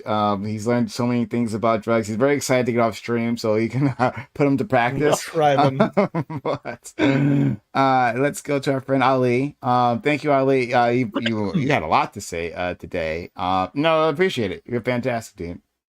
Yeah, man. I love being here. You can find me as Sociologic. Right now, I'm just a stream joiner. I'll be on Gibbs's show Thursday. We're going to discuss the Autopen and hopefully the 40-hour versus 80-hour work week. Apparently, 40 hours you're lazy. 80 hours is the average and what it should be.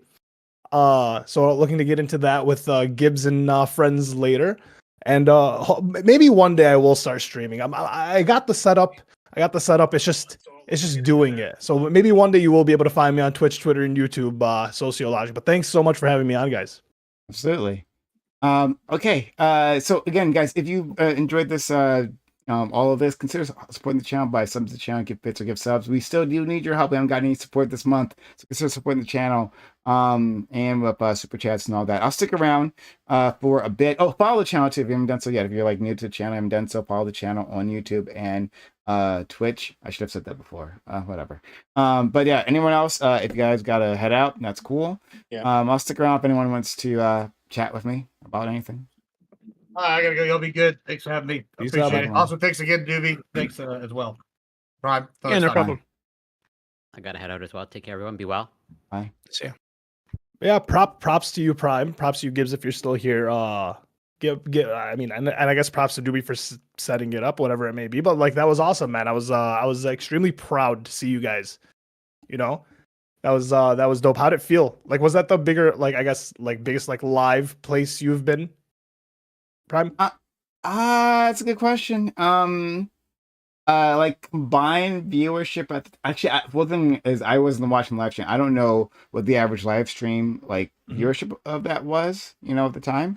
I've been on Destiny's and I've had Destiny and Bosch on at the same time. So maybe combined they equal that. Actually don't know. But it was on there. It's a lot, So then what, like, do you want to be a streamer, or are you trying to amass like an audience, or do you kind of just do this and it's just fun for you? I mean, I like to be a streamer. I like to amass an audience.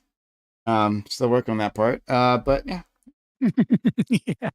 The struggle. All right. Well, I may or may not be debating Destiny tomorrow or whatever, but so I gotta get some sleep. Okay. Do it, man. Have a good one, friend. All right, brother. And yes, congratulations as well. Thank you.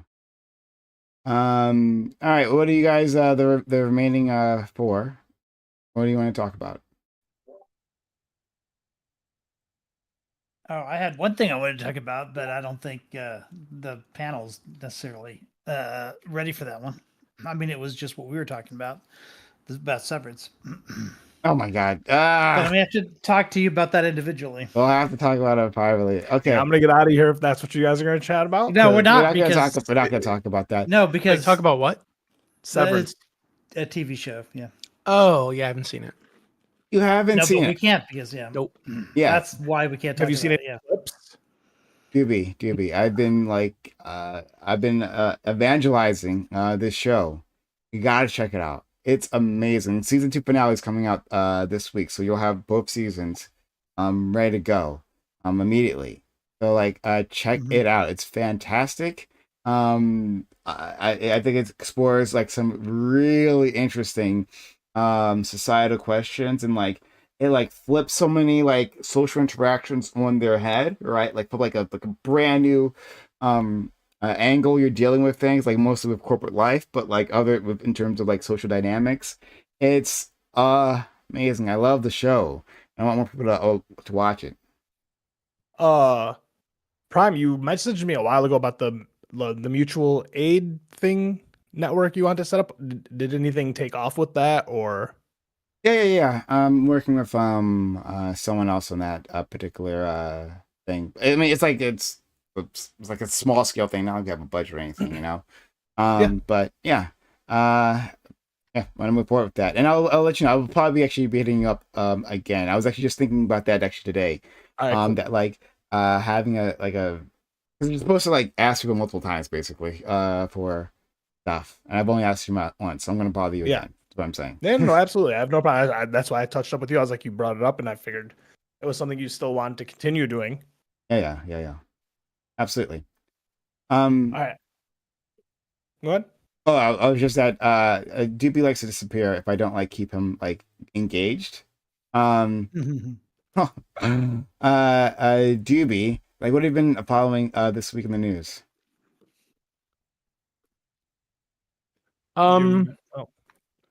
Honestly, not very much. Actually, speaking of, I just saw that the Israel Gaza ceasefire has officially fallen apart. Oh, nice. They've launched another wave of airstrikes in the last hour. Sorry, Kanye's coming to save us. It's okay. Yeah, apparently about 200 Palestinians killed today as part of those airstrikes so far. Right? Of course, many women and children. So, yeah, that's was predictable. Yeah. Well, I don't know. Like, I don't know how to feel about this. I mean, it's weird to say this, and I hope people give me the benefit of the doubt, but like, I understand there's going to be a greater amount of death, but there's a level of catharsis, small, tiny, for us to like do away with this like sham of a ceasefire. Yeah, I mean they were firing the entire time. They're firing on the Gaza the entire time. Yeah. And then as soon as the Palestinians respond, if they had ever responded, they'd be like, "Well, it's your fault that it fell apart," and then American media would absolutely go along with that. I've been saying for a while like this is I think we're getting to another Holocaust soon. Maybe not to the actual scale, but mass deportations are coming for the Browns and the Muslims. Anyone who is Muslim or Muslim affiliate is gonna get rounded up and bye-bye out of here. I mean, hey guys, what do you think about that? What do you think of what Ali just said, considering the Mahmoud Khalil situation? That's why I kept asking what the slope is, because I honestly think within the next 3 years. Or you mean the United States? Yeah, 100%. I think we have a huge, like, the past 3 years has been like, Islam is a threat to the West. You have all the shit that's happening in the UK, and then you have all the association with like pro-Palestine being pro-Hamas, and then like with like Stop Anti-Semitism has literally shared my baby cousin's photos and videos, and like said that it was like a terrorist in training type shit, and had CPS called on like my cousin's baby, or on my cousins for their kid. So it's like, and that was like, they were doing like a Ashura March, which is like a religious celebration, has nothing to do with, but like because she was wearing like the garb. And so it's like, yeah, I do think like eventually we're going to have talks, because right now Trump had the discussion of with God knows what, he said, yeah, Islam has a problem with America. And we got to find out this problem with Islam. And this is kind of like the same rhetoric that happened with the Jews, I think. Yeah. So I had the misfortune of listening to a debate between Mark Lamont Hill and Brianna Wu yesterday. Yeah. Oh fuck! Which is fucking terrible. I fucking despise Brianna Wu. Brianna's the devil, bro. Like, just awful in every way, right? And yeah, she was in this thing is it's like pro Palestine or is Islam, right? That's like you're trying to impose Sharia in the West, which is obviously ridiculous. But I think that has been the propaganda push of a lot of these pro-Israel organizations is to associate pro-Palestine people with this the Sharia boogeyman that they've been pushing since 9/11, and with anti-Semitism, right, which apparently means everything. So I don't know if I agree that like there will be like mass deportations of Muslims in the United States. I don't think they'll be able to go that far, even if they want to. But I do believe that there will be like an ethnic cleansing in Gaza, probably in the West Bank, if things stay on the current course. Well, I mean, if things keep going at the rate that they're going in the UK, I think in the UK, I mean, look at the two things I sent. One of them was I don't know, is this lady a governor or not a governor, but like, is she in the politicals? Valentina Gomez.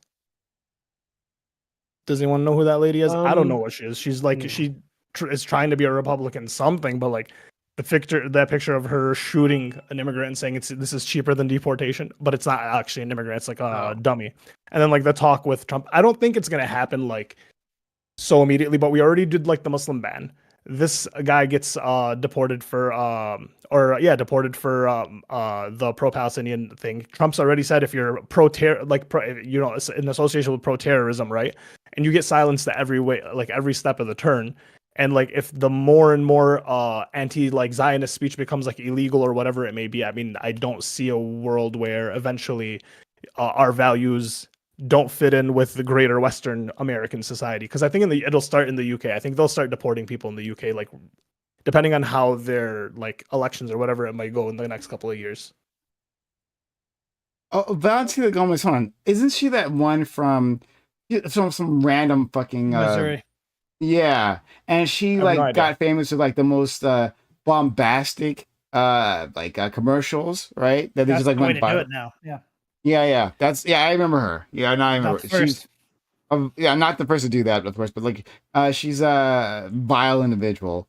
But she's also like that is kind of like semi like talking head for Republicans, right? Like maybe for the extreme people, but a lot of people are like, she'll say extreme shit about Muslims. It's beginning to be like Muslims don't fit in this society, especially with like the fear of like Sharia courts, with the fear of like, look at these Muslim mayors or whatever it may be. I think we're getting to a weird point. It may not be mass deportations, but something's coming. At least some people brought up like the Sharia judges. That like I didn't know what the fuck he was talking about at first. During our conversation, like this like in their cultural displacement nonsense, and he never responded to me. I think he avoided the question when I talked about internal displacement, right? Like, oh yeah, like you're saying that when new people move into a region, they might have different ideas, and then opinions had changed. Dearborn was an Italian city before it was a Lebanese city. Yeah. I was at ground zero for the Sharia law, anti-Sharia law stuff that we were doing, because that was happening down here in Texas, and I was in a city that had the largest mosque in the Southwest. So I had a lot of students. I'd say 30% of my students at that time were Muslims, and so it was like I was right in the middle of it. It was ridiculous, but that was exactly what the feeling was at that time, and of course that was post 9/11 sort of feelings, right? But it keeps coming. It keeps popping back up. You would think Trump would be toned down, right? After Dearborn became a part of his winning coalition. That was a promise from Gibbs. That's right. And so, but that hasn't done anything to slow him down at all. Like he knew he could use them for singular election, and then now that moment is over, and he doesn't need them anymore. Yeah, I think I don't know. Like, so again, listening to that Brianna debate, it feels like, I don't know, maybe I'm just being too charitable, but I feel like I don't know how the fuck this lady considers herself a leftist, first off, but assuming she does, right? I don't understand how these people can be this ignorant about what they're saying. like the Sharia court thing, right? Because she mentioned that with Mark Lamont Hill too. Like there are fucking Jewish and Christian courts, or like religious courts in California. They do the same shit, right? They it's like they comply with Western disputes, etc. So for us Catholics, they're called canon law courts. If you want to get a divorce, or if you want to get your marriage annulled or whatever, you're not going to go through the court system. You're going to go through the Catholic canon law courts. And those anti-Sharia laws that got passed back when that was popular applied to, because they couldn't actually say that it applies only to Sharia. They had to say, all foreign law. That's the way they would do it. And so, Catholic canon law courts come out of Rome. So it's technically foreign law, which means Catholics lost, actually we lost nothing, because all Catholic canon law courts are arbitration. And that's what Sharia law in America is too. It's just arbitration. Everyone voluntarily goes to these things. Yeah. And so these anti-Sharia laws did nothing practical. Like everyone can still go to these things and get things disputed. Yeah. They can get their divorces done. They can get their contracts made. Yeah.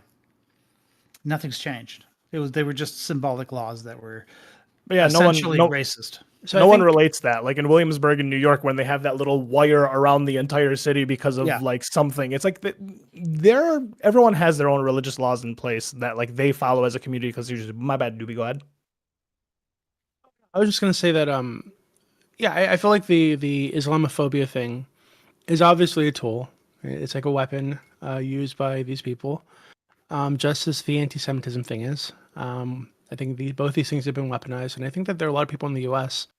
who've just been primed after 9/11 to just be afraid of Muslims, generally.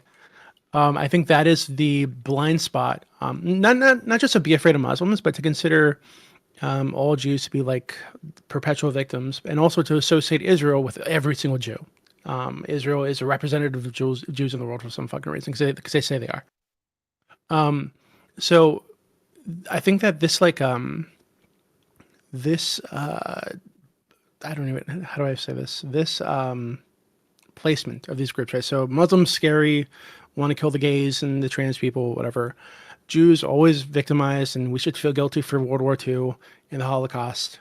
And Israel, the representative of the Jews, because they say they are on the national stage. And our politicians, who have their own fucked up, whether they're Christian Zionists or they're just like getting tons of money from the military-industrial complex in this country, and they want the perpetual wars, right? All these groups kind of come together, and I think they've funneled all their resources at just like inflaming Islamophobia and inflaming delusional fears of anti-Semitism. And you can see how they use this as a tool, because there are recent stories in the United States and Australia and the UK of people who are from Israel who come into these countries and they do like fake hate crimes, right? So I don't know how the fuck our politicians, our just the average everyday lefty, right wing, or whatever the fuck, sees this stuff and just doesn't connect the dots, because they're so fucking obvious to me. And I don't know how to make them see what seems so it's so clear to me what is happening, right? Yeah. But it seems like there's some like mental block where they think, oh well, that's a Muslim, so obviously they want to kill me. It's the link to terrorism, right? Everything. But even that doesn't make any sense. If you just think about the term terrorism or designated terrorism organization for like a minute, you realize, oh shit, this is actually just a political tool used by the United States to label things so they can dehumanize anybody that's attached to them. Yeah, but it others people, and it's like for a lot of people, a vast majority of like, not for nothing, but like American Christians, it kind of like they're like, oh, the Muslims are already different. They speak a weird language, and it's like, well, there you go. They're also terrorists. So it's like it's kind of easy to it's a triple threat. Yeah. So to your point, like I don't know if we'll get to like mass deportations of Muslims in the U.S., but I wouldn't be surprised really if we had like a ban on Muslim immigration for a while at some point, because it really does seem like it's going in that direction if there isn't like some like massive political awakening. Right? What about in the UK? The UK is further along. I wouldn't be surprised, to be honest with you. They started deporting a lot of the refugees and shit that have gone there. Like Trump has put forward a list of nations he wants to restrict travel towards, so like a second travel ban. Like I think it was 11 countries or so. Most of them, most not all, are Muslim countries. Venezuela is also in there, and some other random ones too. Well, to be fair, there's a lot of Arabs and Muslims in Venezuela. Oh, okay. Today I learned. But okay, fair enough. Yeah, there's actually more Lebanese people in Brazil than there are in Lebanon. Okay. Like, how do you, like, Prime, like all three of you, like, how would you reach somebody like that who, actually, this is the thing that Brianna was saying, right? It was like, oh, well, pro-Palestinians mean they're pro-Sharia law or Sharia because, Sharia is what they have in Gaza because of Hamas. So therefore, if you're pro-Palestinian, you're pro-killing trans people and killing all the gays. So why should I support that as like a trans person? To me, that sounds ridiculous on its face, right? But like, how do you reach somebody like that? Well, I'm sure Ali could tell you better than I could, but Sharia is, for lack of a better word, it means what we mean in the Catholic Church when we say tradition. So if you look at all, like some of our medieval scholars, all the way from the ancient church all the way to modern, like our tradition is full of all these people who are there. They don't have the authority of Scripture, right? But they have, especially doctors of the church and saints and theologians and stuff like that, have certain intermediate levels of authority, right? And but because they're not absolute authorities, they're often going to come from vastly different perspectives, and so it's not going to be seen as like a unitary voice. It's the same with Sharia, right? Believe it or not, there's Sharia that's pretty liberal, and then there's other Sharia that's more sort of traditional and conservative, and we just take some of the worst elements of Sharia and say, oh, that's what Sharia is.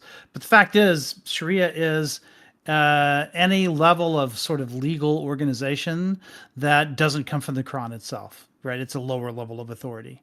And so, I mean, if the Sharia is coming out of a country that doesn't have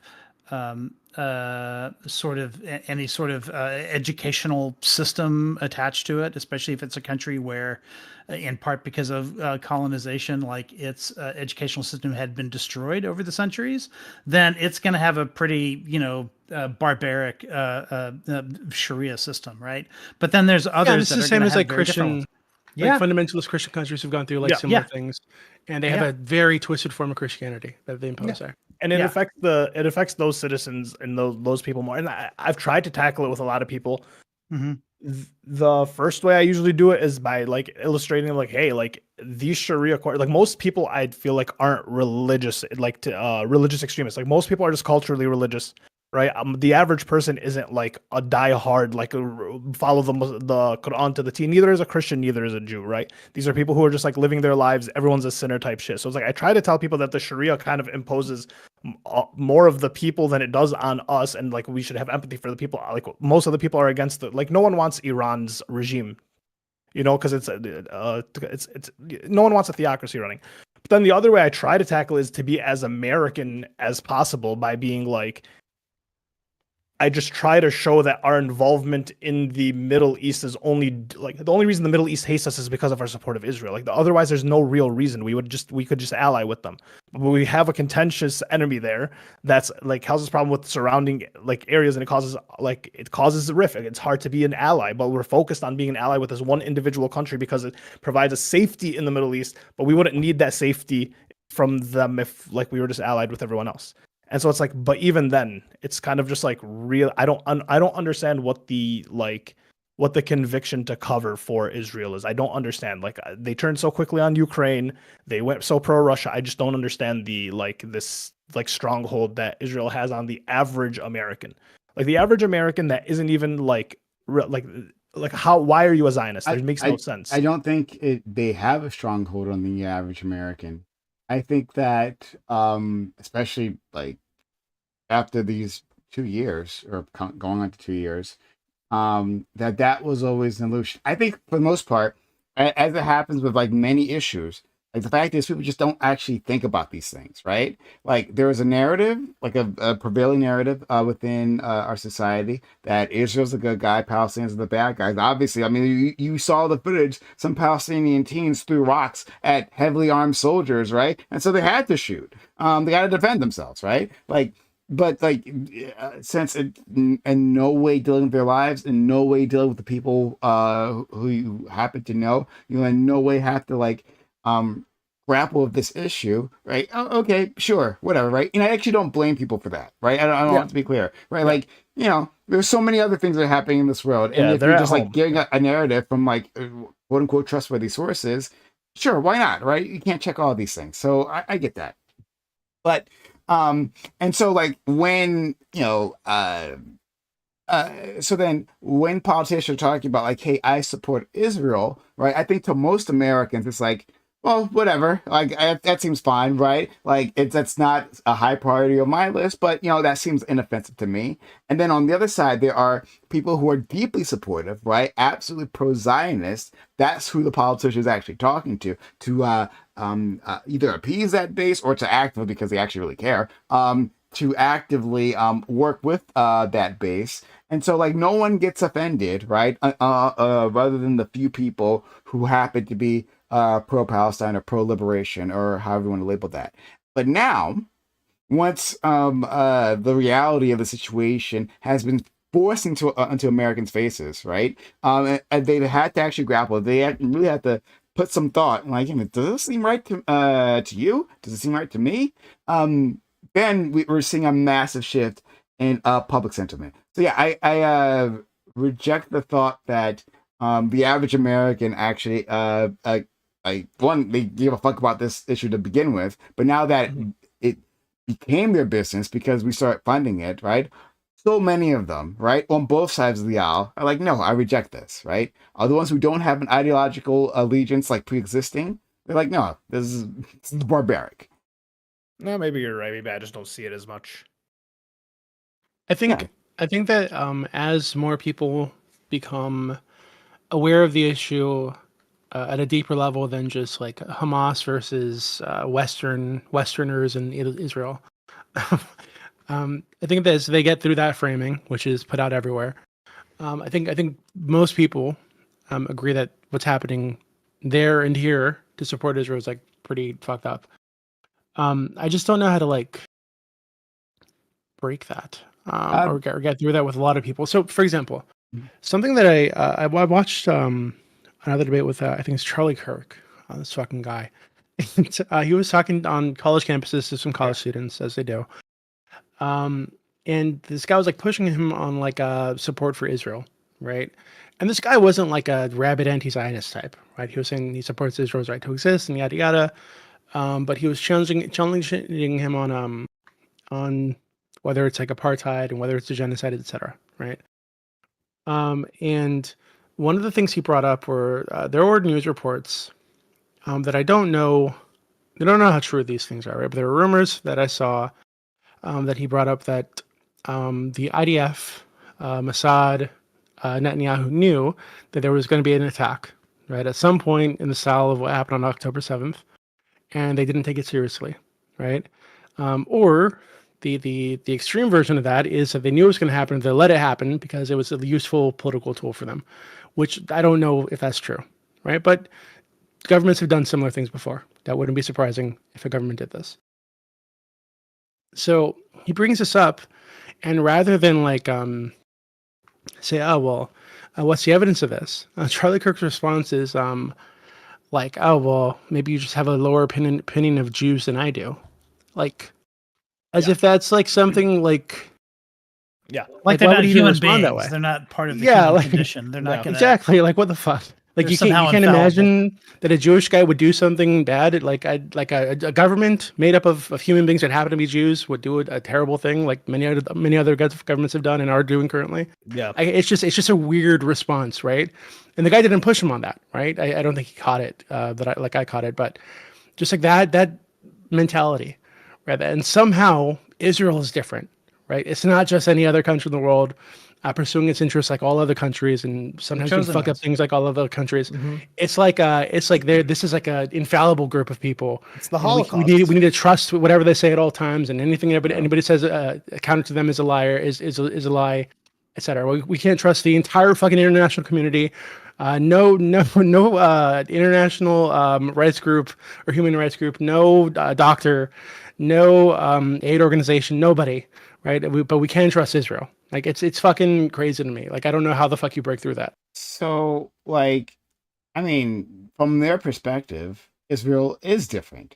I mean, like, yeah, just like I just said, like the chosen ones, but like, you know, considering like taking their like a delusional, wild, insane perspective seriously for a second, right? Like the difference between you meeting your savior, right? The savior of the world, and not meeting the savior of the world, at least in your lifetime, is your support for Israel. Is Israel being able to do the things that it wants to do so that eventually we can fulfill your end times prophecy, right? If you're told, like in your church, right, by the people that you trust, right, and it's backed up by your entire community, and they send you out into the world, and they tell you that support of Israel means that like we are close, and of course at every point in time when we're talking about evangelicals, right, at every point in time we're always like only a few years away from Jesus coming back, right? These are the end times, right? So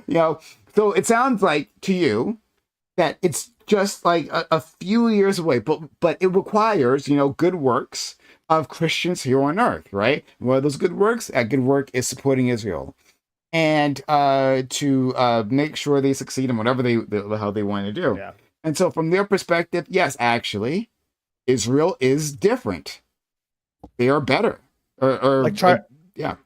Charlie Kirk in that same I saw a different clip where he was saying he's like, Christians have a duty to the Jews. Yeah. And the person responded, he's like, no, Christians have a duty to like everyone who's, whatever. And then Charlie was like, we kind of have a specific duty to the Jews. And it's like, if then he needs to read the book of Acts. Then this is the debate between Peter and Paul. Peter believed that Christians were supposed to be dedicated to the Jewish people. And Paul was the one who convinced him, no, we're a universal religion. We are for all mankind. So, I mean, Charlie Kirk clearly doesn't. I mean, if he calls himself a Christian, he doesn't understand his own Bible. Yeah, that's Echo. Maybe you'll be able to explain this to me, because I've gone into what do they call it? Dual covenant theology or something like this, a long time ago, right? So I'm not fully researched on it right now or brush up on it, but this is something I've looked into before. Growing up, and I was looking into different religions. And my understanding was that so I know that there are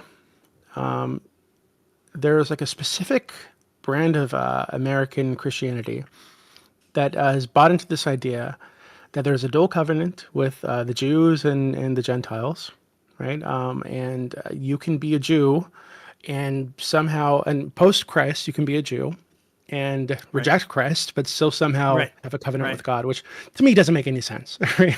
My understanding that's very new. Was that's that extremely new. I posted the clip in the chat. Thank you. So my understanding was that of Christian theology was that after Christ, if you were a Jew and you're following Christ, you're meant to become a Christian. Right? So that's it's like the evolution of Judaism into a new thing, because now there's this new savior for everybody. So I don't know how modern Christians how do they square that? How do you say that we have a special duty to these people who reject Jesus? Right? They don't. I've never heard the logic of it. We have ecumenism. We have something called ecumenism in the church, right? Which is to say that we understand that there's truth in all religions and things like that, and so we can all sort of climb similar ladders to get to the same point or something like that. But that's not what you're talking about. What you're talking about is Jews, by virtue of their race, get a covenant, and then the rest of us have to play by certain rules to get our own covenant, and that's it. So you can either get it by race or you can get basically. Yeah, it's like Christians buying into the idea that Jews are meant to be the chosen people, and that they were supposed to be like the priest class, right? The scholars, And they believe that Jews are still meant to be that, even though religiously they reject Jesus. They depending on the type of Jewish person you're talking to, religious Jew you're talking to, they'll say that he was either some like revolutionary who tried to lead a rebellion, someone who undermined Judaism. He was like a heretic kind of thing. Other people will say that he's like a false prophet who's like burning or boiling in excrement forever, right, in hell. So or not hell. I forget what the place is. Maybe you can remind me. It's not hell in Judaism. It's some other thing where Jesus Sheol? is like he's like summoned up by a necromancer and asked, what the consequences were, and he's boiling in shit and piss for eternity, right? Yeah. So like I don't know how you're like a devout Christian like Charlie Kirk, and you can just look it up and see that this is what religiously Judaism says about, or Jewish scholars and rabbis say your God is. And still, you have some kind of loyalty to the Jewish faith. Like, it doesn't make any sense to me at all. Well, they preserve the Bible or whatever it is. Like, if you watch the clip, he kind of like says, he's like, well, where's the preservation of the Bible? And I guess it's like in Israel or something like that. You'd have to watch the clip. But they find the weird defensive loopholes. And then the people, like, everyone's been arguing, like, for the Talmud. But then the argument against the Talmud, like, from Jewish people is that the Talmud isn't religious scripture. It's debate amongst rabbis. And is to be taken as debate. It's the Jewish equivalent of Sharia. It's another form of tradition. Yeah. So I mean, that's like the workaround. I mean, those are the workarounds I hear. Yeah, but to me, they're like dishonest at worst and like empty, ignorant bullshit at best. Right? So like. It's just a way to justify. I mean, the fact is, there's been tension in the past 50 years from the rise of all these evangelicals wanting to use Israel to like bring about the end of the world or whatever, when at the same time their own ideology says that these Israelis are all going to go to hell because they don't accept Christ, and so they had to figure out a way to like undo that tension. And so I guess this is one of the ways that they try to do it, right? Is to say, oh no, everyone else goes to hell, but not you guys. You're special. Yeah. By virtue of race, you get to come into heaven regardless of what you believe. Yeah. That makes no sense. It doesn't fit any traditional Christian. I mean, I grew up a Southern Baptist, and even we didn't believe that. Yeah. We wanted to use Israel to bring about the end of the world, but we still thought they were all going to go to hell. Could you repeat, give me the thing you said? Because I happened to be looking at somewhere else about Syria and Assad. What was that thing? Syria and Assad. Oh, I thought you said something about. You said the thing about like you wouldn't expect Jews to do this, and then before you gave a story about like. With Charlie Kirk and the thing. It wasn't Syria. It was basically the guy that he was talking to made the claim that Israel knew about October 7th, or that there was going to be an attack like October 7th before it happened, and they let it happen because it was beneficial to them, because they wanted to use it as justification to do what they're doing now. Okay. And Charlie Kirk's response was, "Oh well, you just seem to have a lower opinion of Jews than I do." As if they're not human beings who are capable of doing bad things. Like, it's really motivated. Yeah, like, they have motivated reasoning, and different factions who have different priorities. Of course, those guys have to be getting paid though. Like, there's no shot you can just have open face defense without like some money. Like, you have to. I think among some people. No, I think some people really just are like this, but in terms of Charlie Kirk, maybe. Yeah, maybe. That's kind of what I mean. Is like Charlie Kirk is going to say some things, and then the people that follow him are going to like use him as the reference point for their arguments, right? Like people that are Charlie fans are just going to agree with it because, but then like I'd have to assume people like for the longest time I thought Destiny was getting paid, but I still kind of do through PV. I mean, that whole trip to Israel was kind of like, having the former spokesperson of fucking Netanyahu with him on that trip is like pretty good tell, right? So and so it's just like I don't know how people don't see that, because it's like you have to like at every turn, like you have to just like refocus the conversation. You can never have the actual conversation. It's always reframed, and so it's just like it just feels weird. especially like I said with this Charlie Kirk thing, like in the it's a tweet, it's community noted saying that like no, Christians are meant to like honor everyone, but it's like he just openly said like no, we're meant to honor the Jews specifically, and it's like that is a weird statement to make. You said JB previously, like in terms of Brianna, how do you break through Charlie? So like to be clear, I don't think you break through Brianna Will. I mean, this is not the type of person that happens with, right? Maybe, is she being paid? Maybe, I don't know. And I'm not even making an accusation, but like even if not, right? Like I think and not as if I'm telling you anything, get new information. That there's just a certain level of person that's like they're so entrenched that there is no moving them, and in fact trying to move them will like one will just be an incredibly frustrating moment, but like also like is a waste of time and energy and maybe just like a platform some instead. Of course, like the way to handle that is to use discussions with them to convince other people. And like I'm not sure how useful this would be, but like if they had said that supporting Palestine means supporting Hamas, which means supporting all the other things you said, like the death of gay people or whatever the fuck, right? That whole transitive property thing. I'd ask, like, if you supported America in the 1950s, right? You said you were pro-America. Does that mean you support Jim Crow? Right. Like, does that automatically transfer? It might, maybe, I don't know. Well, but so like, another thing that really bothers me, is this like moral grandstanding that people, especially in the United States, but everywhere in the fucking West, I've noticed, they do about like gay rights and trans rights and all this shit, as if that isn't something that we came up with like fucking 10 years ago. Brand new, so, like, brand fucking. It's new, like, yeah. and like suddenly we're like pointing our fingers at everybody else around the world, right? As if like, we've it's just been obviously the right thing forever, and you guys are fucking backwards if you don't do it. It's so silly to me. No. This like enrages me. And I've talked about this before on stream. This actually like literally enrages me.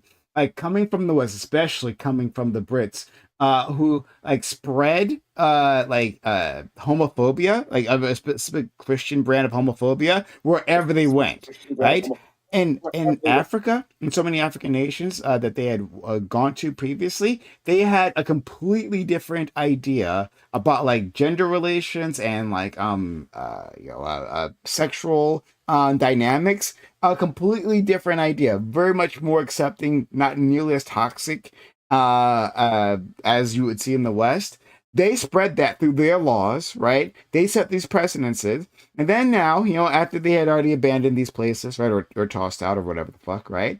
Back in the old UK, they enlighten themselves, and then they look out, into their former territories and look and see, oh, these backwards people. How could they? Ugh. I mean, like, don't you know? Like, gay people should be cherished, right? Look at these savages who are who hate gay people, right? Like, honestly, like you guys maybe should read more, become learned like we are. Fuck these people, fuck them all. Yeah, that's really frustrating. It's like these people can't remember that Obama wasn't pro-gay marriage, right? So like I don't know. It's just really silly. And then even in you remember the kill the gays bill in Uganda? Yep. Yeah, right? Like that was literally pushed by American evangelicals. Like American evangelicals came there, like, and they met with their government officials. They had like these sit-ins, these talks, right, with them, and they explained, well, yes, the gays are degenerates, and they moved the Overton window, right, with their own bare hands. They moved the Overton window across, and then from there, after that, here in the U.S., we say like, oh my God, these Ugandans, right? Bitches, aren't they? Savages. Fuck that, man. Yeah, it's really frustrating. I think the entire thing is really frustrating. So yeah, that's where I am right now. I'm just thinking about that. I mean, you asked me what I've been looking at politically or whatever recently, and it's that. I'm just thinking about that issue and being frustrated about it because I don't really know how to fix it. So yeah, that's me. Oh, also, Aiko, you're there. I think he's gonna be back. I think he's handling something. I'm here. I'm here. So my wife is insisting that I tell you that you look different somehow. Very Duck Dynasty, but in a good way. So it's a compliment. I'm towards the end of my cycle to where it's time to get a beard trim. I only get one 3 times a year. She and said you spring look. break She is said one of you those look times. younger. It makes me look younger. Oh, all right. Yeah. Well, I'm about to look older again then because 3 times a year I go to the barber and spend $100 on a beard trims. The trim and the cleanup makes you look more mature, whereas like the scruffy look has like a little bit of like youngness to it, right? You're not as upcapped, you're not as like put together, and so it's gonna make you look younger. Unless I shave. When I shave, apparently I look a lot younger. But well, then you get to baby face. People are used to you with a beard. Yeah, exactly. Yeah, I'm gonna take off, fellas. You guys have a wonderful night. Thank you for having me, Prime. Once again, congratulations for getting on. I thought that was awesome. I thought you did great. Thank you so much, friend. Peace out, guys. Okay, I will also see you guys later then. Actually, okay. Prime, when you're free, let me know because I'd like to talk to you about or at least when you're not streaming, I don't mind if I go there for it. But I'd like to talk to you about the plan for the Tim stuff. Gotcha. Yeah. I mean, do you want to do that now then? I mean, since sure. Yeah. Okay. Hello, stream people. I will send you off. Let's